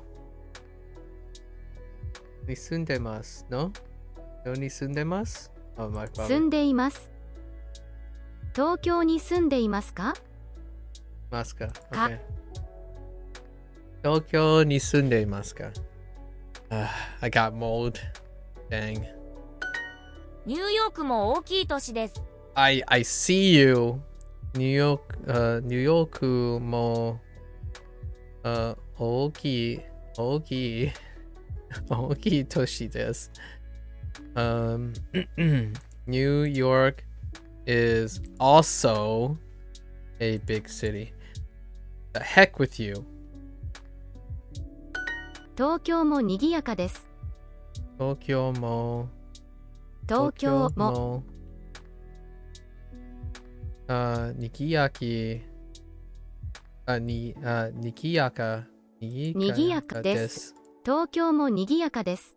Nikiyaka desu. トロントに住んでいますか？ Toronto トロントトロントに住んでいますか？ Nisundemasu ka? 住んでいます。 Sundemasu? か Toronto ni sundemasu ka? トロントに住んでいますか？京都も綺麗です。My confidence has completely shattered by the mole. It's almost like I don't hear it at all. Like even when I say it, I don't hear it anymore. Oh, I'm scarred. Kyoto mo. Kyoto mo.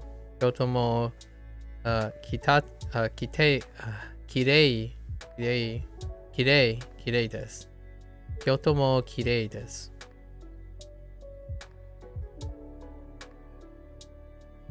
綺麗。 Kirei. Kyoto mo kirei desu. この町も賑やかです。 This one was the biggest fail. I この町もににぎやかです。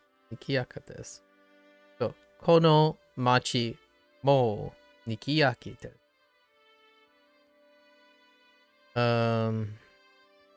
す。This 町 is also what? Nikiyaki. 賑や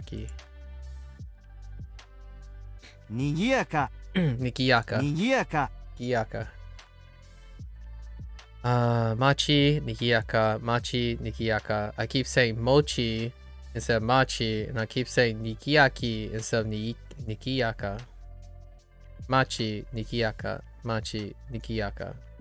Sono machi, machi mo Nikiyaka desu.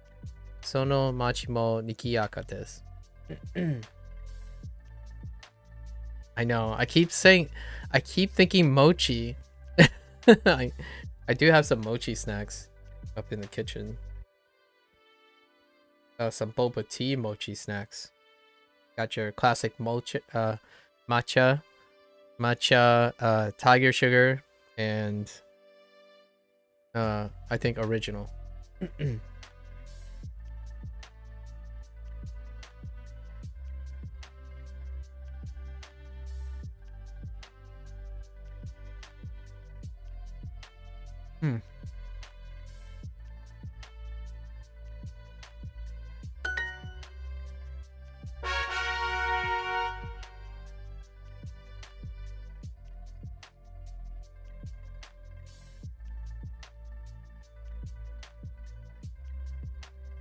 Let's go.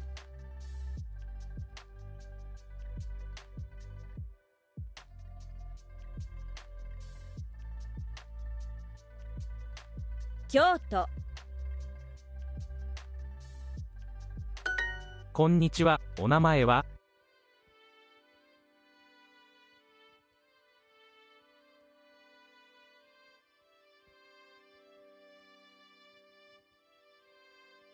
こんにちは。お名前は？こんにちは、お名前は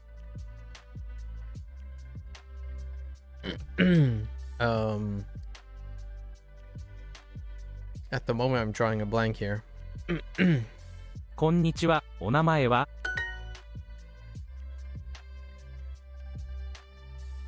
Welcome?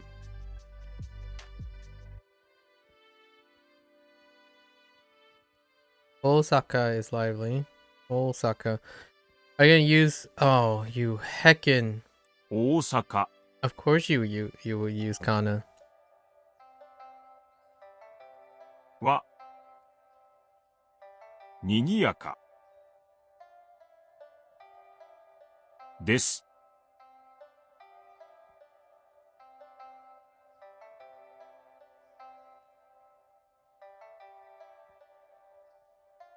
Hajimashite. No, that's... Okay. Yeah. Hajimemashite. I keep missing the me. Hajimemashite. Okay.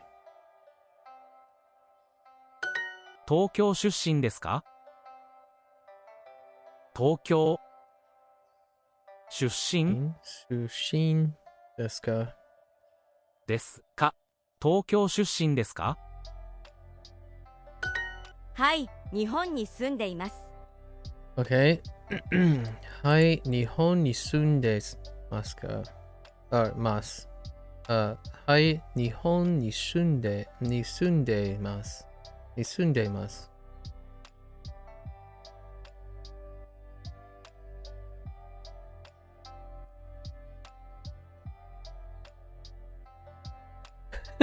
You're freaking Mo. I'll show you a Mo. I can mow off now. Yes. はい、日本に住んでいます。東京は静かじゃないです。東京は静かじゃないです。東京は西州に Wait. No. Yeah. No. 静か。静か。Let me じゃないです。じゃないです。東京は静かじゃないです。静かじゃないです。Okay. .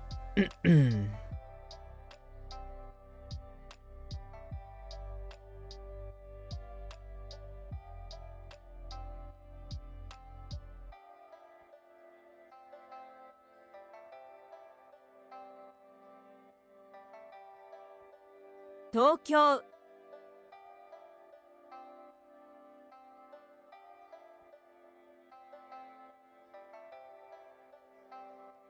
Sorry, I'm drawing a blank.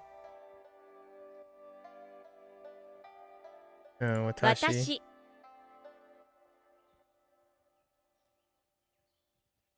1田中田中2この街は綺麗です。この街はWait. この街は綺麗です。綺麗です。Oh, 綺麗です。この街は綺麗です。この街は綺麗です。この街は綺麗です。綺麗です。この街は綺麗です。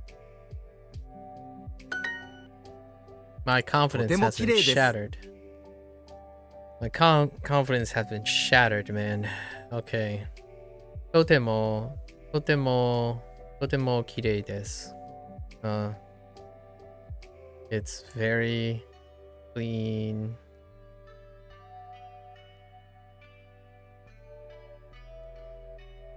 Oh, okay. I just have to. 田中さんはその町に住んでいます。Okay. 田中 Wait. 田中さんはその町に住んでいます。3は田中さんはその町に住んでいます。その町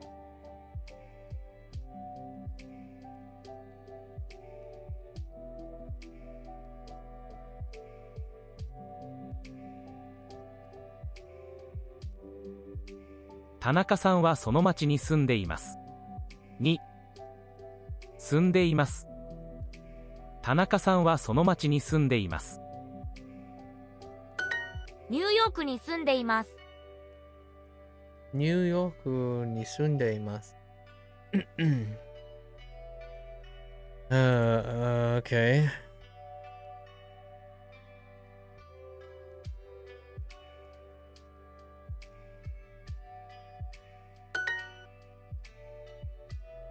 東京は大きい都市で。東京は大きい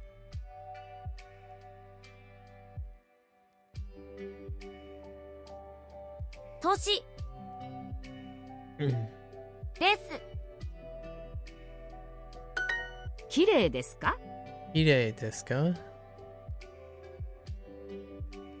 Is it clean? 綺麗ですか? Okay. I'm also from Tokyo. I'll show you an off also. Check this out. Kyoto. 京都 Kyoto. Wait, how does that work? Kyoto も mo. Yeah. Oh, wait. Kyoto mo 出身 Shushin?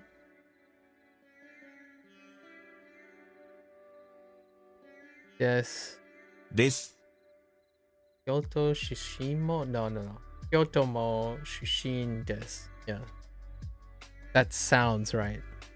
No! I hate this! I forgot something! What did I forget?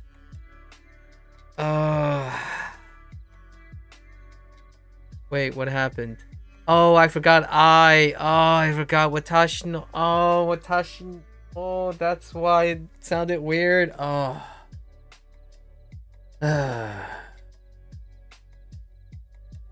Okay. Oh, what happened? Wait, the English had two meanings for which one? That you are from two cities or that you're from the same city as someone else? Yeah. Yes. Yeah. 山口さん、出身はどこですか？ Oh, you're that guy that says the Yamauchi. 山口さん、出山内身はどこですか？ Okay. Yamauchi-san. 出身はどこですか？どこですか？ Wait, 出身はどこですか？ Where are you from?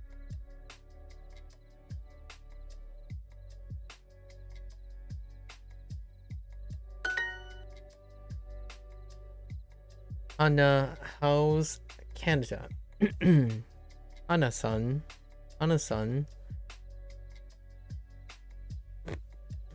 Canada はどうですか？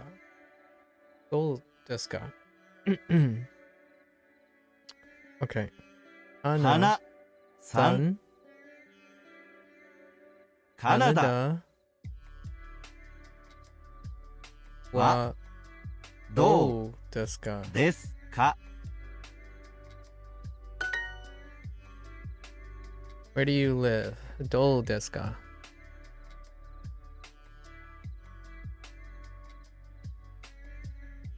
どう No, wait. Where? Wait. Where?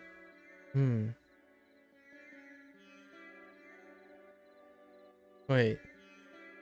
No, where do you live? どう So, どこ doko? No, where do you どこ live? I need to put in this thing. Oh, wait. Doko? どこ Ni 住んでいます。 sundeimasu?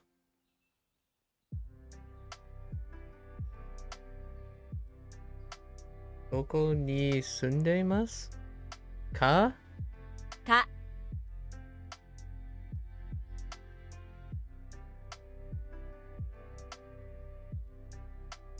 Or is it? Yeah. Oh no. Oh no. ど Do こ you use do or do you use doko? Do ni sundemasu ka? What? Where do you live at?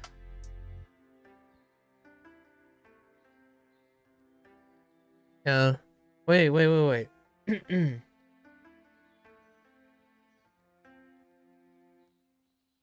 Am I supposed to? Is this supposed to be? Yeah. Do ni sundemasu ka? Nope. It's doko. I hate this.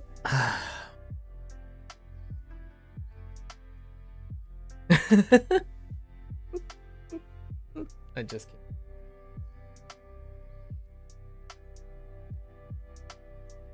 It's fine. It's fine. Well, that's future. That's future stuff. I'm also from Kyoto. I'll show you an also. Okay. Okay.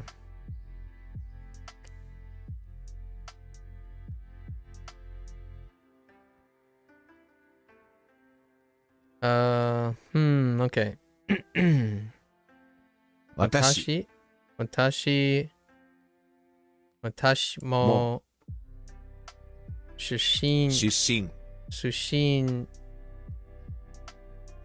京都です。です。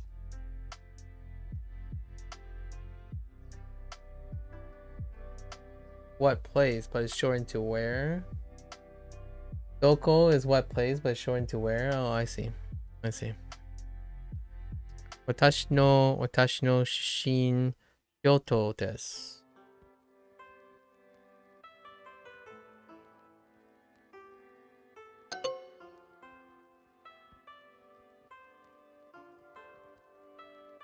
Did I forget the mo again?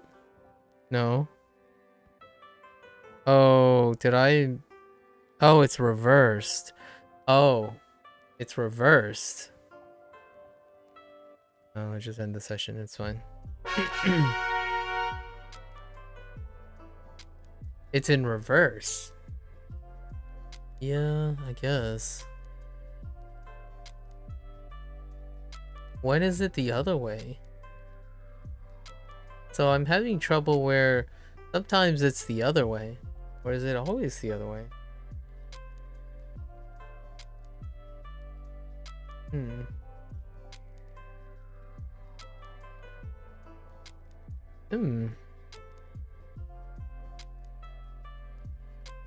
花さんはイギリス人ですか? It's never the other way? I could have sworn I entered one in the other way, but maybe not.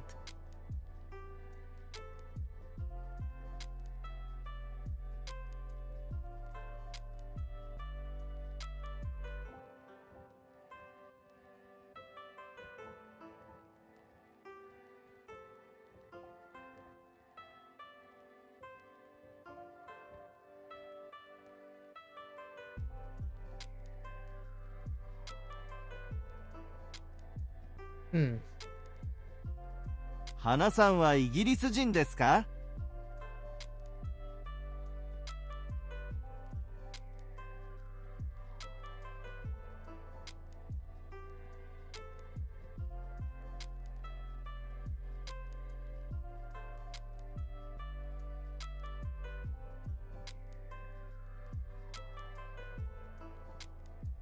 I mean, I'm thinking of that too, but no.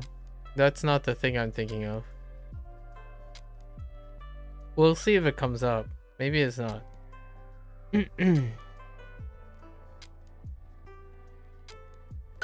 ブラジルは小さいですか？ Oh, there's the Burajiru. Burajiru. ブラジル。ブラジルは小さいですか？は小さいですか？ブラジルは小さいですか？ケンさんはブラジル人ですか？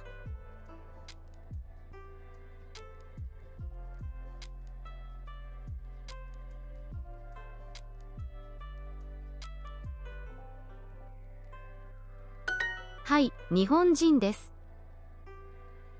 はい。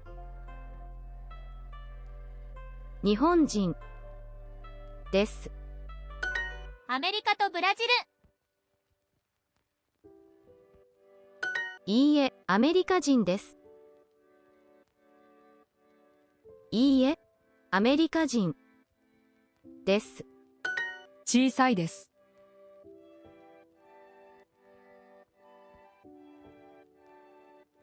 いいえ、日本人です。いいえ、日本人です。日本とアメリカ。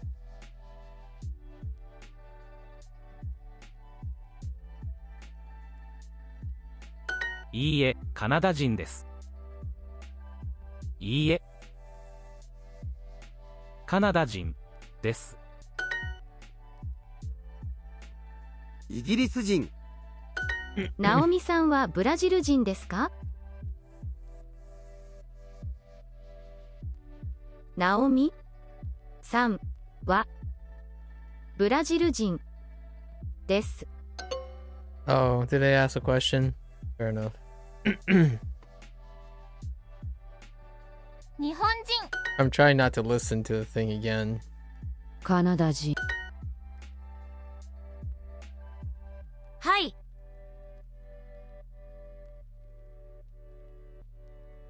アメリカです。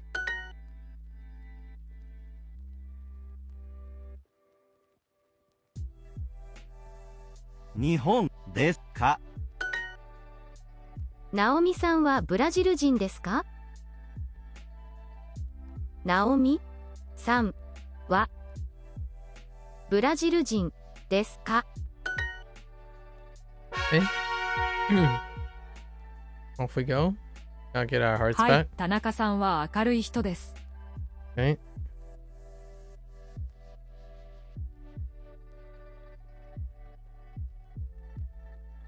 Okay. Tanaka-san wa akarui hito desu. Akarui hito desu.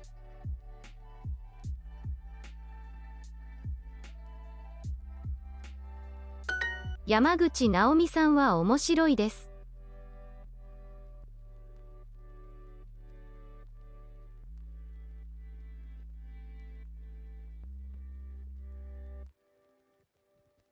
山口直美さんは面白いです。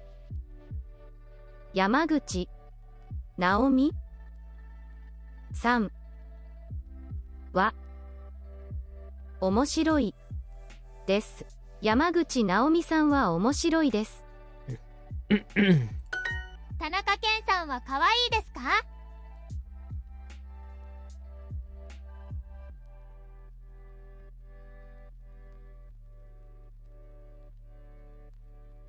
山口直美さんはここです。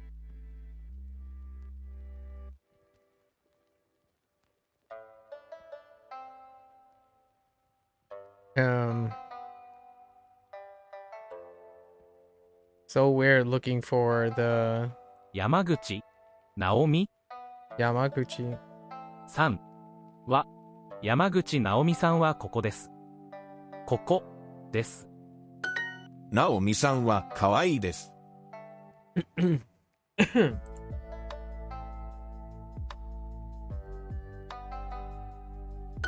ケンさんは可愛いです。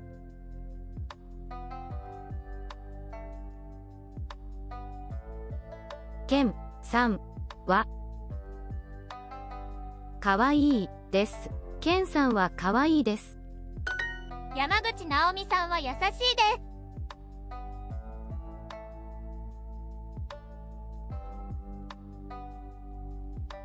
山口直美さんは優しいです。ケンさんは面白いです。ケンさんはケンさんは面白いです。面白です。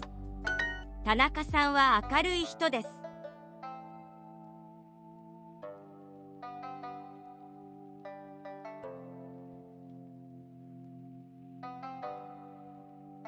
田中さんは明るい人ですか？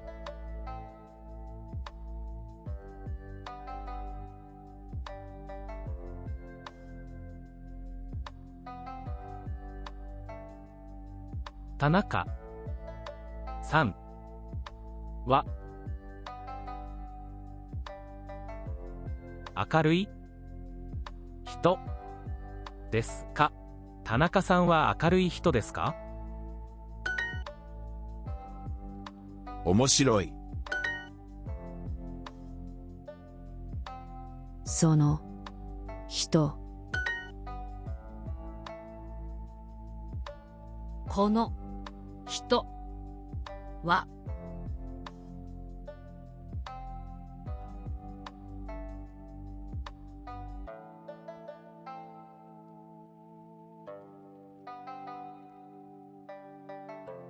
優しい。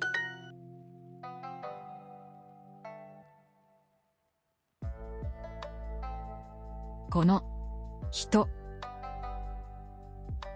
とその人。Hey. その人はかわいい。この人。Hey. Let's keep going. すみません。今1時頃です。Oh, we're getting close. We're getting close to the wraparound again. um.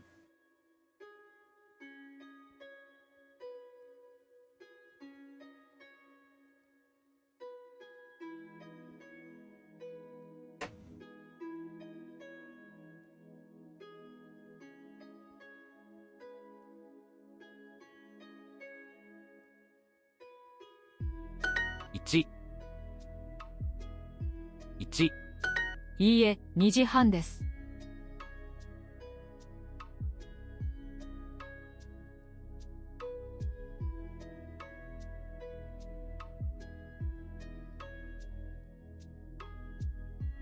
3時頃です。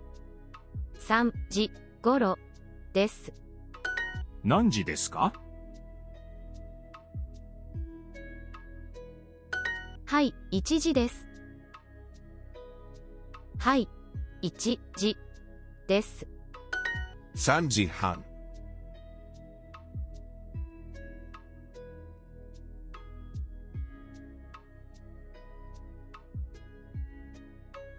1時ですか？1時ですか2時半。いいえ、1時です。いいえ。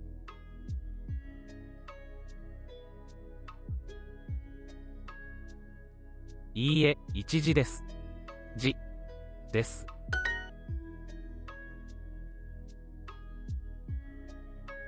今2時です。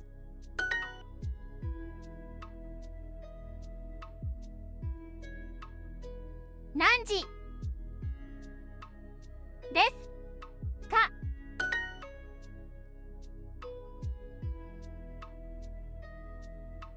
すみません。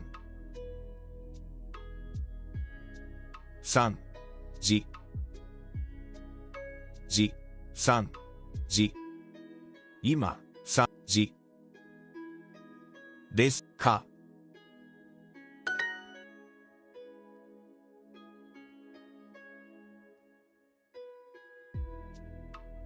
今1時頃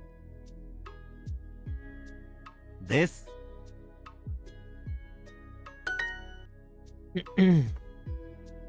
すみません何時ですかOkay.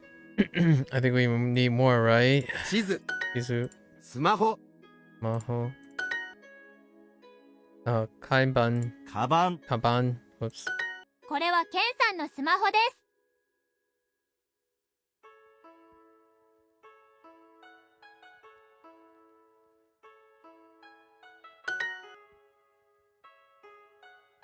切符、切符。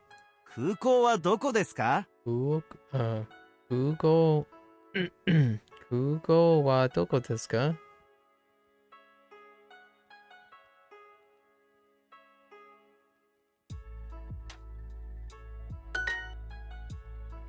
パスポート。パスポート。田中さんのカバン。田中さんのカバン。田中さんはどこですか？田中さんはどこですか？田中さんはどこですか？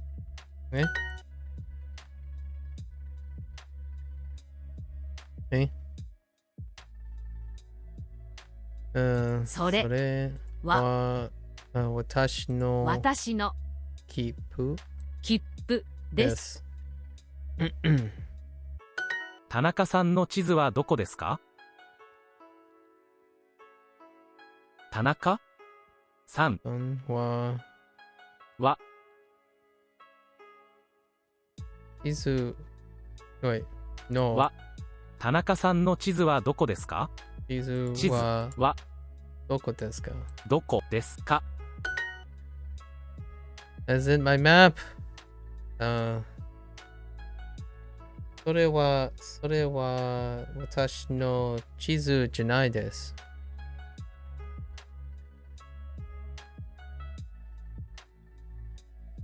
それは私地図じゃないです。それは山口さんの切符です。山口。それはそれは山口さんの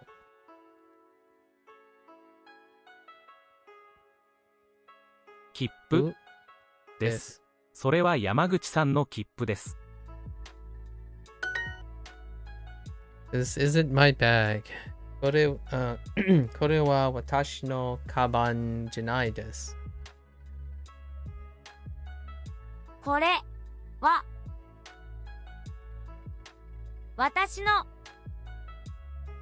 カバンじゃないです。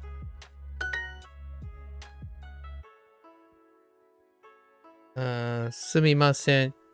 空港はどこですか？すみません。空港はどこですか？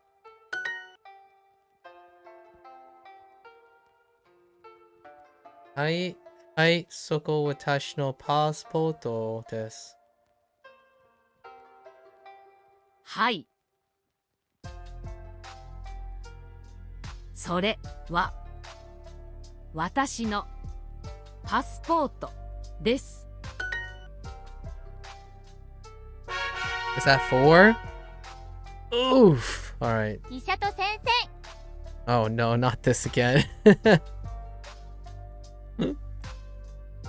Okay. 優しい先生です。Oh, it doesn't go. So it only reviews once you complete the unit. It doesn't hit the unit you're currently on. The practice only includes the pool once you complete a unit. Like the entire unit. 優しい先生です。優しい先生です。かっこいい弁護士。かっこいい学生です。かっこいい学生です。先生です。 I think what I'm thinking of is the phrasing when something is indie. And no, it doesn't make sense. It actually doesn't work that way. Like when something is something, like sono, then but it doesn't work that way. So I'm thinking of like sono machi, I don't know, sono machi machi something New Yorku.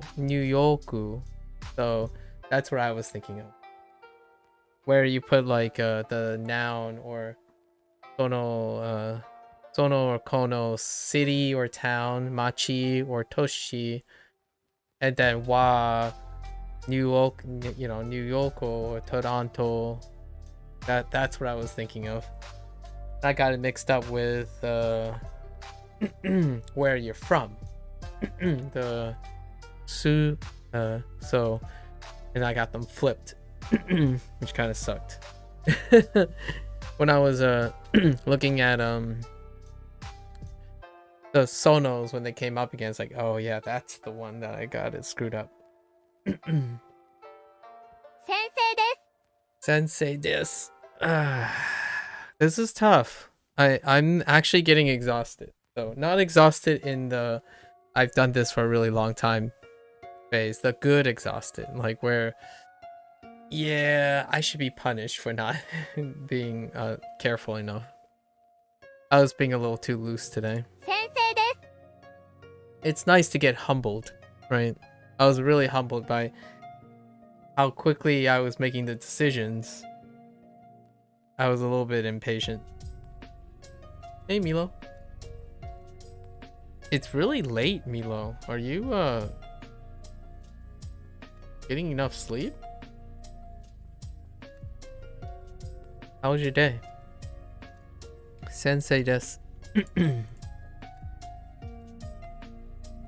学生です。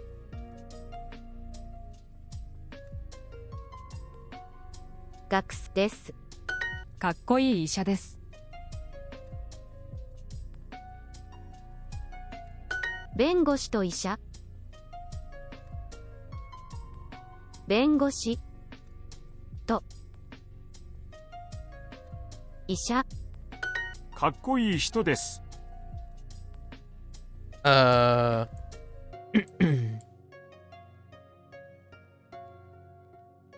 弁護士、弁護士。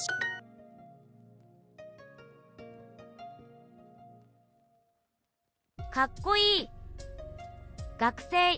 優しい医者。優しい医者。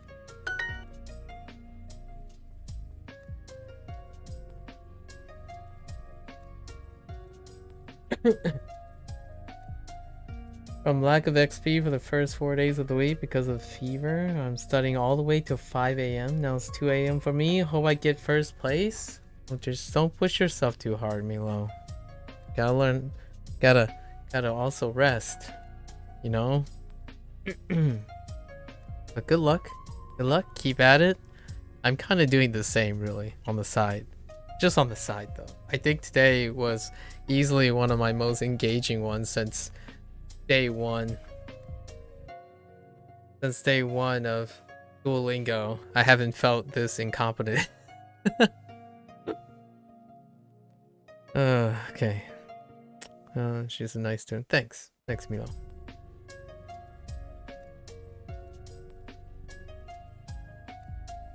Yasashi. 学生です。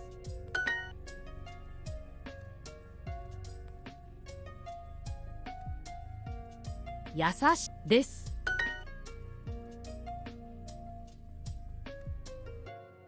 Whoa! Hold up. They just decided to put in a kanji here. In practice. I haven't even gotten to this yet. What the heck? Ooh, I like Hito though. Hito as a kanji is nice. I'm pretty sure I haven't seen this. But it's in the practice session. What the heck? Maybe I have seen it. No, I don't think so. They just converted one to a kanji. Well, that's kind of neat. Yeah, they have both. They have both, but that's interesting. I haven't seen this happen before.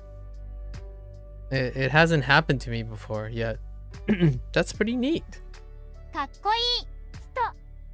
I'm kind of curious if I pick this. Nice.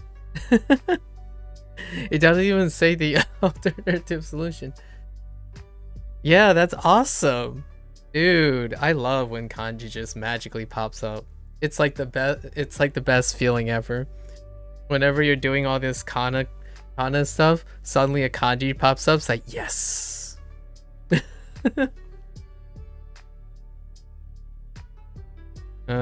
You know, I'm still waiting to see ki as a kanji for tree. Yeah, new stuff rocks. New stuff really do rock.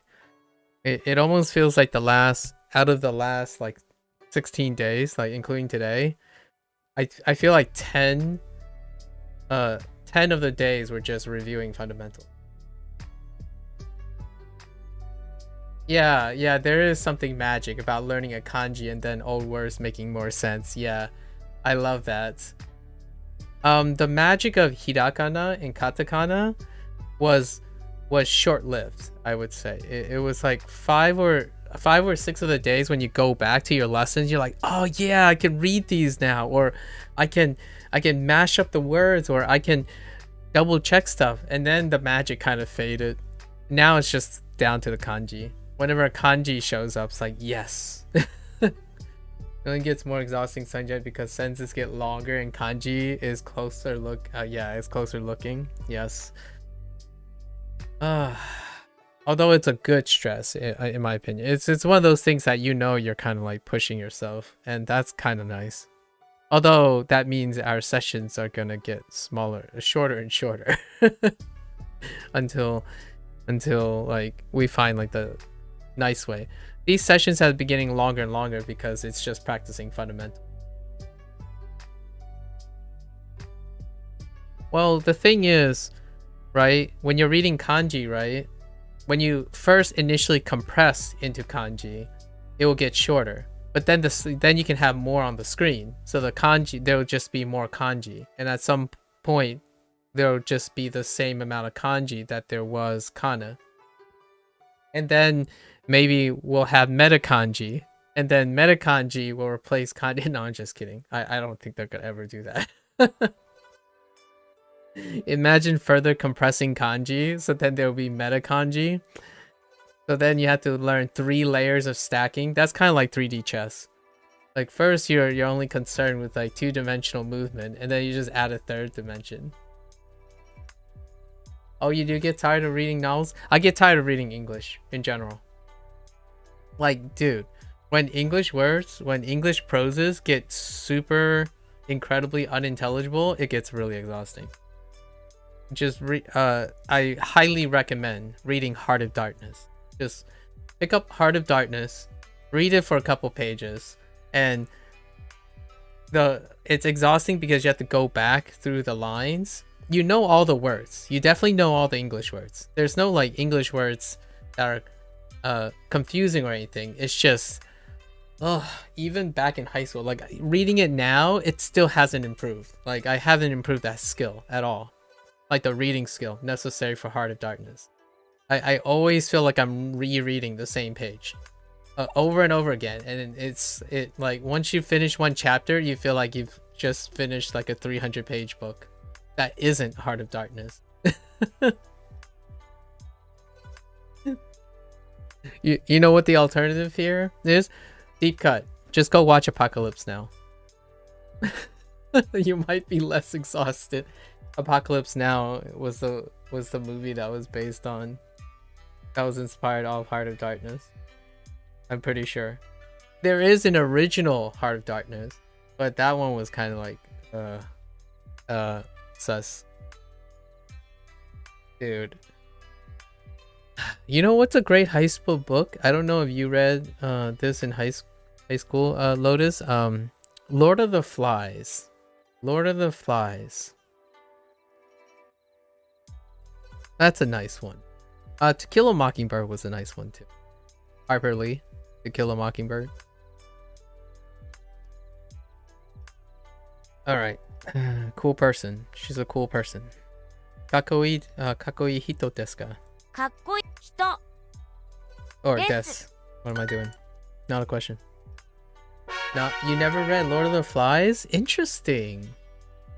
That Lord of the Flies would mean very different depending on how old and how experienced you are. It's a coming of age. It's like a really questionable coming of age deal thing, overcoming like adverse. It's like an extreme case thing, and it means very different to an adult versus a kid.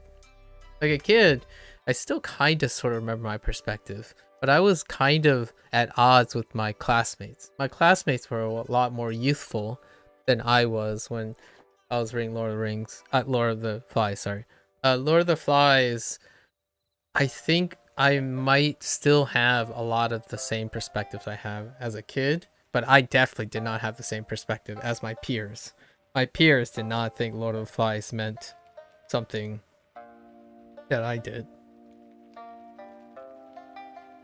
Alright. We're gonna, in the future, we're going to try to read Japanese text. And I'm gonna, like, verbatim try to translate a page at a time or something. That's kind of my future activity that I want to do. Like, even if it's like erroneous or it's a different interpretation, I want to integrate both my English writing literary skills with interpreting Japanese. So that will integrate a lot of my skills together, so that I don't lose, like, disproportionately get confused between the English interpretation and the Japanese interpretation kind of thing. So I do look forward to reading something, writing it, and then interpreting it. So a lot of localizations tend to do one-to-one. I want to do more than that. I want to translate it, like localize it one-to-one as much as I can, and then interpret it, and then like create something. So things like a good example would be something like taking two movie directors, right?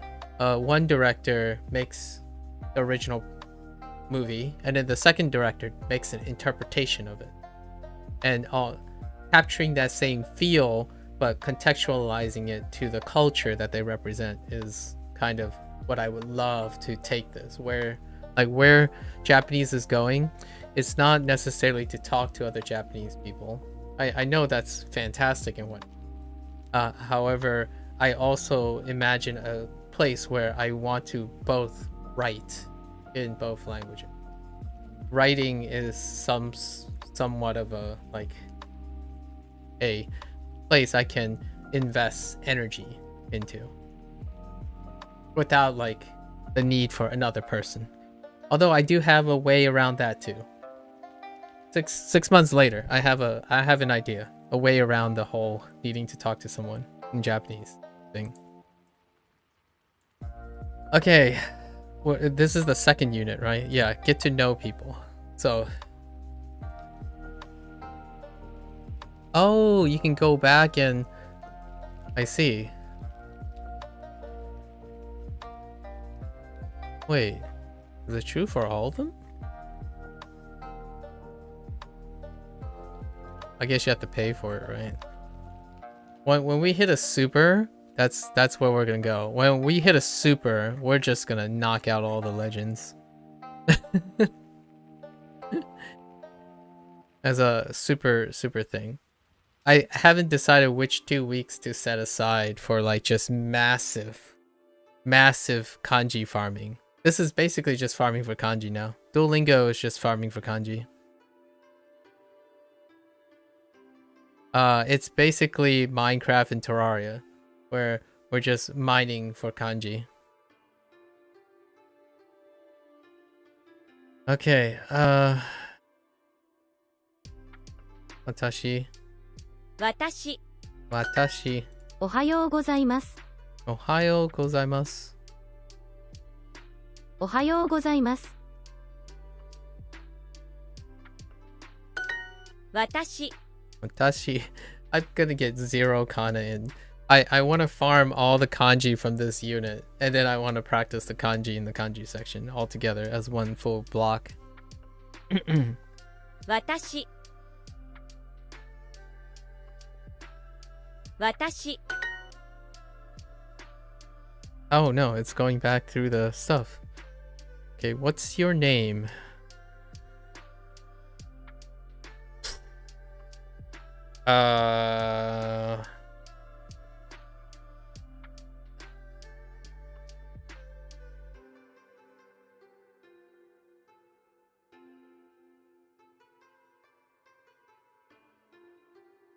It's like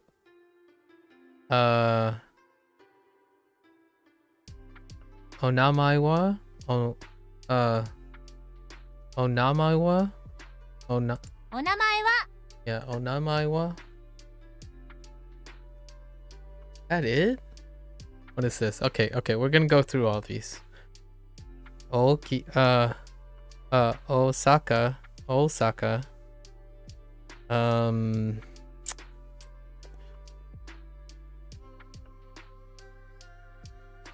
Hajimashite. Hajimemashite.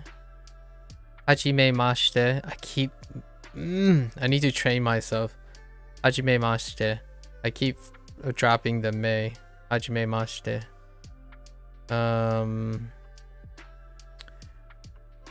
This is Ohayou gozaimasu or Ohayou gozaimasu.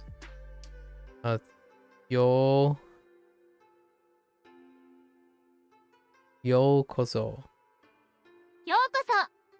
ようこそ Yokoso.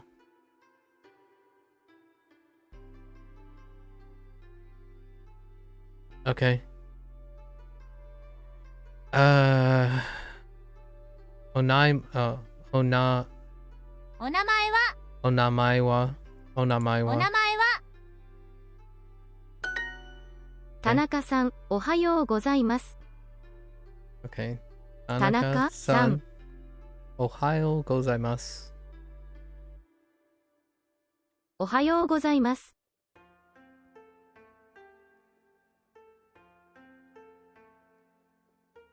Just getting used to seeing at least a kana for now. 田中さん、おはようございます。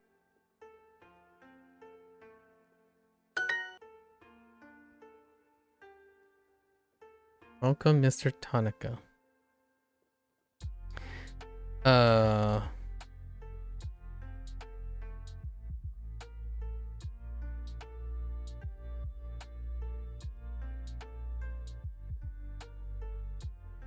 Yokoso. Yokoso, Tanaka-san. 3 Yokoso. And then what do we have here? Kirei, which is clean or pretty or beautiful, I guess. And Shizuka is quiet. Kipu, ticket, and then samaho, smartphone. Oh yeah, and then you could do it in the reverse. 山口さん、おはようございます。Yamaguchi-san, Ohayou gozaimasu. 山口さん、おはようございます。山口さん、おはようございます。Okay. And then we have des des chizu map. And jiane. We're just gonna say the Japanese, not exhausting saying the English at this point. And unless it's new. Todemo is very, very. Watashi, 私 Yamaguchi, 山口 Ichi, 1 Nakayama, 中山 Ni, 2はじめまして、花です。Hajimemashite, Hajimemashite, Hajimemashite,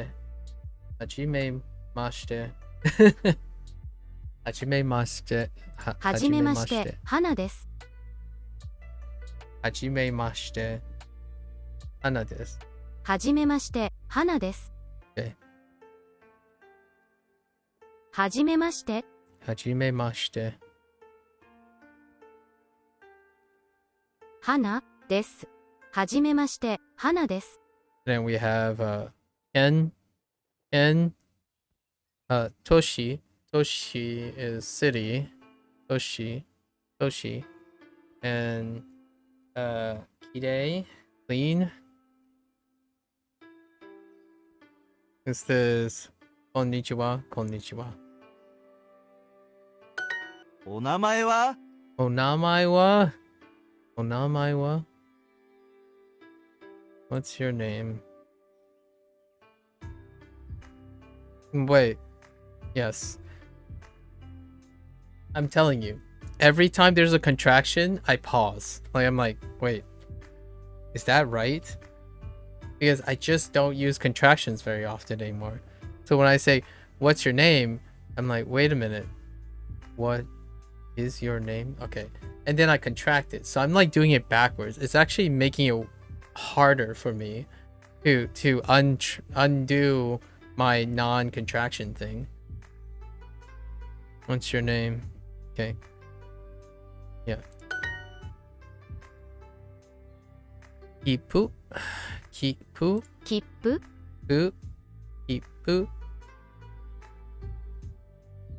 私、私、パスポート、パスポート、ポート、コート、地図、地図、すみません。お名前は？すみません、お前ないわ。すみません、お前ないわ。Oh, I'm gonna gain. You ever feel, I don't know if you ever guys feel this way, but whenever I'm like really exhausted or getting all that what I call intended positive stress, all I can think about is I'm looking forward to tomorrow.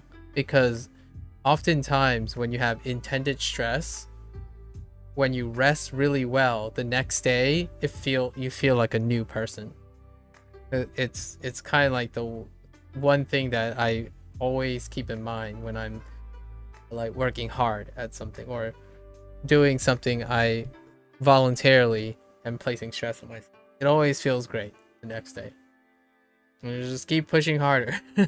not till you break, but just I always look forward to the next day. Feels like night and day most of the time. すみません。お名前は Excuse me? What? Yeah, what is your name? What's your name?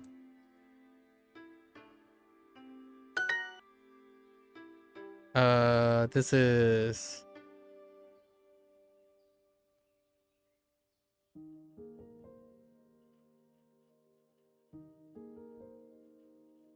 It's an... Okay. It's not... に住んでます。And then we have... Michi. Machi. Oh my gosh, now I'm saying Michi. Machi, which is town. And then we have Uh, Shizuka. Shizuka. Just quiet. And we have Sushin.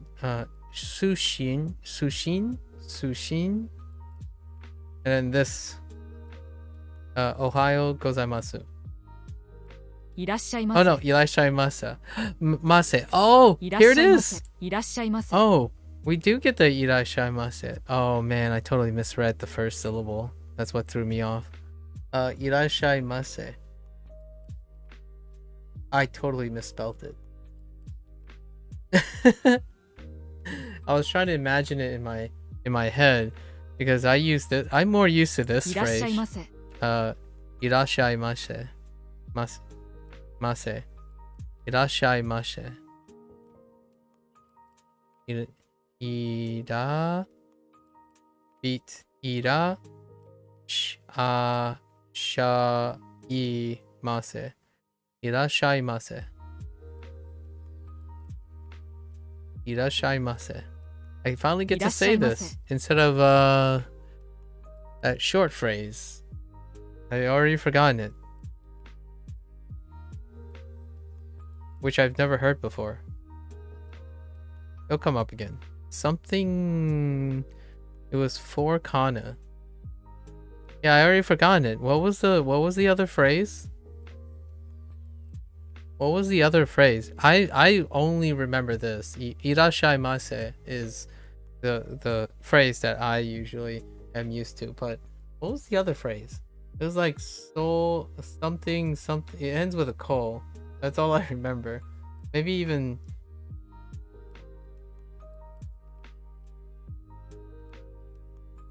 Soko?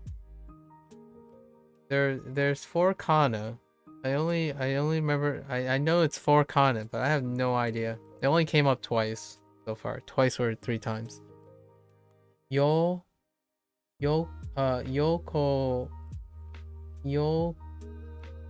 what? Oh.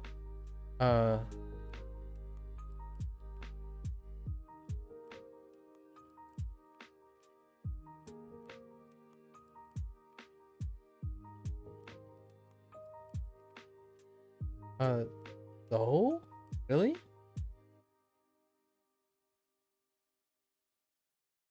Oh, no, wait. That's...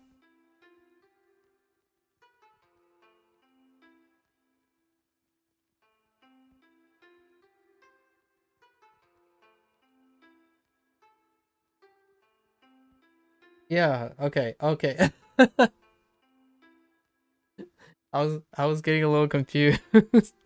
Oh, I thought that was like a different way to do it. Yokoso. Yeah, yokoso. Yeah, yokoso. I haven't never heard that phrase before. Yokoso.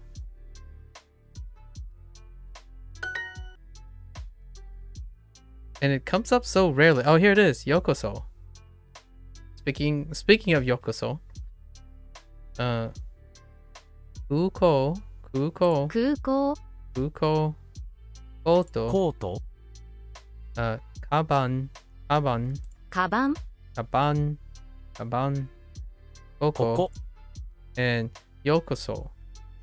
ようこそ Yokoso.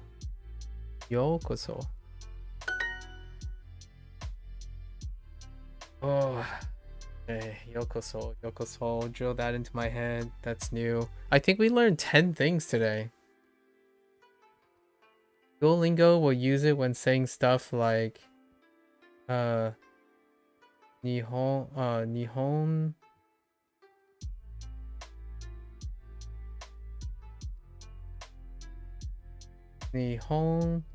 Hey yokoso. Welcome to Japan. Nihon heikoso. Hey yokoso. Nihon hey yokoso. Interesting. I'm guessing hey is another particle-esque thing.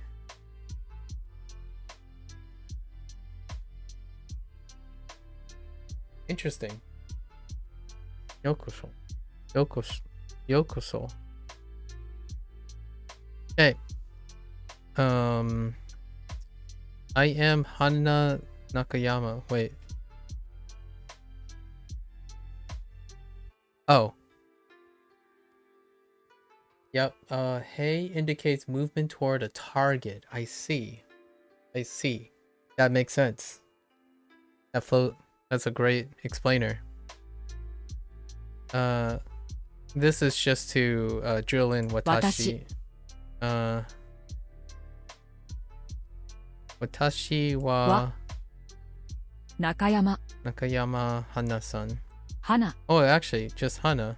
Yes. です。 Yes. And then let's get used to the stuff. There. To. No explanation. To. Gohan. I don't know why Gohan. Just chilling there. Gohan. ご飯。 What? 中山。花。 Watashi wa Gohan.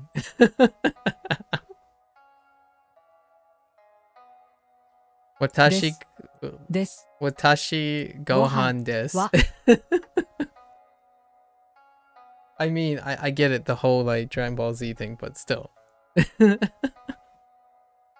ご飯。です。 Alright. 中山。 Watashi wa Nakayama Hana. 花。 Yes. です。 Having a little fun here. Shushin. Shushin. Shushin. Shushin. 出身。 Shushin. 出身。 Shushin. It's going up. Shushin. Shushin. What is this?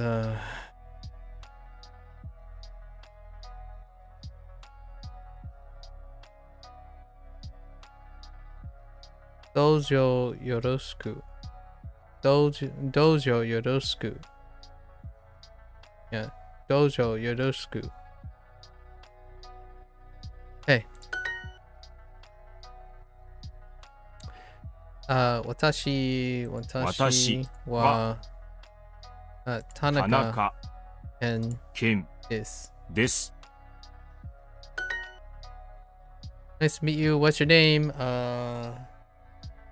Ohio gozaimasu. I always have to prepare. Ohio gozaimasu. Gozaimasu. Onamai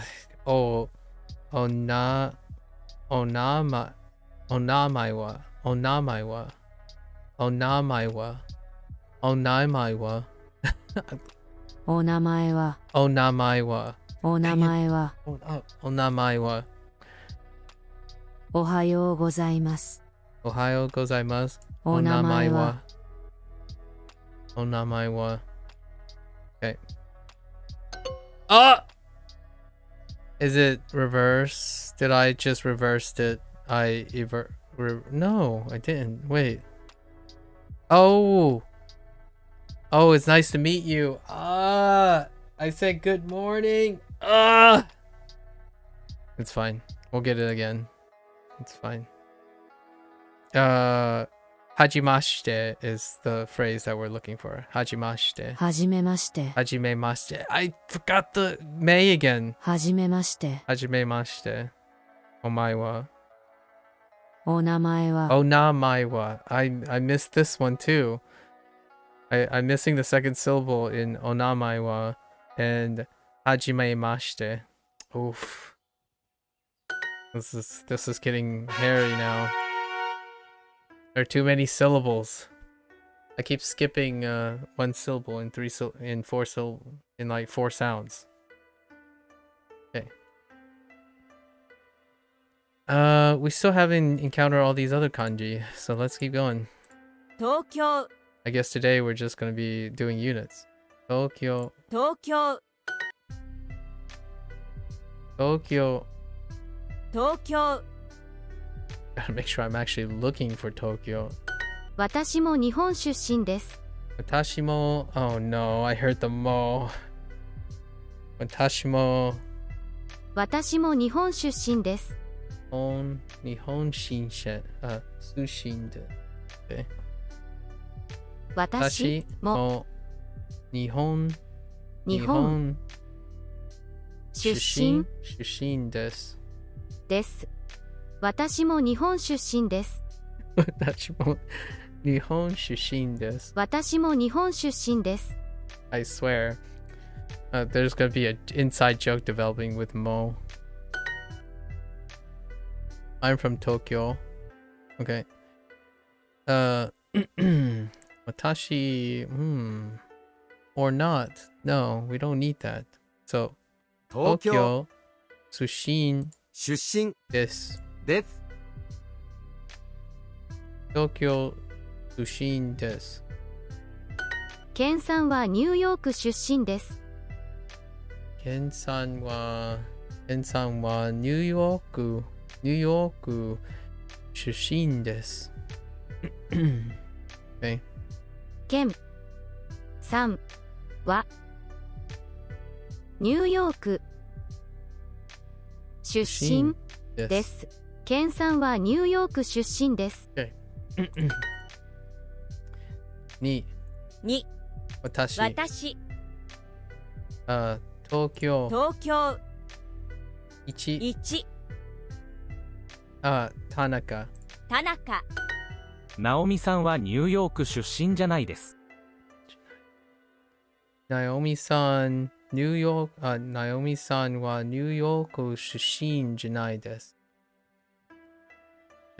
ナオミさんはニューヨーク出身じゃないです。ナオミさんはニューヨーク出身じゃないです。ナオミさんはニューヨーク出身じゃないです。I swear, I'm repeating this because I'm listening for the silent Mo. There are already a lot of inside jokes, indeed. はい、ニューヨーク出身です。You look forward to creating more. I'm like hyper aggressive looking for the Mo. I'm looking for the mole. You hear? You hear? I'm looking for the mole. Ready to backstab me and steal my hearts. はい。はい。ニューヨーク出身です。出身です。Yes, New York. I'm from New York. 私もアメリカ出身です。私も、oh, I heard it. 私もニューヨーク出身です。出身です。私も Wait, you didn't say New York. You said something else. 私もアメリカ出身です。アメリカ。アメリカ出身です。出身です。私もアメリカ出身です。Yeah, I'll show you a mole. Excuse me, are you from Tokyo? As long as you're not also from Tokyo, okay? Don't freaking mole me.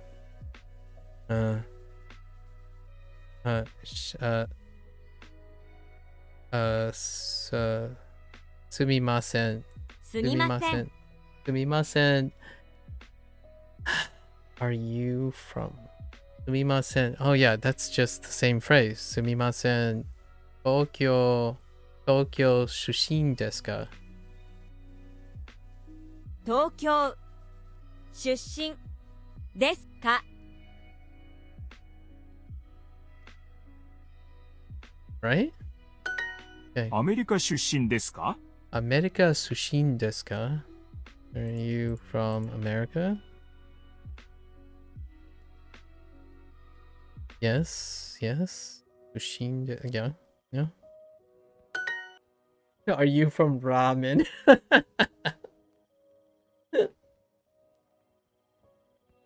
Sorry. Are you from the ramen? Okay. 東京出身ですか？出身ですか？東京出身ですか？ですか。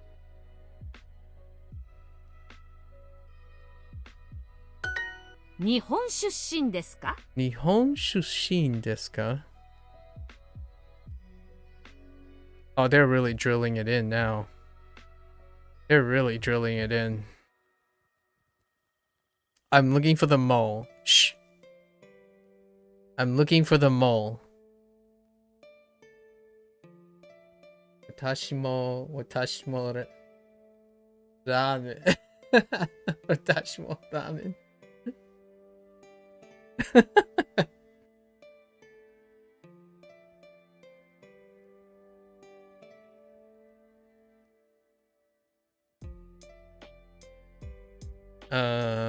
Okay, no moles. We're good.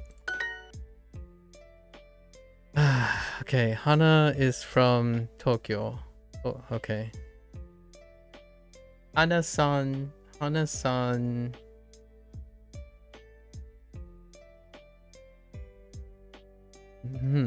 Hana-san wa Tokyo. Tokyo. Sushin. Yes. Is there a wa in there? Yeah, that makes sense, right? Yeah. すみません。ブラジル出身ですか? Oh no, they brought in Burajiru. Oh no, they brought in Burajiru. Jiru. すみません。ブラジル出身ですか? Yeah. Okay. Excuse me. Are you from Brazil? No moles. We're clear. I'm also from... Oh no! I'm also from Britain. It's fine. Watashi mo. Right? Watashi mo. Igirisu. Igirisu. Oh my gosh, this guy. This guy. When he pronounces gi. イギリスもイギリス Inirisu. Like the key blends into the e blends into the gi, and it sounds like iguana. It sounds like iguana, but if you wanted to pronounce it in that way, igirisu. Inirisu. Okay, watashi mo inirisu. I mean igirisu. Yes, this works. This. Right? I got the mo in there. Oh no! Wait, This. I forgot about the sushin. Sushin This. Ooh, I almost made an error. I got so sidetracked. I'm learning. Okay. Okay. 私 Watashi mo. America. アメリカ America. Sushin desu. です Oh my gosh. Okay. Brain power. Wait, there are 6 lessons in this? I just realized there are 6 lessons instead of 5. Wait, are you telling me every new unit they're gonna increase the number of lessons by 1? I thought they might increase it by like 1 every so often. But is that a coincidence that they have 6 now? And I was pretty sure these are 5s. I can't tell anymore. Okay. 日本 Nihon. 日本 Nihon. 日本 Nihon. 京都に住んでいます。 Say what? Oh, Kyoto. Kyoto ni what? Ni sundemasu, right? 京都に住んでいます。京都に住んでいます。 Kyoto ni sundemasu. Kyoto. 京都 Okay. Nihon. 日本 Is 3、 3、東京、東京、私、私、京都、京都、京都、京都。 Yes, I live in Japan. Okay. I just realized. I think what made this really difficult, or a little bit more for me to juggle, is that they introduce everything, and then they're repeating everything in a unit, as opposed to separating the units in half, where they introduce 4 and 4, and 5 and 5, and then they put them together. So, or like, they always had like 4 and 4, 5 and 4, back to back, and then end with a review when you put them together. In this one, I guess I'm only on the second thing. I don't know if there's a second half to it. Never mind. Well, we'll have to wait till the second half, actually. You know. はい。はい。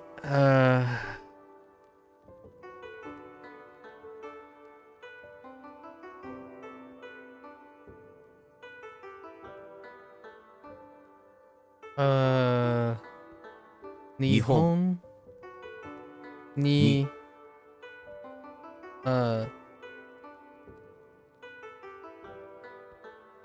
住んでいます。住んでいます。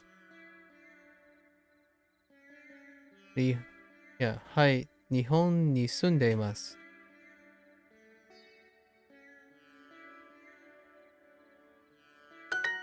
カナダに住んでいますか？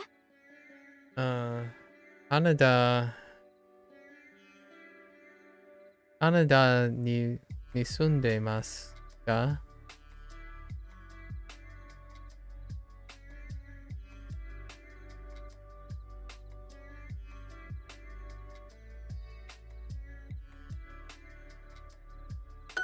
大阪に住んでいますか？大阪に住んでいますか？大阪に住んでいますか？大阪に住んでいますか？日本に住んでいます。日本に住んでいます。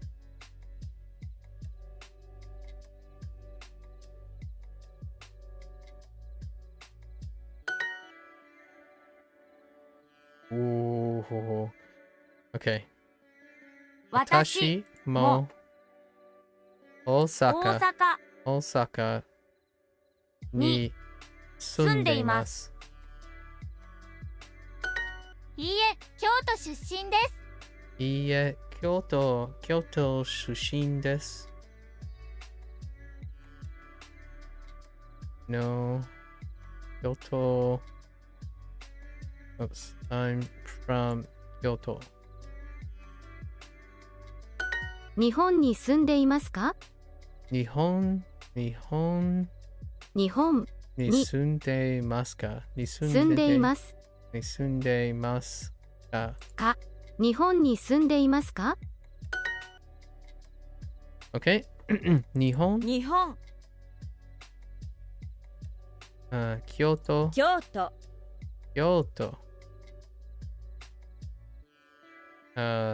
私。山口。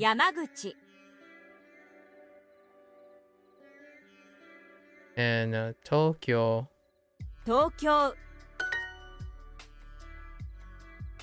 I'm not from Osaka. Okay.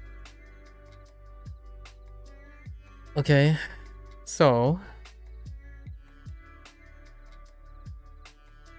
大阪出身じゃないです。ないです。大阪出身じゃないです。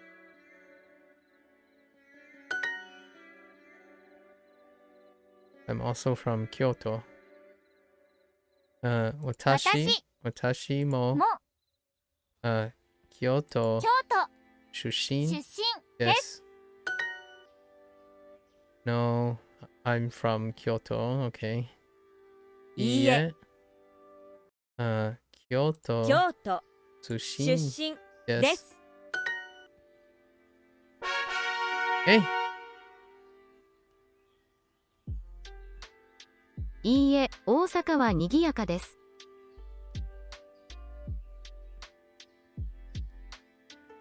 What? Okay.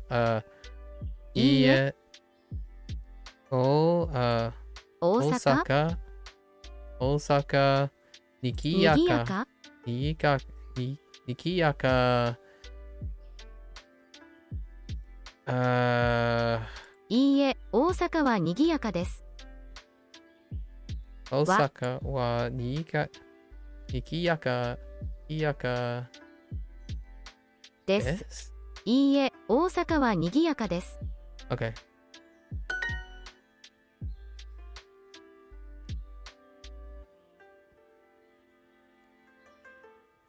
やったー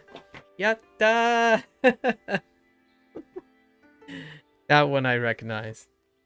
That's a great phrase. I love that. The yatta.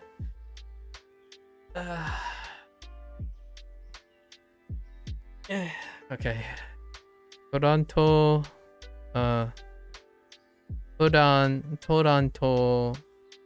Toronto wa.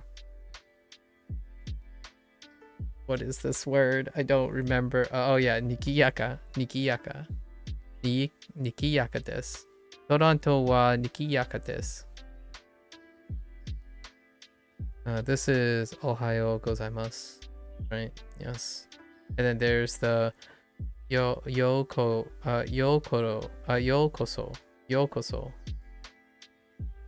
Okay. And then kirei.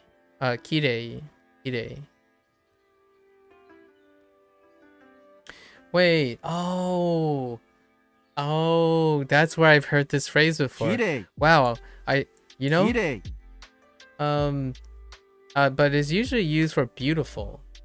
You know, kirei. You know, like in the anime shows when someone sees something very shiny and stuff. It's like kirei. That's where I heard it from. But man, they're using it as clean. I didn't realize that's a thing. Now that I remember it.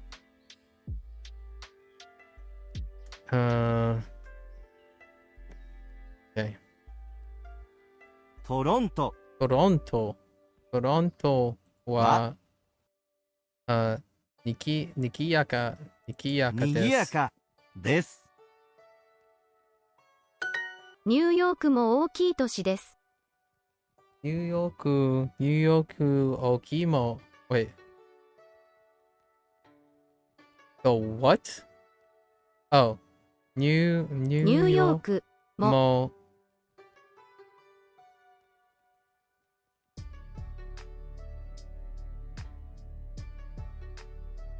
大きいです。です。ニューヨークも大きい都市です。Oh, 大きい都市です。Wait. ニューヨークも大きい都市です。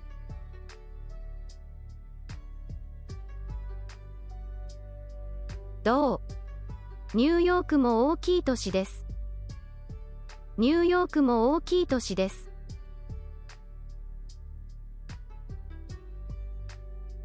ニューヨークも大きい都市です。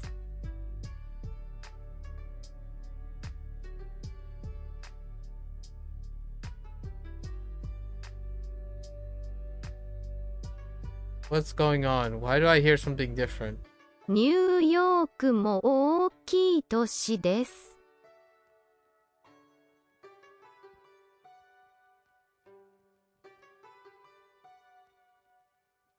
ニューヨークも大きい都市です。ニューヨークも大きい都市です。都市 Because I picked the wrong one. ニューヨークも大きい都市です。Yeah, that didn't make sense. I don't remember. Oh wait, do.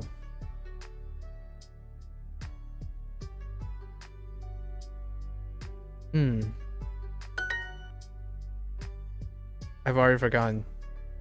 Guess I'll have to refresh. ホテル 地地図キプ切符、 Kipu. It's always a lot lighter than I thought. Kipu. Kipu. Passporto. パスポート、 Passporto.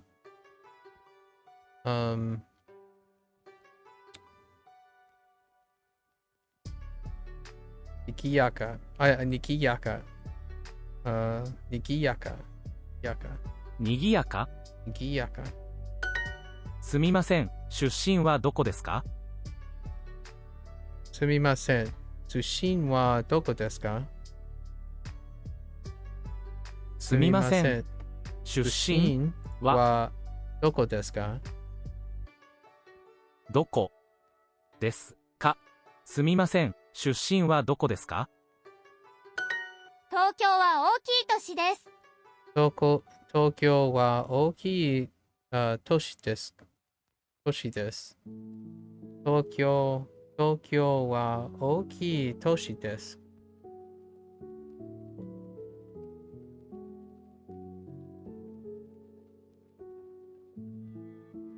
Looking for that mo. No mo. Okay. No mo. No mo. No momos. No momos. For now. No momos for now. 田中さん、出身はどこですか？田中さん、出身はどこですか？田中さん。出身はどこですか？田中さん、出身はどこですか？トロントは賑やかです。トロントはにぎやかです。トロントはにぎやかです。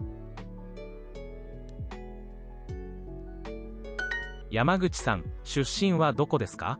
山口さん、出身はどこですか？山口さん、出身はどこですか？山口さん、出身はどこですか？はい、ニューヨークは賑やかです。はい、ニューヨークは賑やかです。はい、ニューヨークは賑やかです。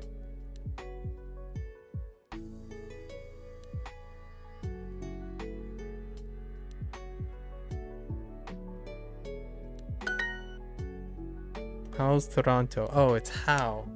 Right. How. That's do. Toronto. トロント、 Toronto. Oh no.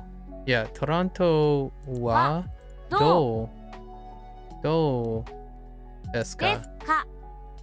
Toronto wa do desu ka? Sure, there's a right? 京都は小さい都市ですか？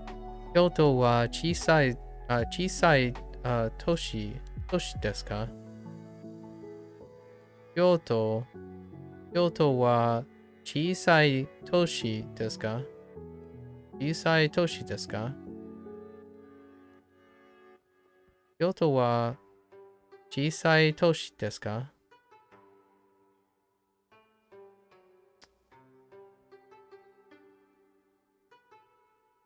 Is Kyoto a small city? No mo's. Are you from Toronto? Okay. Toronto. トロント、 Toronto. 出身ですか？ですか？ニューヨークは小さい都市じゃないです。ニューヨークは小さい小さい都市じゃないです。ニューヨーク、ニューヨーク、ニューヨークは小さい都市じゃないです。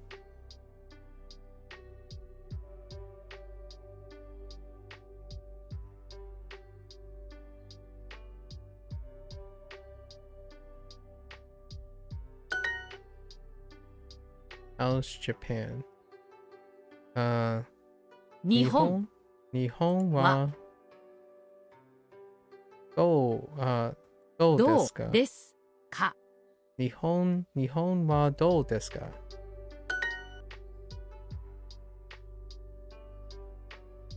Mr. Tanaka, how's New York? Mr. Tanaka. 田中、 Tanaka-san. どう、あ、どう、さん、田中さん。ニューヨーク、ニューヨークはどうですか？ですか？ How's America? アメリカ、アメリカ。keep thinking. まあ、アメリカはどうですか？どうですか？ Oh, all right. It's quiet. 静かです。静かです。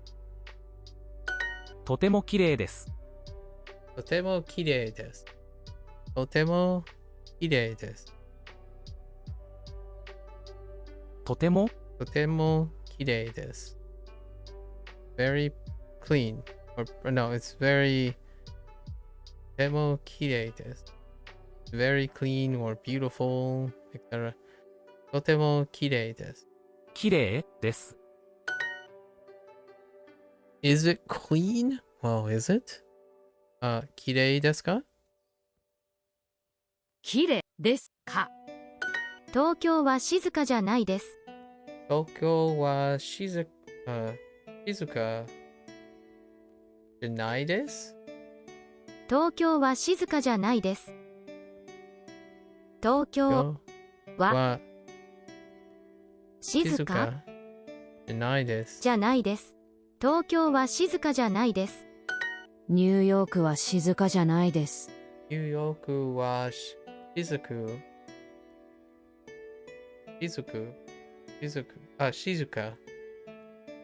I've been mixing up the kana. ニューヨークは静かじゃないです。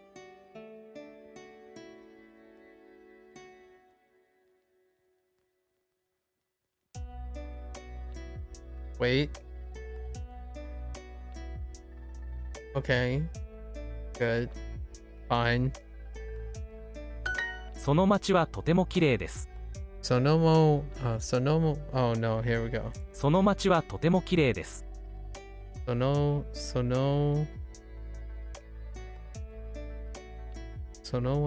町はとても綺麗です。その町は綺麗です。綺麗です。その町はとても綺麗です。その町はとても綺麗です。その町はとても綺麗です。とてもその町はとても綺麗です。Okay. 地図。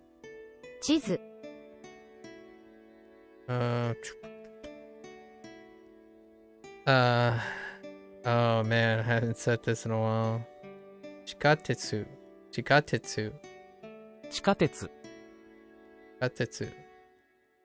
きれい。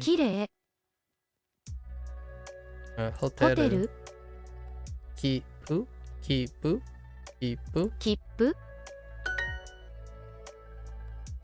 Anna is Kyoto quiet. Alright. 3、京都、Sorry. 3、花、花さん。京都、京都は、静かですか？ですか？私とてもとてもコートコート地下鉄地下鉄ここその町もとても小さいです。その町もとても小さいです。その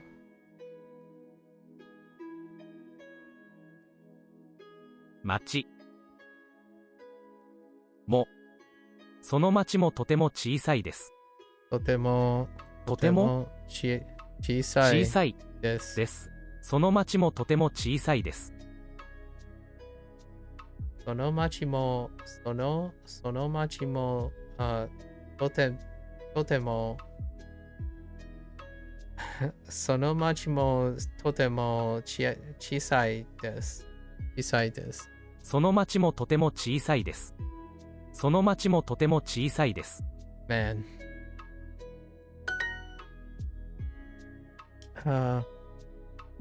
パスポート。私ここホテル静かケンさんは小さい町に住んでいます。ケンさんは小さい町に住んでます。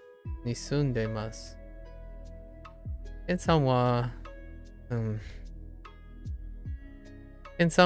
小さい町に住んでます。ケンさんは小さい町に住んでます。Okay.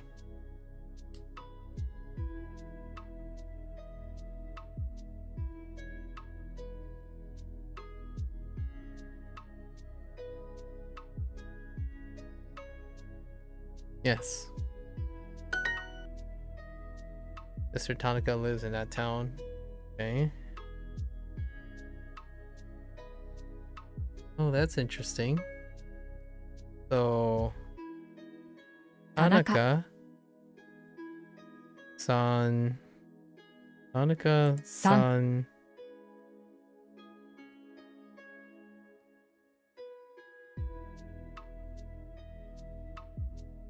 Wait.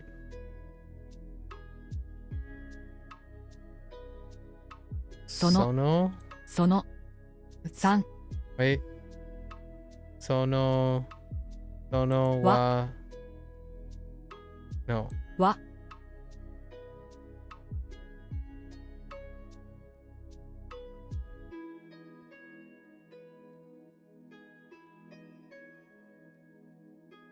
Wait.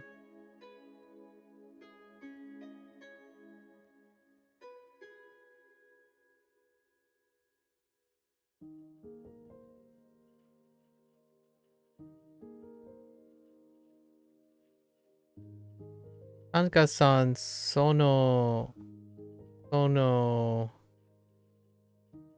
machi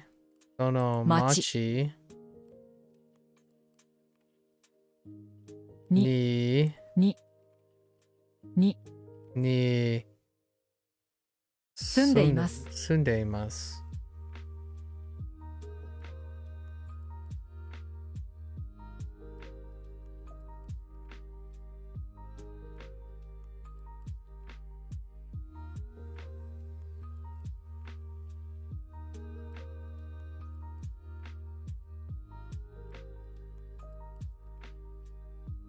This is a little bit off. Something's off with this. What else we have? Wa.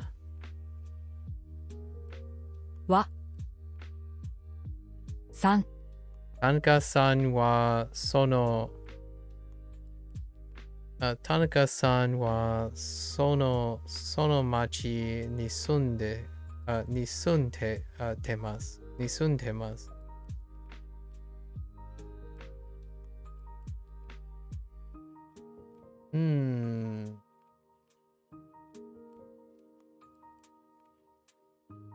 その町に住んでます.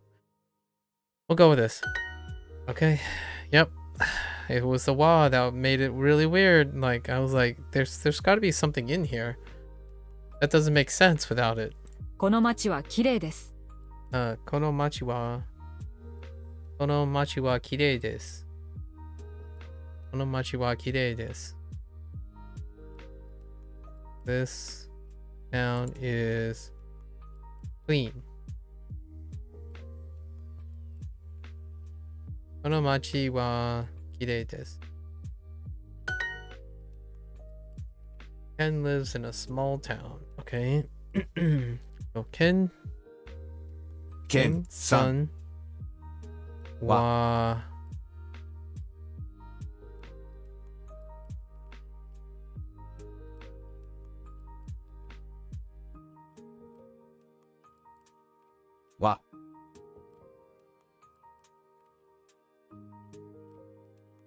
は Yeah, Ken-san は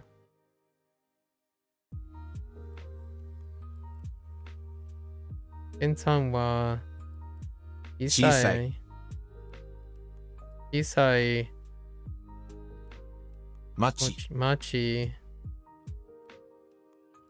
町に住んでいます。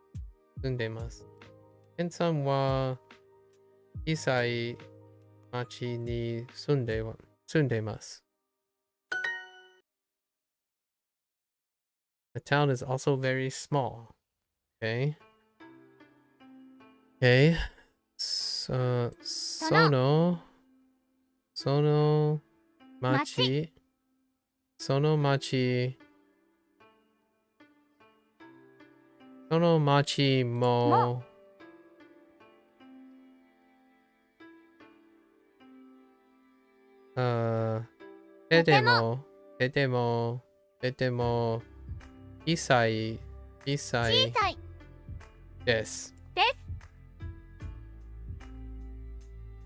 その町もでも小さいです。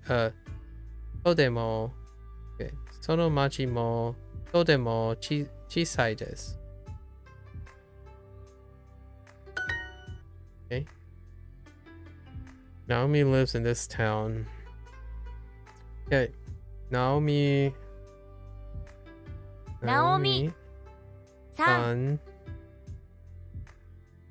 は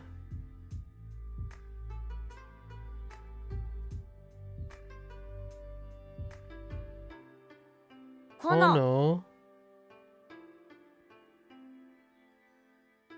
町に住んでいます。ナオミさんはこの町に住んでいます。Yikes. That's a little I'm not even sure if I understood what I'm doing right now. I'm not quite sure if I'm sorting all this stuff out in my head. I'm like saying it, but I don't think I'm really constructing it properly. Not at the moment. I really need some time to sort this all out in my head. It's like I'm doing it, but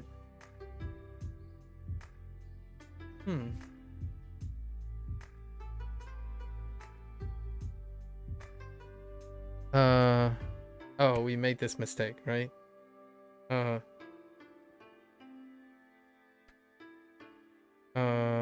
What? Hajimashite?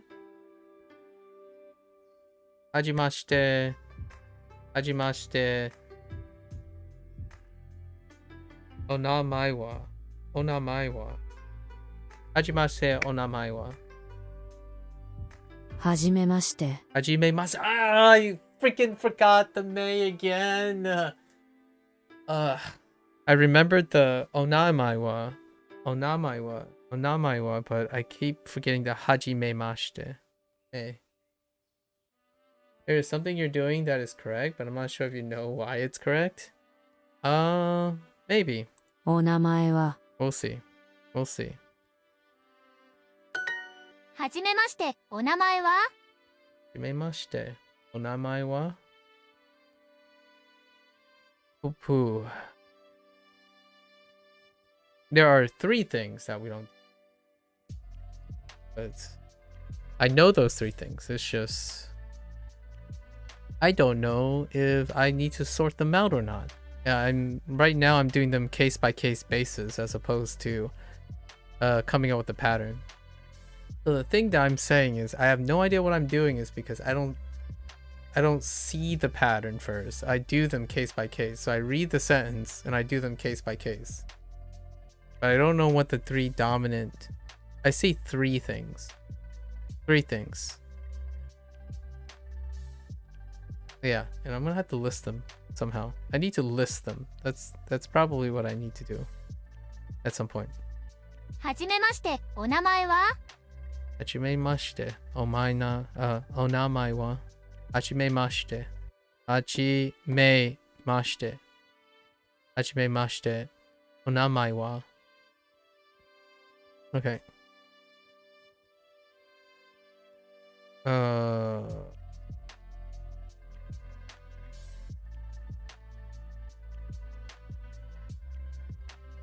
Second contractions.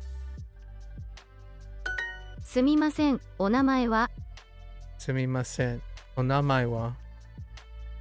すみません、お名前は？ニューヨークも大きい都市です。ニューヨークも大きい。ニューヨークも大きい都市です。New York is a big city. I see you, Mo. I see you. ニューヨークも大きい都市です。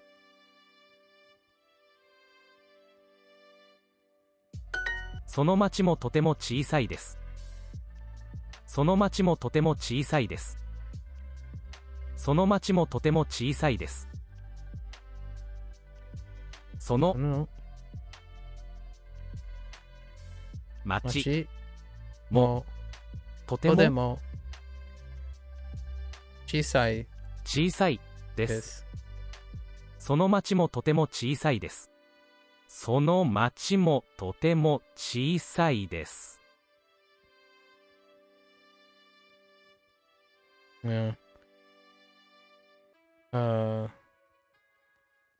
What does this say? That is a very small city. Or that's a very small town. That is also a very small town. 花さん、出身はどこ That で is すか？ also very, yeah, small town. Machimo. What were you saying? 花さん、出身はどこですか？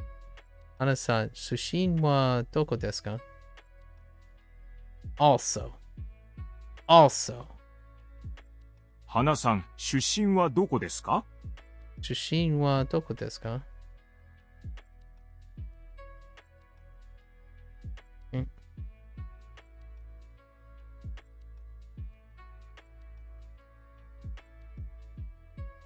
Sushin wa doko desu ka? ニューヨークは綺麗ですか？ニューヨークは綺麗ですか？ニューヨークは綺麗ですか？ニューヨークは綺麗ですか？この町も賑やかです。この町も綺麗。この町もにかやかです。にぎやかです。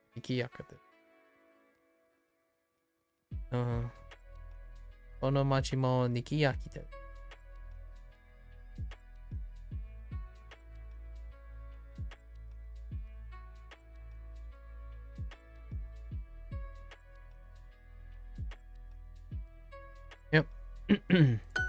その町はとても綺麗です。その町もとても。とてそのも。町はとても綺麗です。おう。その町はとても綺麗です。その町は、そのその町町はは、綺麗です。Or did you say that? Yeah, no. Wait. その町はとても綺麗です。とても綺麗です。とても綺麗です。その町もその町はとても綺麗です。その町はとても綺麗です。Hana, where are you from? So, Hana-san, Sushin はどこですか？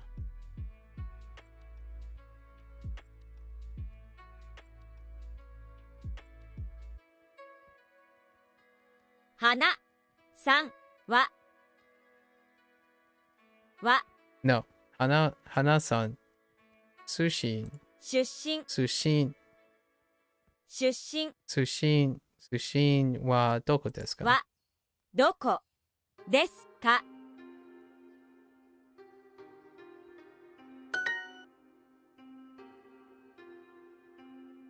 田中さん、出身はどこですか？田中さんは Oops. 出身はどこですか？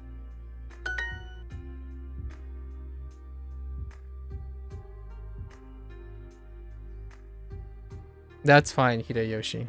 That's fine. I said both. One back to back. It's very lively here. Okay. So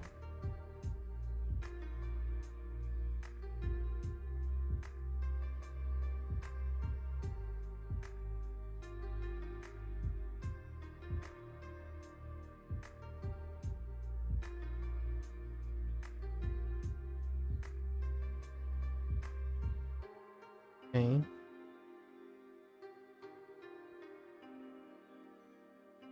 とてもにぎやかはここで。ですす。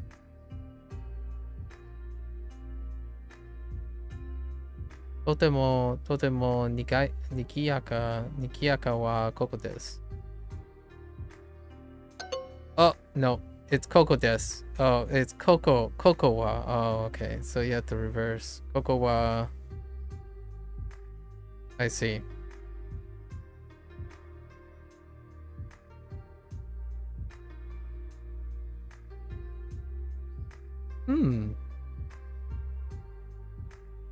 Okay. ここは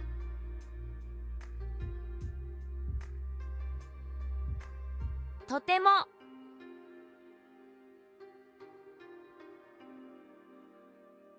にぎやかです。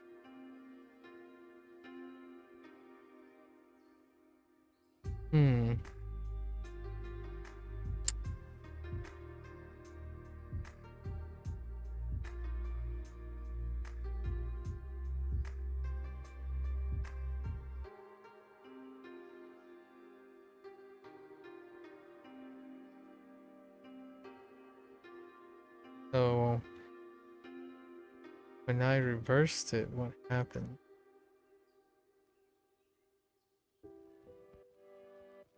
Oh, yeah, I see it.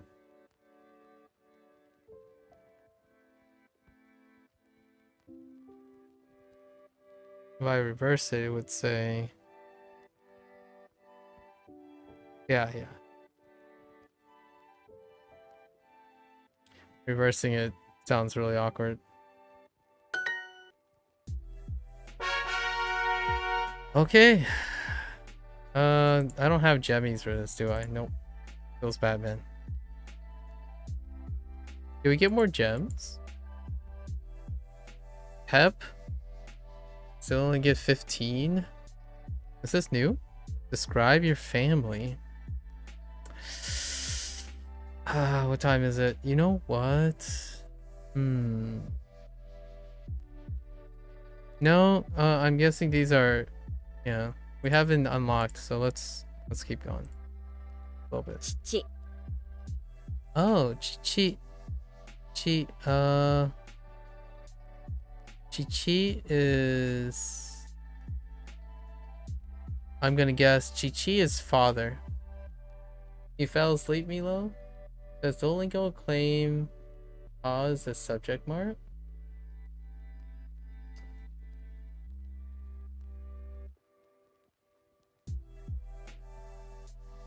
I mean, yes and no.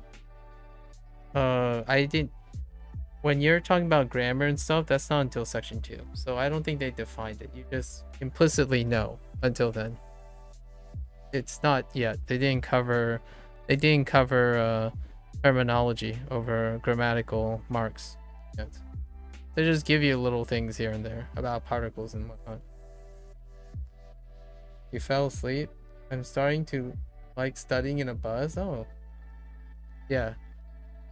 Oh, and it never does, Indy? Does it never explain that? Wherever you are? Indy's in section... Indy's farther than I am, so... I don't know what comes after. But it didn't yet. I know it hasn't yet. That's all I can say about that. Chichi. 父 Chichi. I'm pretty sure that... Chichi. I'm pretty sure this is father. My father. Specifically, my father. Watashi no, I guess. Watashi no chi.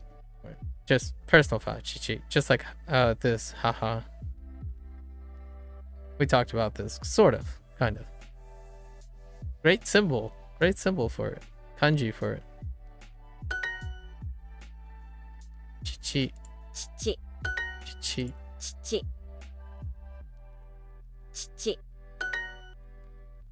父 OMG. And then, haha, right? Haha, we made that joke before. Haha. 母 Haha. Chichi. Haha. Family.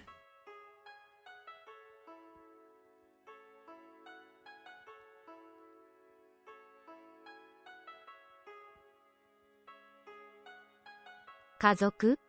家族。家族。家族。家族。家族。家族。家族。家族。家族。家族。私の家族は小さいです。私の家族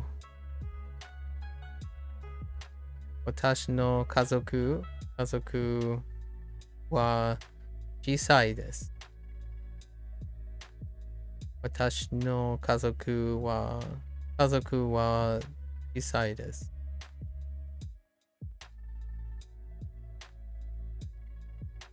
My family is small. 私の家族は小さいです。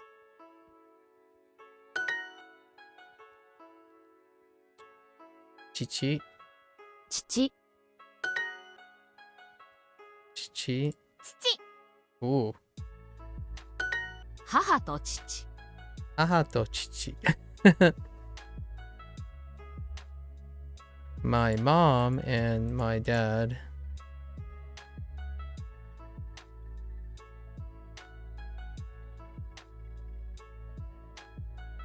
Well, I didn't ask, Indy. I didn't ask. Hideyoshi did.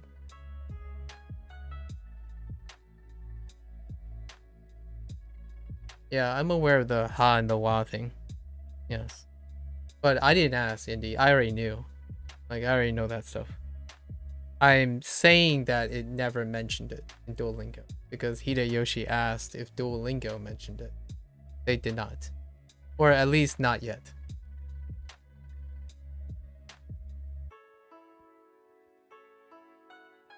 My mom, 母と父。その人はエンジニアです。その人はエンジニア。engineer. Interesting. Engineer. Wow, they just throw in engineer in this. I guess you're describing people. Engineer this. Interesting that they picked engineer. Huh. その人はエンジニアです。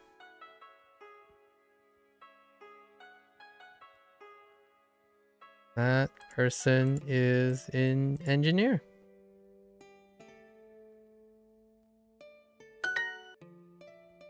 Engineer.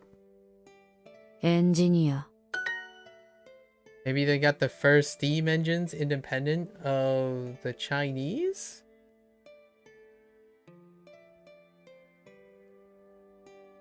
A train engineer? Interesting. Yeah? That could be it. 田中さんも忙しいです。 I don't know enough about steam engines.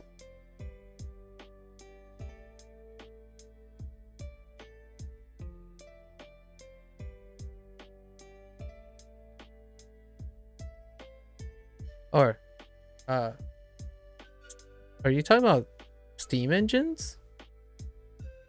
I don't think that's accurate, but I think that's contestable. Right? Pretty sure that's contestable.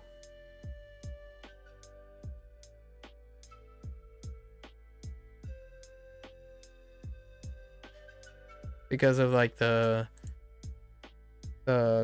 middle, like the Egyptian period and whatnot. Oh, you assume engineer comes from engines? Oh, that's an interesting question. I don't actually know the English word, the origins of the engineer, the word engineer. 田中さんも忙しいです。田中さんも忙しいです。田中さんも忙しいです。忙しい。忙し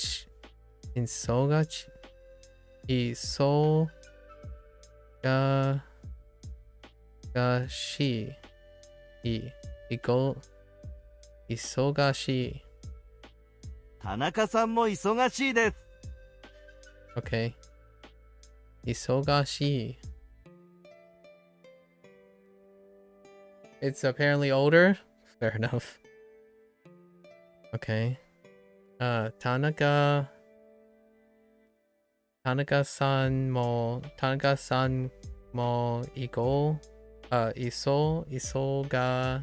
忙しいです。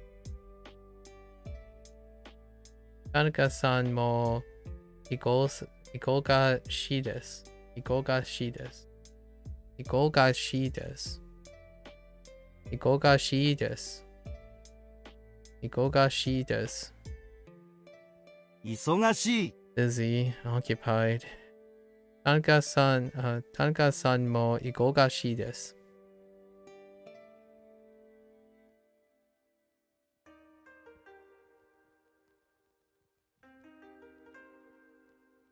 I'm not gonna get mold this time. 田中さんも忙しいです。忙しいです。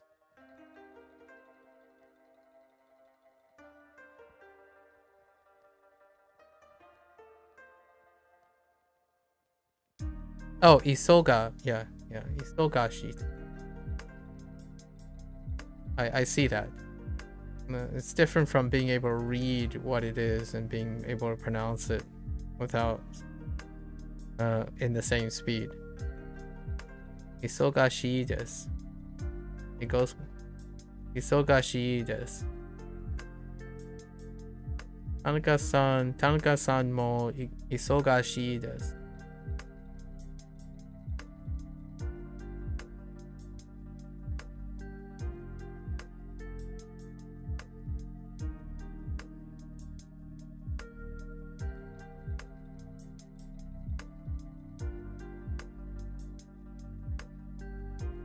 What answer?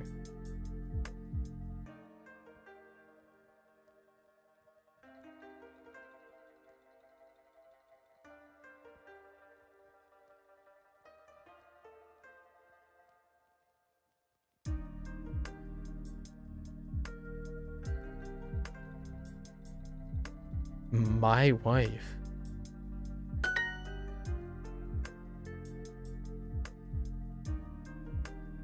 Oh. Oh. Huh. So it does accept when you don't use the honorific thing as well. Interesting. 花さんは忙しいです。花さんは忙しいです。花、これ、whoops. これ。さんは、忙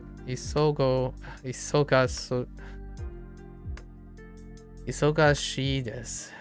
忙しいです。です。花さんは忙しいです。忙しいです。忙しい。忙しいです。花さんは忙しいです。花さんは忙しいです。花さんは忙しいで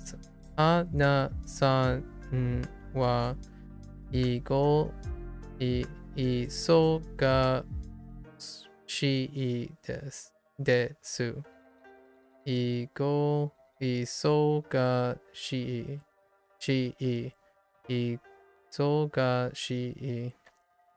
忙しいです。I keep trying to jump to が。母。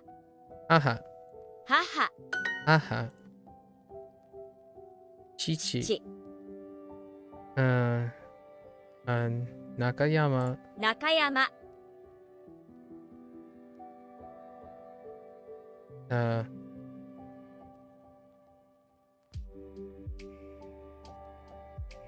I'm guessing this is the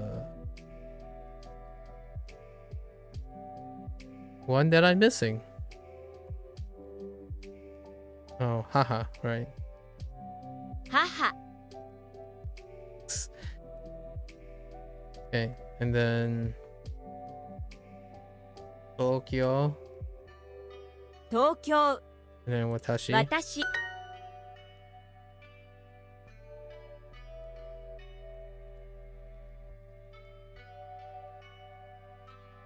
So, 花さんは忙しいです。忙しい。忙しいです。です。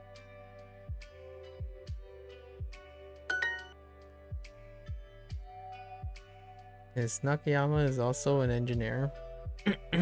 Okay. What is this?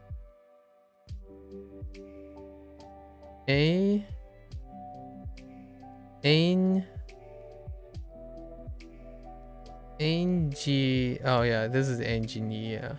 Yeah, engineer. Right. This is what I'm looking for. Engineer.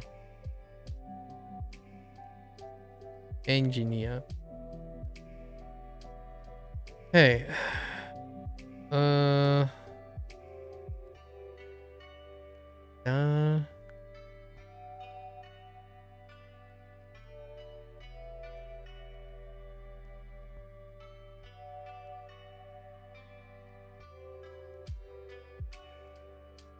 大学生。大学生。大学生。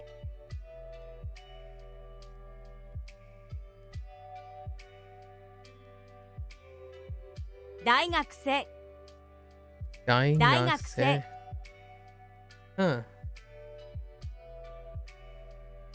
中山。中山さん。さん。も。エンジニア。エンジニアです。です。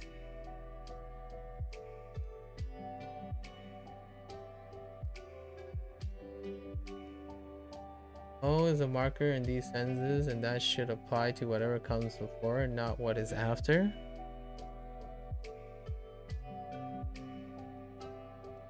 Okay.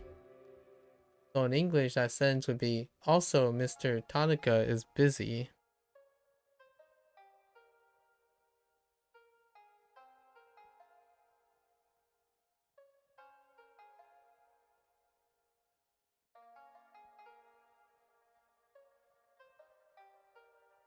That's a fair point.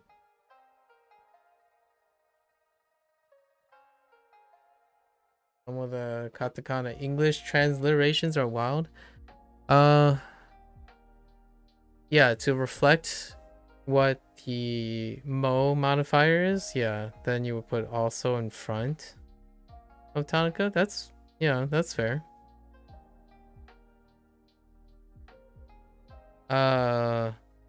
Does it express the same thing in English? What is it trying to express?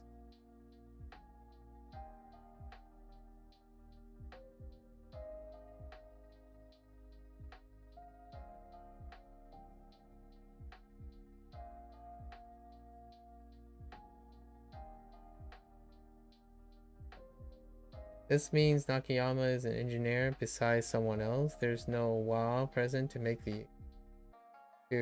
mark the other. Oh, yeah, that's fair. I mean,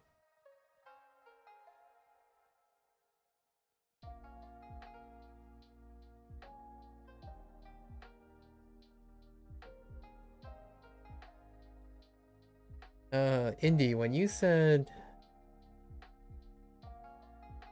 the mo is a marker in these sentences, and that should apply to whatever comes before it.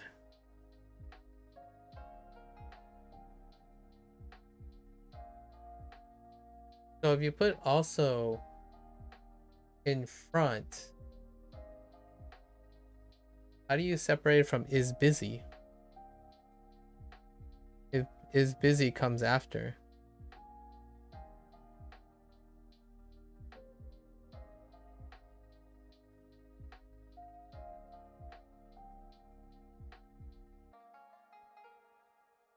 Ms. Nakayama Isaga is an engineer and something else. A teacher, maybe. Yeah. I'm still talking about the mo, but I don't understand how that answers my question. Oh, you're talking about the previous thing.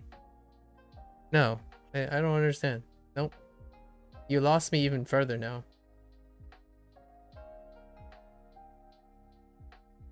So,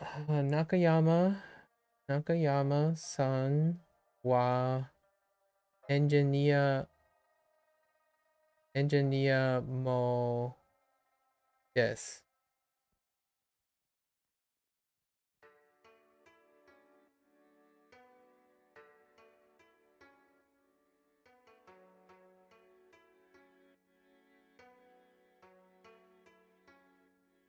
I have no idea what that has to do with this.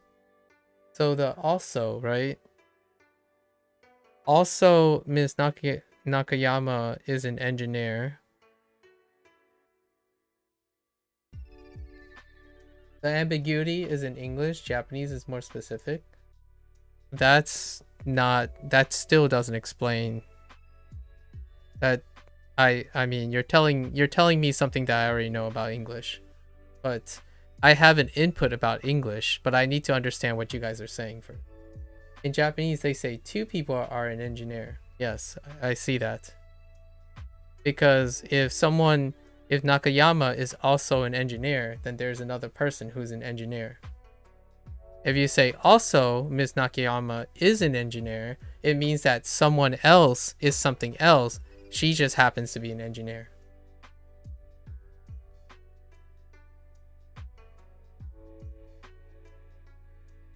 In Japanese, they say two people are an engineer. Yeah. So not Ms. not Ms. Nakayama is two things. I know. So I still don't understand how that ties into the whole Mo thing. So what does this end say? Nakayama-san is also like, so this says Nakayama-san because where the Mo is, right, is where the wa should be. I get that.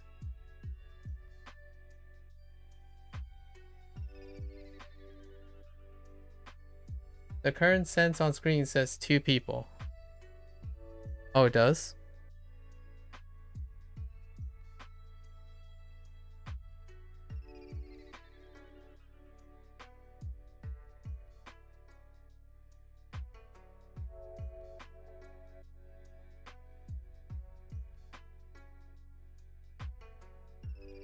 And then somehow this says it's 1 person? です Whoops. I can't move です these blocks. エン Why ジ are ニア these blocks? さんも Oh my gosh. もです Oh my This. god. Please. です So you're saying this says 1 person. For 2 jobs, the mo changes to ha, then mo goes after engineer.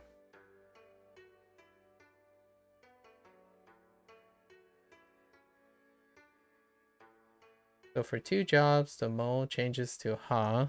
Okay.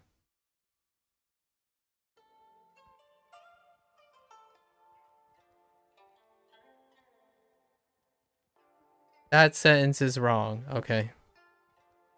も3中山 I know I don't have a wa to select. That's why that's why your advice is that's why what you're saying is absolutely confusing to me.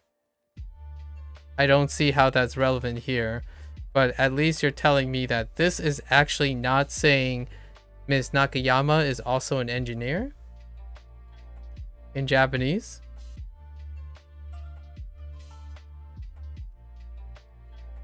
Because it is.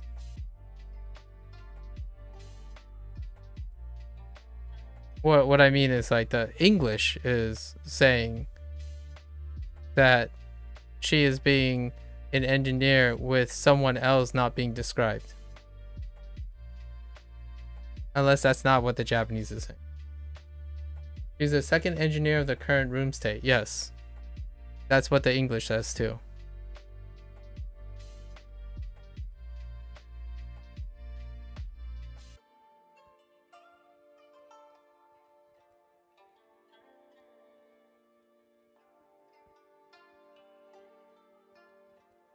Yeah, I know it. Okay, guys, you need to calm down. It doesn't matter. Right now, I can't know something that I'll learn later, nor can I learn something now. The current state of what you guys are saying is based on what's on my screen, right? So this is saying that Nakayama-san is 1 thing or 2 things. The question I'm asking is because the English is not saying the same thing to you guys as it is saying to me. I'm having a problem with the English. So this is saying 1 thing. The English is also saying 1 thing. So the reaction I'm having to Indy's comment about putting also in the front of the sentence, that's an interjection. It's no longer a modifier. It's an interjection for the entire independent clause. So if you put also Ms. Nakayama is an engineer, that means something different from Nakayama is also an engineer. So I was curious if the Japanese was saying something different, because I wouldn't phrase it as also Ms. Nakayama is an engineer.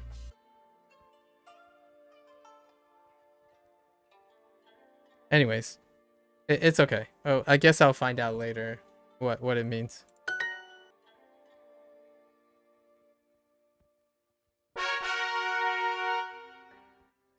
That's what I mean by Hideyoshi, I know English is imprecise. That's actually my mantra about English. But in this case, English is actually very precise. When you put also, like when Indy said putting also in front of the sentence, it actually means something very different than putting it in the middle of the sentence. At least to me. So, I don't know. That threw me off for a loop. I just don't understand that. How it should be also. So I didn't get what Mo was doing, basically. 4 Oh, okay. Yon. Is this like 4 Yon? Children? I don't know. Let's find out what it is. Or not. Not yet, I guess. Uh-huh. 母 Chichi. Tokyo. 東京 Tanaka. 田中 Yon. 4 4 Okay. 4 Oh, Yon is 4. 4 Oh, right. 3歳です。 That's right. Because Indy mentioned this a couple days ago.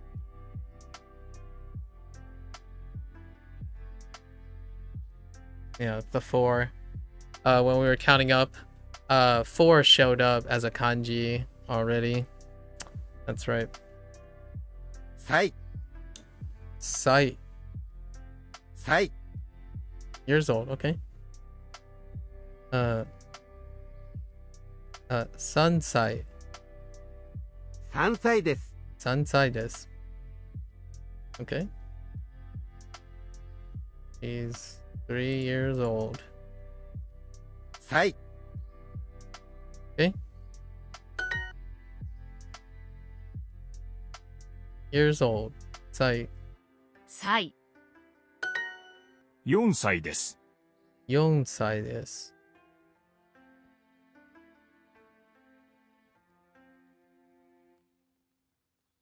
I have a question, Indy. Do they introduce all the numbers like after like 2 or 3 units? Do they give you the rest of the numbers all at once, or do they continue to just add one number at a time? Where you are, did you get like 5, 6, 7, 8, and 9? And 10, probably?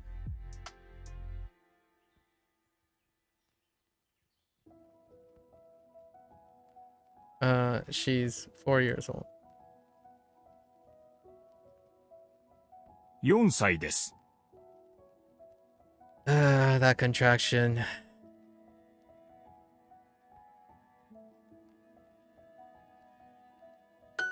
姉は優しいです I know where I am. I don't even get the hiragana. Oh, interesting. Okay. Wait, how many numbers do you have for kanji? Like, oh, well, how many numbers do you even have? They might give you 10,000s for the shopping parts. Oh, that I can see that. Yeah. 姉 Ane. 姉 Oh, we just talked about this, right? Indy. 姉 Ane and One. Or, yeah, Ane. Ane and One. 姉 Older sister and older brother.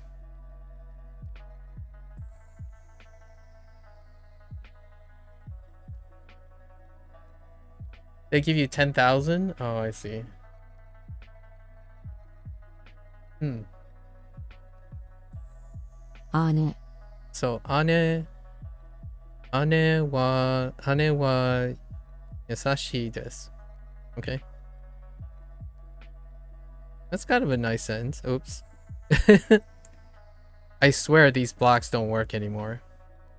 These blocks, like these sliding blocks, they just don't work anymore.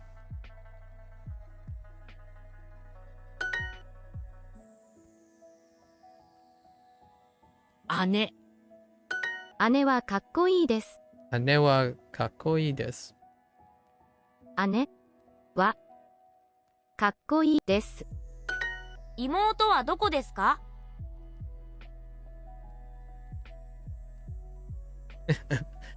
The English. 妹。妹。妹。Oh, okay. 妹。妹。妹。妹. They just went straight for the sister. What happened to our brothers, yo? I'm sure we're gonna get them right after this, but...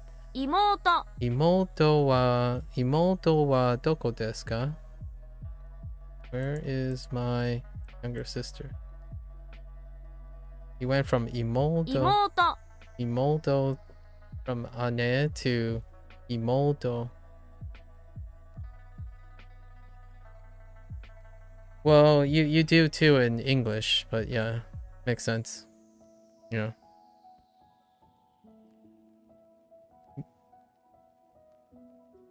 These words are specific when talking about siblings. The first one shouldn't have taken sister. It was specifically older sister. Oh, yeah, my bad. Yeah. If I forgot older sister, I already knew it was older sister, but yes, I understand. 妹。妹は可愛いです。I have a deep cut for you, Indy. Was I translating it, or was I using Japanese? Because if I was translating it, it doesn't matter. That's the deep cut here. Because in English, most people don't do that.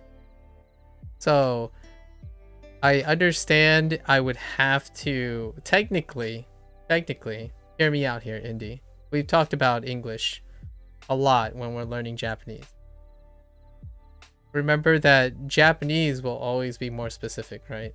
But I don't remember if I was translating it or I was actually writing in Japanese, because I can't possibly write it in Japanese in any other way. But in English, you can actually, because most people don't use modifiers.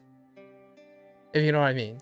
If someone said, my sister is nice, that sister can be both older or younger, or the same age, or my twin. In English, you don't specify, and that's cultural, but you wouldn't 100% have to say older or younger. Yes, exactly. I mean, that's the whole point. That's what I mean. So, that was a deep cut. It was a meta thing. Like, if you were being really technical, right? If you were being really technical, technically, when you say your sister, English implies that they're either older or younger or the same age, like all of the above. It's kind of like using a counter, right? Our discussion about counters. So if you really wanted to say, was it acceptable? Technically, yes. But I totally get that it said older sister, and I totally forgot to put older sister in there. For sure. If it was 1-to-1. Yes. Just saying. I'm being a little cheeky about this, because if we're gonna get really technical and really specific, the irony here is, if you want to really embrace English, then it really actually doesn't culturally matter as much. Obviously, I did it wrong, quote unquote wrong, but that's a little funny little jab. 妹は可愛いです。 Because if I were to expect that in English, then man, do a lot of English speakers speak poorly, which they don't, right? At least I don't think. 妹は可愛いです。 Imoto. Man, just went from ane to imoto. Yeah, you just don't expect it in English. I say it all the time though. I do. So, you know, when someone asks, "Oh, do you have siblings?" I say, "Oh yeah, I have a sister." Period. She's about the same age as I am. She's 9 months younger than me. Right? Instead of saying, "Oh, I have a younger sister." Most people don't like even go far to that. We're just lazy. But I totally understand though. I definitely would have marked myself off for that if I were trying to capture the Japanese meaning. Oh, now that we're on that topic, when you say the formal, like someone else, like One-san, is that always older as well? Like you know, the it's always older? Okay. Okay. So it can never be. So here's the funny thing. So it can never be kun, can it? Or it can, or chan, right? Or no, wait, how does that work then? So if someone is younger than you, but oh, I guess you're referring to someone else's. You could be referring to someone else's. Oh, okay. One-chan is specifically a sister that came before you. Oh no, One.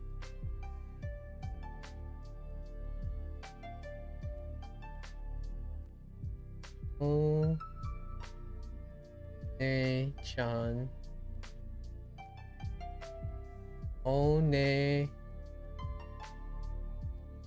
One-chan, right? One-chan is specifically a sister that came before you. I see.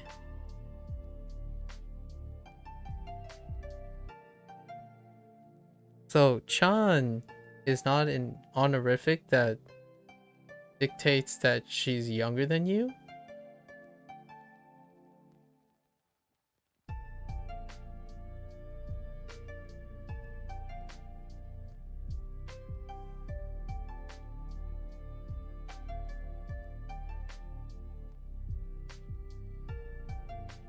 Okay. Good enough, yeah. I understand. Came before and after. Got it.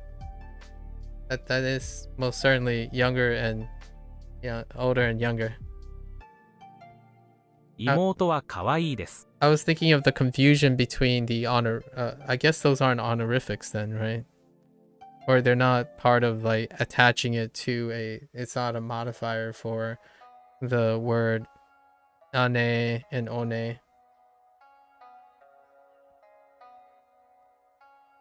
妹は可愛いです。 Definitely my misconception for the longest time. I'll have to relay that to peeps, right? I've always confused it actually. I just assumed that it meant it's a modifier for either an older or a younger sister.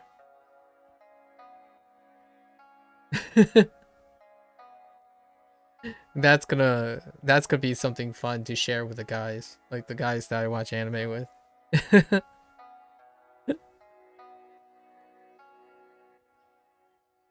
妹は可愛いです。妹は可愛いです。頭がいい。頭がいい。What? Oh my gosh. What is this? 頭がいい。頭がいい。頭がいい。Wait. Why does that sound kind of... Well, atama is...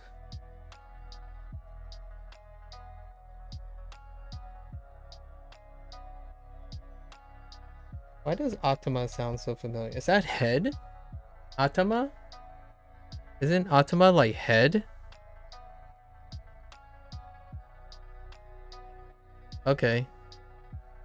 Gai.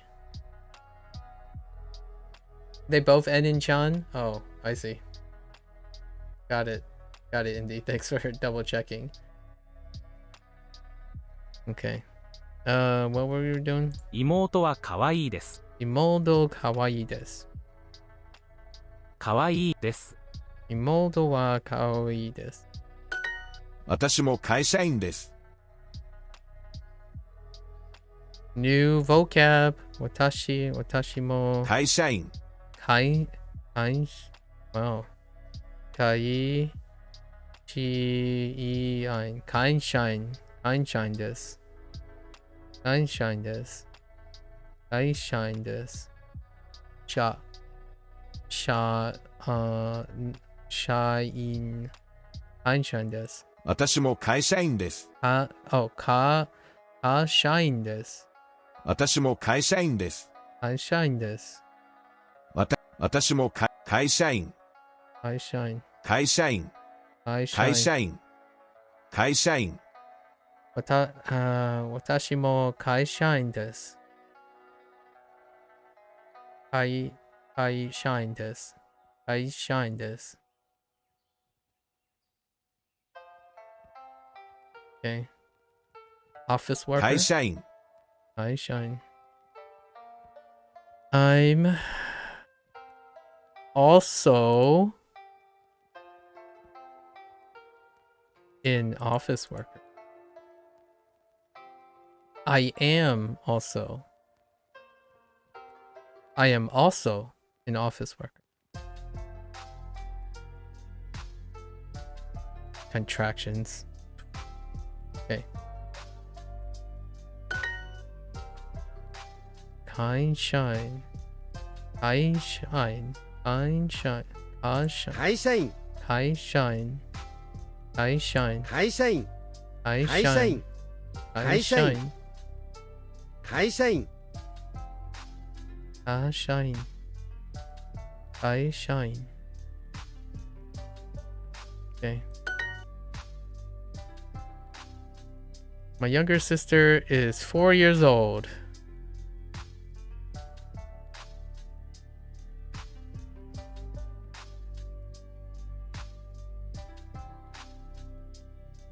Yep. That's all I can get. Pronunciation comes later. My younger sister is 4 years old. Is that just accent? Probably. I shine. Yeah, that's the anything that has like the I have a very specific like hold on the in, an, on. Yeah. That's the accent. Yeah. So the bear, I like. Okay. Hear me out, Indy. The one that we imagine, Indy, I think the one that we imagine is this guy. This guy's okay. The baby is okay. Yeah, Kaishain. Yeah, Kaishain. Yeah. So the bear. Aisha. Yeah, his company. So the bear. Okay. I have a real big deal with this. This guy I think sounds the most like middle of the road. I think this guy is general, right? But then you have the mustache guy. The mustache guy, the bear, and the guy with the head wrap, right? Those three.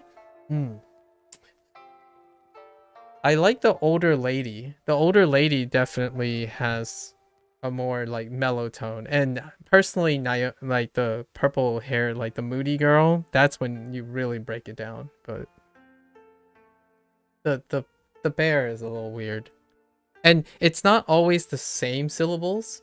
The guy with the mustache and the guy with the head wrap, G's are really weird, but the bear is okay.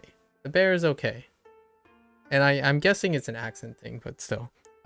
According to other people, though, according to some of the people around that I've been seeing their, opinions and sampling their Duolingo thing, they argue that it's wrong. Okay? So I would take everything I say with a grain of salt. I just pick whatever I like, right? I want to do the English thing. Sorry, Japanese people.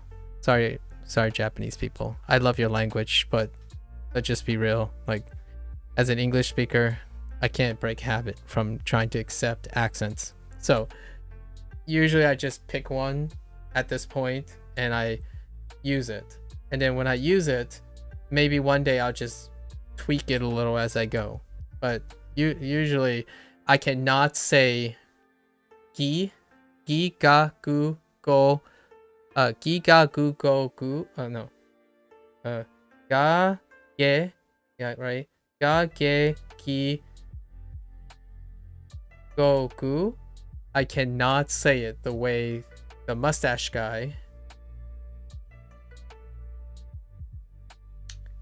That's the Japanese order. So I'm saying it in the English order. Just so you know. So most people say ga gi gu ge go is because a I U E O are listed in that. But I swapped the order because I'm trying to get the English order, which is ga ge gi go gu, which is A E I O U, right? So yes, I know you wrote it in the Japanese order. It's fine. The idea is that those guys, I don't even know what G sound they're making. Here, we'll find it. I'll find it. I'll find an example. I don't even know what their sound is that they're making. It's like a nya, like a yo, nyo, nyo, like a Italian pasta, gnocchi. It's like gnocchi. Whenever they're saying it, it's almost like they're gnocco. Yeah, gnocco. It just feels like there's something caught in their throat, and I just don't get it. Every time I hear it, I still can't get it. Like I can't even imitate that sound. I turned it into a ni, so like it's nasally, like it's like nya nya ni nyo nya ni nyo ne ne no is how they're saying it, or at least I think. Weird. Do you ever remember, I don't know if Hideyoshi, initial hard G, middle nasal G? I see. I don't know if you are ever taken like English stuff, Hideyoshi. There's always this one test way back that they use like a language thing where they do the nya no nya, kind of like nya no nya, and then when you hear all of them, they just sound the same. And I've never really been able to dissociate them. It was a language that does that a lot. And in high school, I think it was in high school or English class or something, there was a tape that was played back on like 10 or so sounds, and like half of them sound the same thing, but they are clearly different, apparently, which I can't tell. And it deals with that same sound.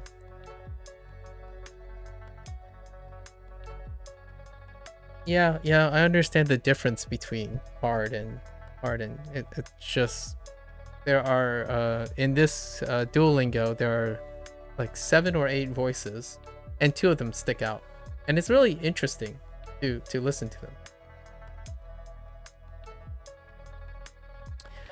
them. My younger sister is 4 years old. I've already forgotten what younger sister is. Oh, there it is. Imoto.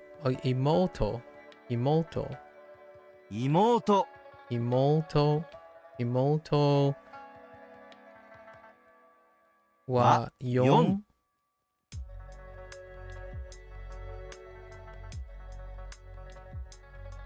Sai. Des. Imoto wa 4 歳です. I'm also an office worker. I've already forgotten what office worker is. It's really long. Just gotta practice. Okay, watashi. Watashi mo. Let's look at these. That's not it. This is living in. Nisung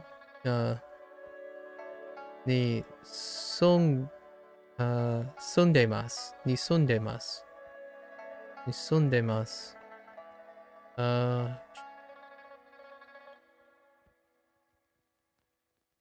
this one? Oh, we just went 会社員、会社員。会社員、Wait. 会社員、会社員、会社員、会社員、会社員、会社員、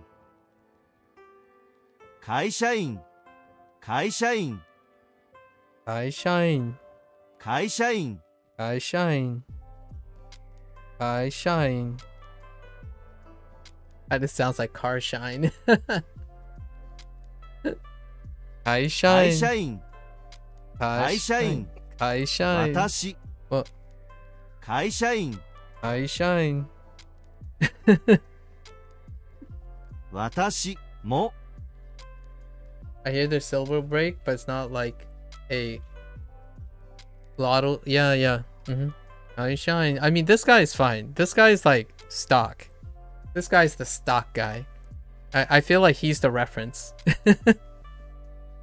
私も会社員。会社員、会社員。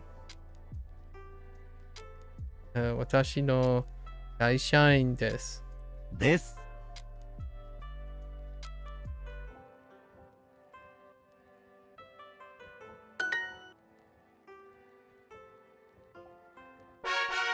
I can't wait to hear what the other guy, how the other guy sounds. Go. Go. Go. Go. Wait. Go. Go? Okay. Oh. It's go. Go. Go. Go. 5歳です。5歳です。I can get behind that.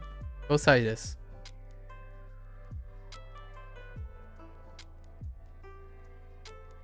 Go.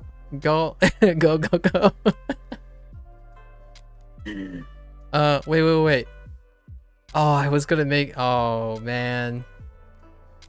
I was gonna do something with mom. You could really make some funny sentences with mom. You can make some... Sorry. Well, he is 5 years old. I mean, look at this kid. Do you think this kid's 5 years old? I mean, this kid speaks better Japanese than I do at 5, so that's kind of a little sad.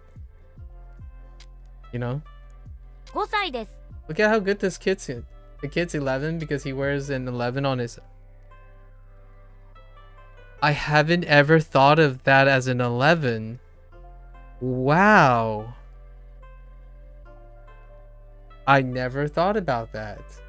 I actually didn't think that was an 11. That is an interesting way to look at it. Yeah, I never thought it was an 11. That's crazy. Still speaks better Japanese. 5歳です。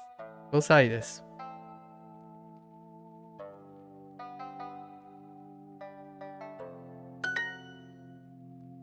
兄は先生です。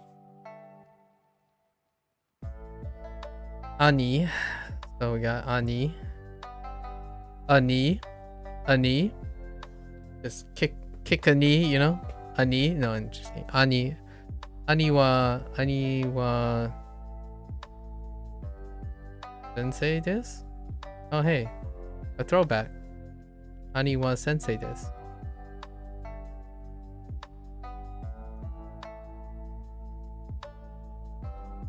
You see what they did there? Look at this. Look at this tomfoolery. Indy, look at this tomfoolery. They give you my younger brother in one box. And the thing you're looking for is my older brother. Look at this tomfoolery right here. What do you think? What do you think Duolingo people are? Lazy?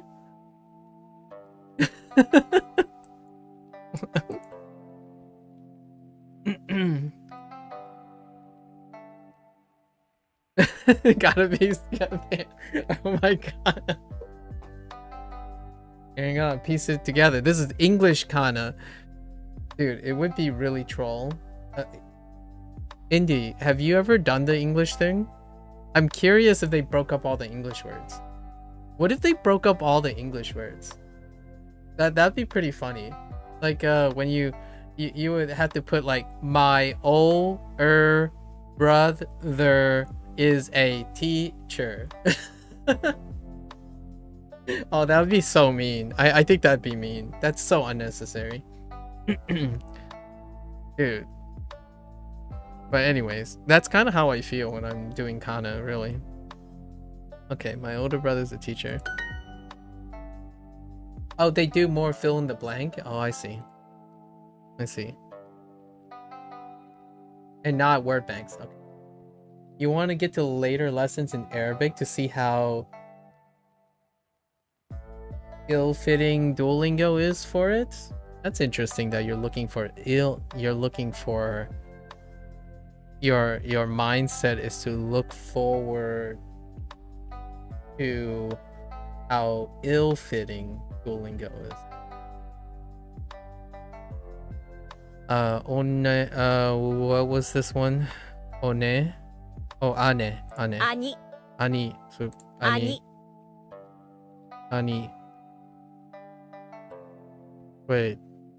Ane and ani. Oh, yeah. Ane and ani. 兄は京都に住んでいます。兄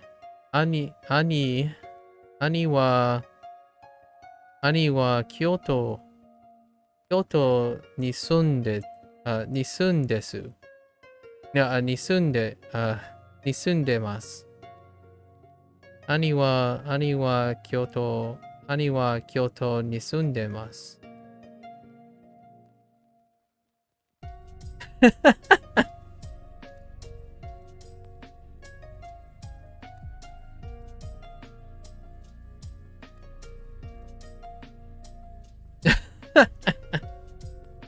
My younger brother and one.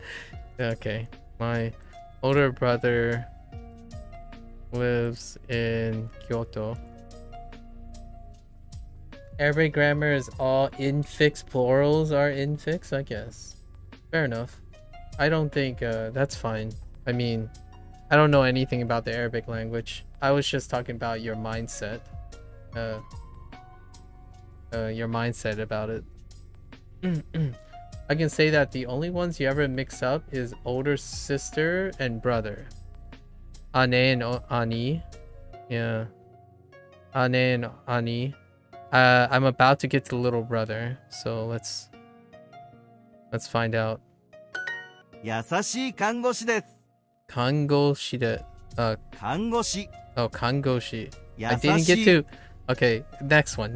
It's gotta be the next one, right? 看護師。看護師. 優しい看護師です. Interesting. A nice nurse.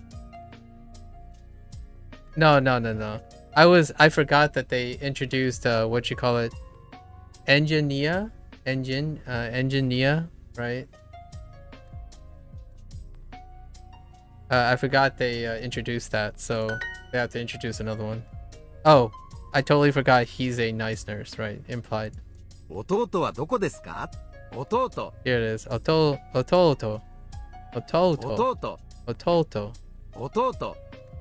And promptly, I have already forgotten what older sister is. It'll come back to me. Ototo wa doko desu ka?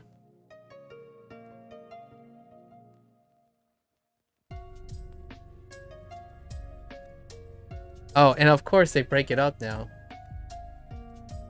Look at this. Look at this. Look at this.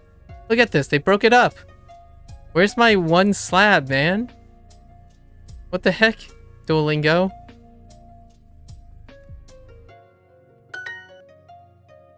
Ototo.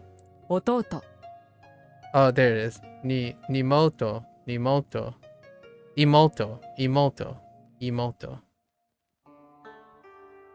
Ticket. Kipu.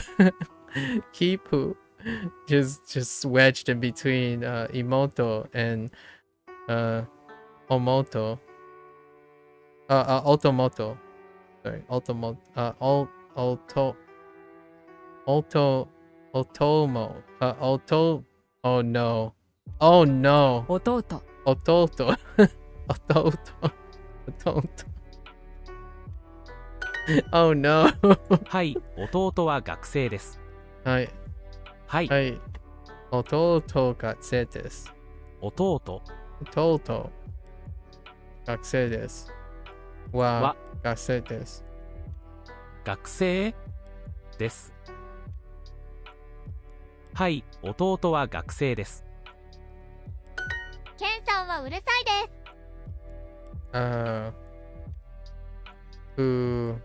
うるさいです。うるさい。うるさい。うるさい。うるさい。Noisy, loud, and annoying. うるさい。うるさい。 Okay, well, there's a word うるさい。 that I'm gonna not commit to memory, but うるさい。うるさ Okay. い。うるさい。Okay. ケンさんはうるさいです。Noisy うる is. さい。 I can get behind うるさ noisy. い。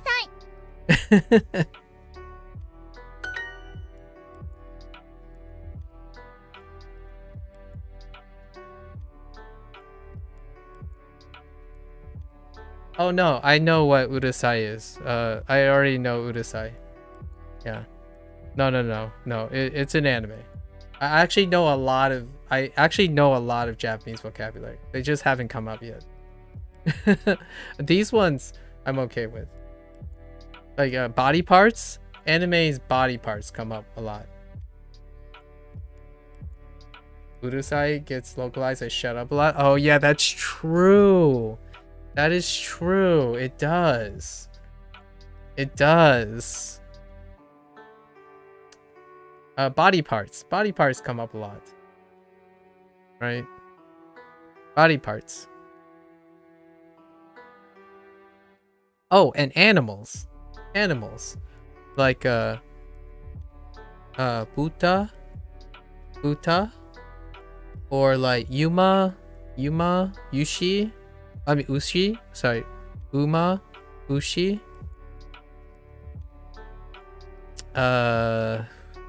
Body.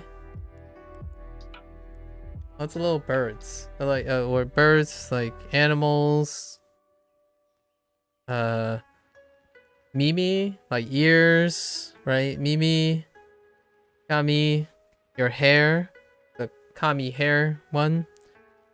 Lots of body parts come up a lot.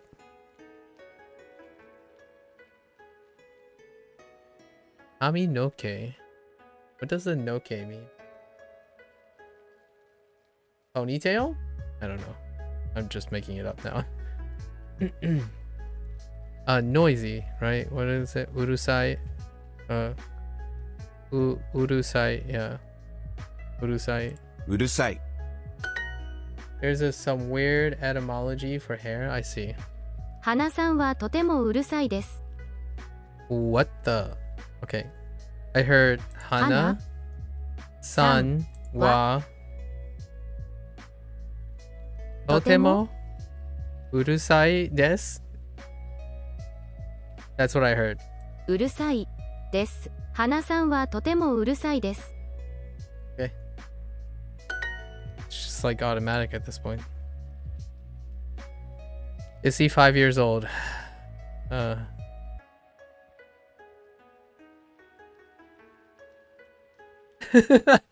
Hana really should shut up.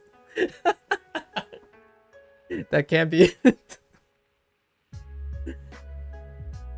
How do you say okay. Someone tell me, how do you say you are really annoying politely? Like what I mean is, what is the politest way you could, add the Japanese politeness and just say, man, you are really annoying, but just really politely. How do I say that? Like how you add the politeness to respectfully, you are incredibly annoying. You know? Something like that. I think that's kind of fun. Yamete.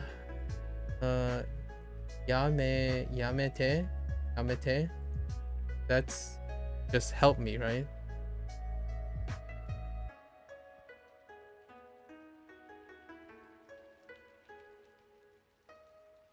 Indy, what's wrong? Are you telling me to help you, or? Is he 5 years old? Okay.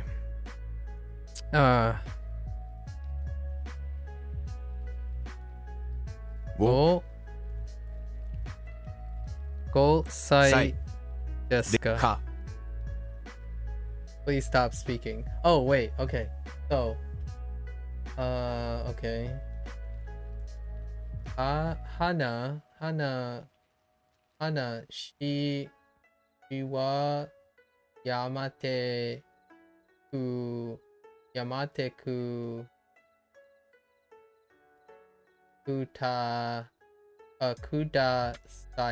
kudasai. Oh, yamate kudasai. Okay.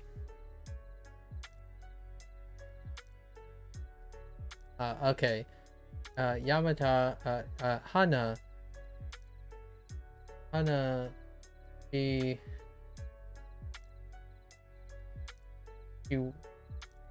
how do you say that? She wa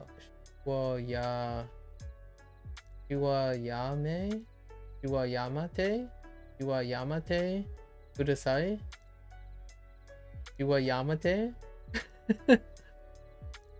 Yamate. Okay, that sounds pretty nice. I think it sounds like a nice sentence.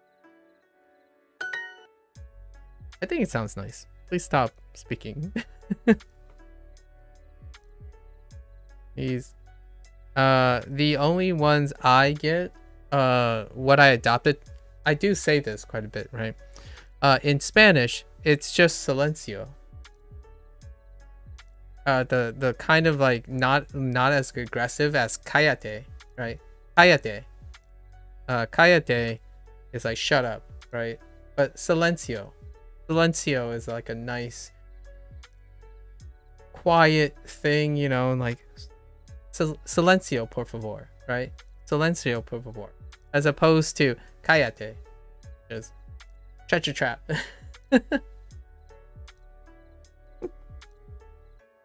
The only way I remember these is because in high school, occasionally, my my teacher had to calm the kids down so she can, you know, she can sway from silencio to cállate very quickly. You could pull the Japanglish way also. Oh, what's the Japanglish way?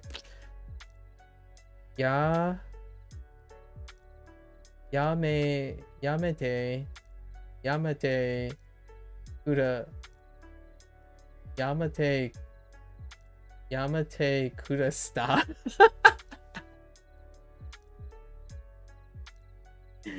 That's funny. I like that. Yamate kuda stop. Just stop. Yamate kuda stop. That's great. I love that. That's so good. Yeah. This is why people should learn more than one language. This is why people I know some people might frown upon it. Like I get it. Like if you want to not build bad habits, you shouldn't use broken stuff. That's fair enough. But when we're having fun, that's kind of the joy of learning more than one language. In my opinion. Sorry, in my opinion. He's a nice nurse. Oh, that's kind of sweet. Okay. Yasashi, I've already promptly forgot what nurse is. Let's go search for what nurse is. Yasashi, that's old brother. Ototo. Yasashi. 優しい Mitsu, let's map. Gakusei, student. We need this, des. Desu. Hangoshi. Wait. Hangoshi. 看護師 Kangoshi. 看護師 I think this. 大学生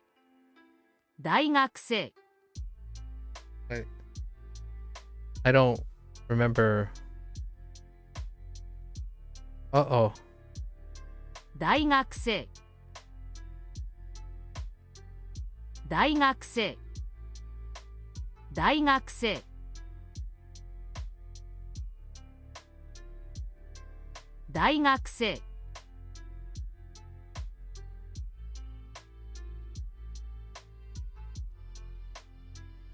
No idea. We'll find it later.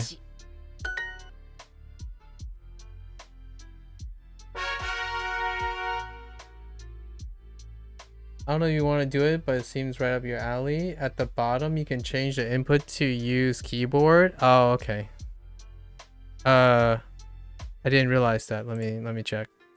6 At the bottom. Oh, this is Roku. Oh, Roku looks like a mage. A wizard. That's awesome. I think I'm gonna use Roku from now on. Oh, I need to use I feel like rebranding now. Roku? Dude, this guy looks like a mage. Oh, it isn't on that lesson. Okay. I'll take a look. The only downside to that is I would love to use a keyboard when you're doing the sliding thing, but most of the time I'm actually using the tablet to tap on the surface because I'm like going back and forth between handwriting and stuff. Sometimes I use mouse. Right now I'm using a mouse. Dude, Roku is awesome. 6 Roku. 6 Roku. 6 Look at this. This symbol is awesome. This kanji is amazing. Like all you have to do is you can like do a faded line here. Put 2 dots right here. Right? And then you put another faded line over here. Like wait. Like hold up. So you know, you got this, right? You can exaggerate it a little bit more to like stylize it, right?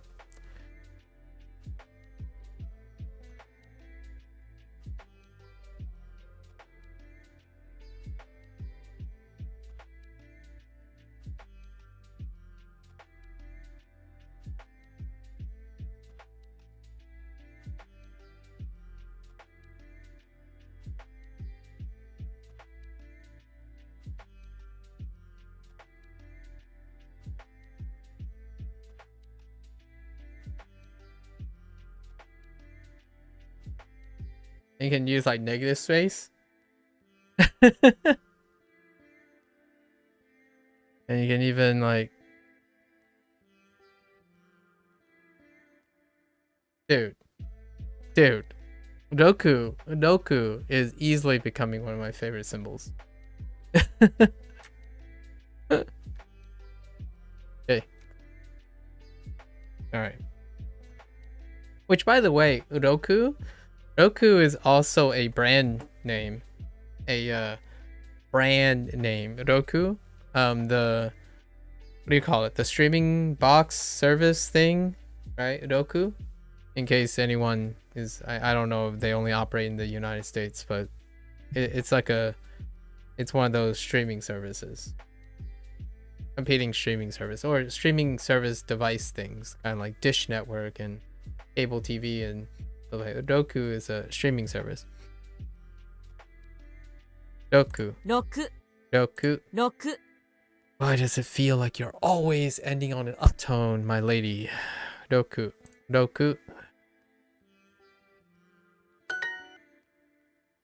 Okay. Chichi. 4 4 4 4母母6 6 and go 5 go go go 6 6 6 wait okay 6 6 6 6歳ですか6歳ですか wait 6歳ですか of course you would shorten it 6 6歳ですか 6歳ですか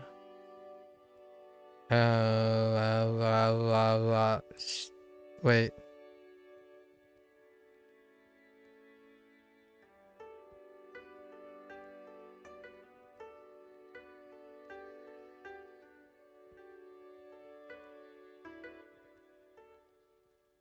is 6 years old is 6 years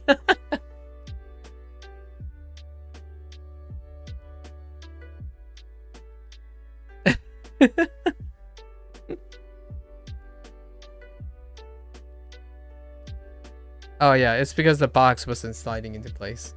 Hideyoshi. 姉は有名です。有名です。有名。有名。有名。有名です。I like that. 有名。It's so close to ume too. I really like that sound because I have an intrinsic attachment to the word ume. Ume. So yume is pretty. Yume. It's kind of nice sounding. Yume. And ume, right? Ume. Living the dream. Okay. Ane wa yume desu. Ane wa yume desu. My older sister is famous. I don't have an older sister. Doesn't really work. Ane. Oh, you know what? Look at what it says here. It says my older sister, and then in the middle is sister. What the? Okay. 父と母は有名です。父と母父と母は有名です。有名です。有名です。No. 有名です。有名です。Okay. 父と母は有名です。父と母は有名です。Yume is a Chinese import word, huh? I haven't ever used that word before. Yume.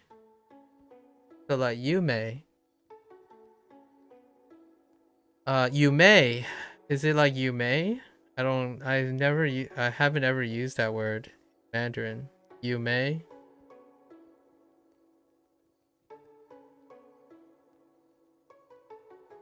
Unfortunately, I can't.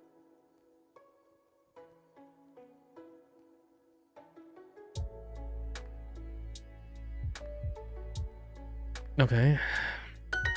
妻は面白いです。Suma. 妻。My wife. Suma.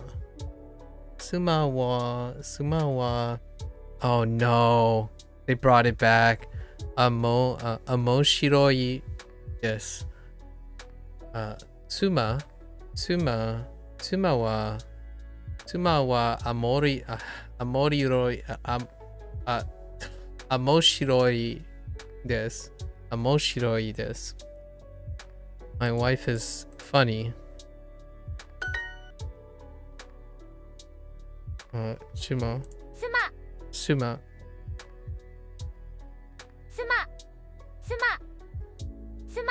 Oh, it's Sum. 妻妻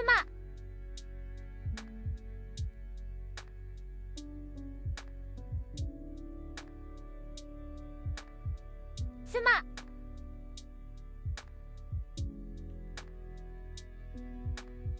Is it just me, or I don't actually...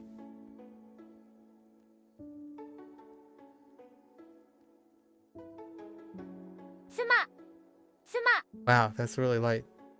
Tsuma. 娘は弁護士です。 Mushme. Mushme. 娘、 Musume. Oh, you're gonna... Oh, Musume. that's not shortened. Oh, it's this guy. It's the guy that violates everything. It's the guy that violates everything. Wait, is there a G in 弁 here? 護士。 Wait. Bengoshi. Wait. 娘は弁護士です。 Oh, he actually says Bengoshi. Alright. 娘は弁護士です。 Okay. It has to be next to a E. So whenever he has an E preceding a G, like a ga, gi, it's only then.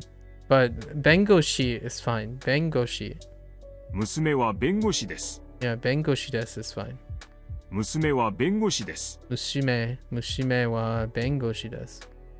娘、 Musume. 娘、 And then when you go to like yeah, it closes the syllable.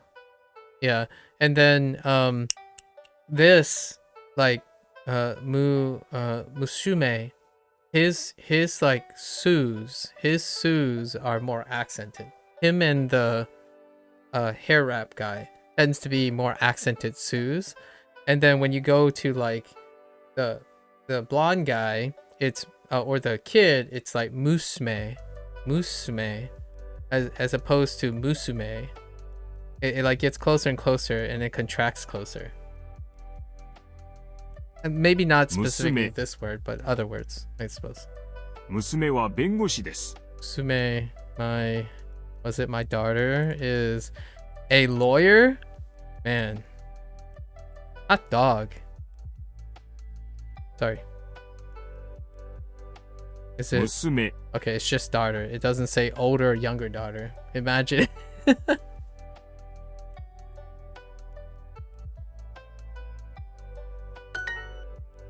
Okay. Musume. 娘 Musume. 娘は学生です。 Musume gakse desu. Gakse desu. Desu. Desu. I'm starting to say desu. Desu. Musume wa gakse desu. Gatse desu. Gatse desu. Oh my gosh, I'm 学 omitting 生 gakse desu. Okay. My daughter is a student. Oh. A law student? Okay. 私も大学生です。 Oh, there it is. I heard it. 私も大学生です。私も大学生です。私も大学生です。私も大学生です。私も大学生です。私も大学生です。私も大学生です。 What does 大 this mean? 学生、 Oh. 大学生、 Yeah, daingakse. Like daingakse is what I hear.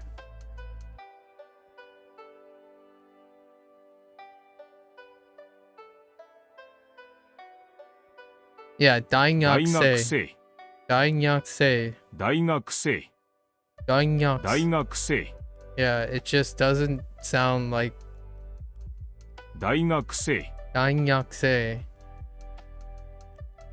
Watashi no daingakse. 大学生、 Yes.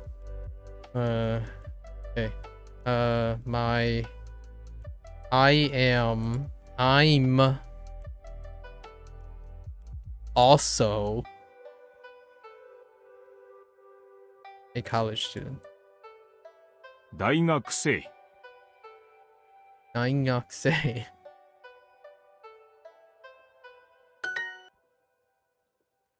Oh, and then we can hear hers. We can hear her version.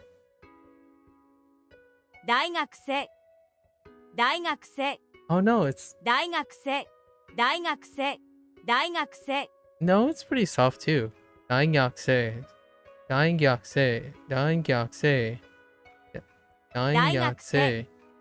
大学生大学生大学生大学生大学生大学生 and then the ku is truncated so far that you can it's kind of like a what you call gakusei, right? Gakusei, dai gakusei.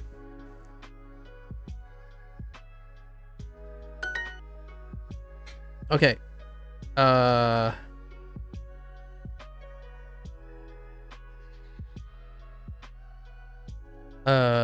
Uru, urusai, urusai, urusai, urusai. うるさい。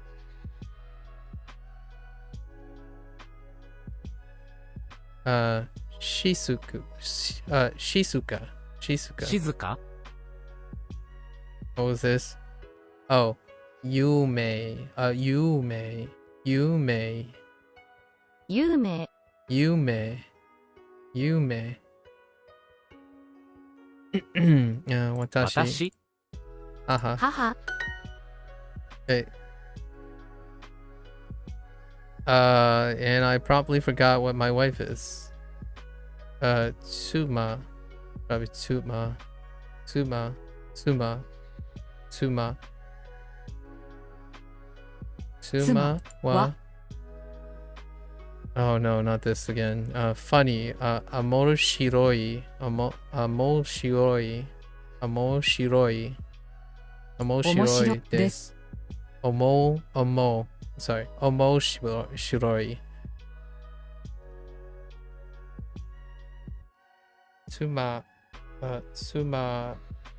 Tsuma wa omoshiroi desu. Is she 6 years old? Is she? I don't know. Is she?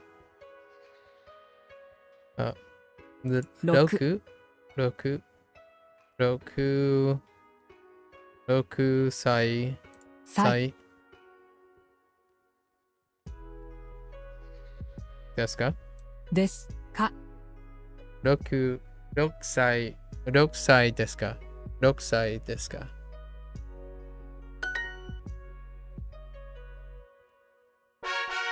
Good night, Indy. Yeah, this is the last one. I gotta end this. Whew. Too much today. We had too much fun today.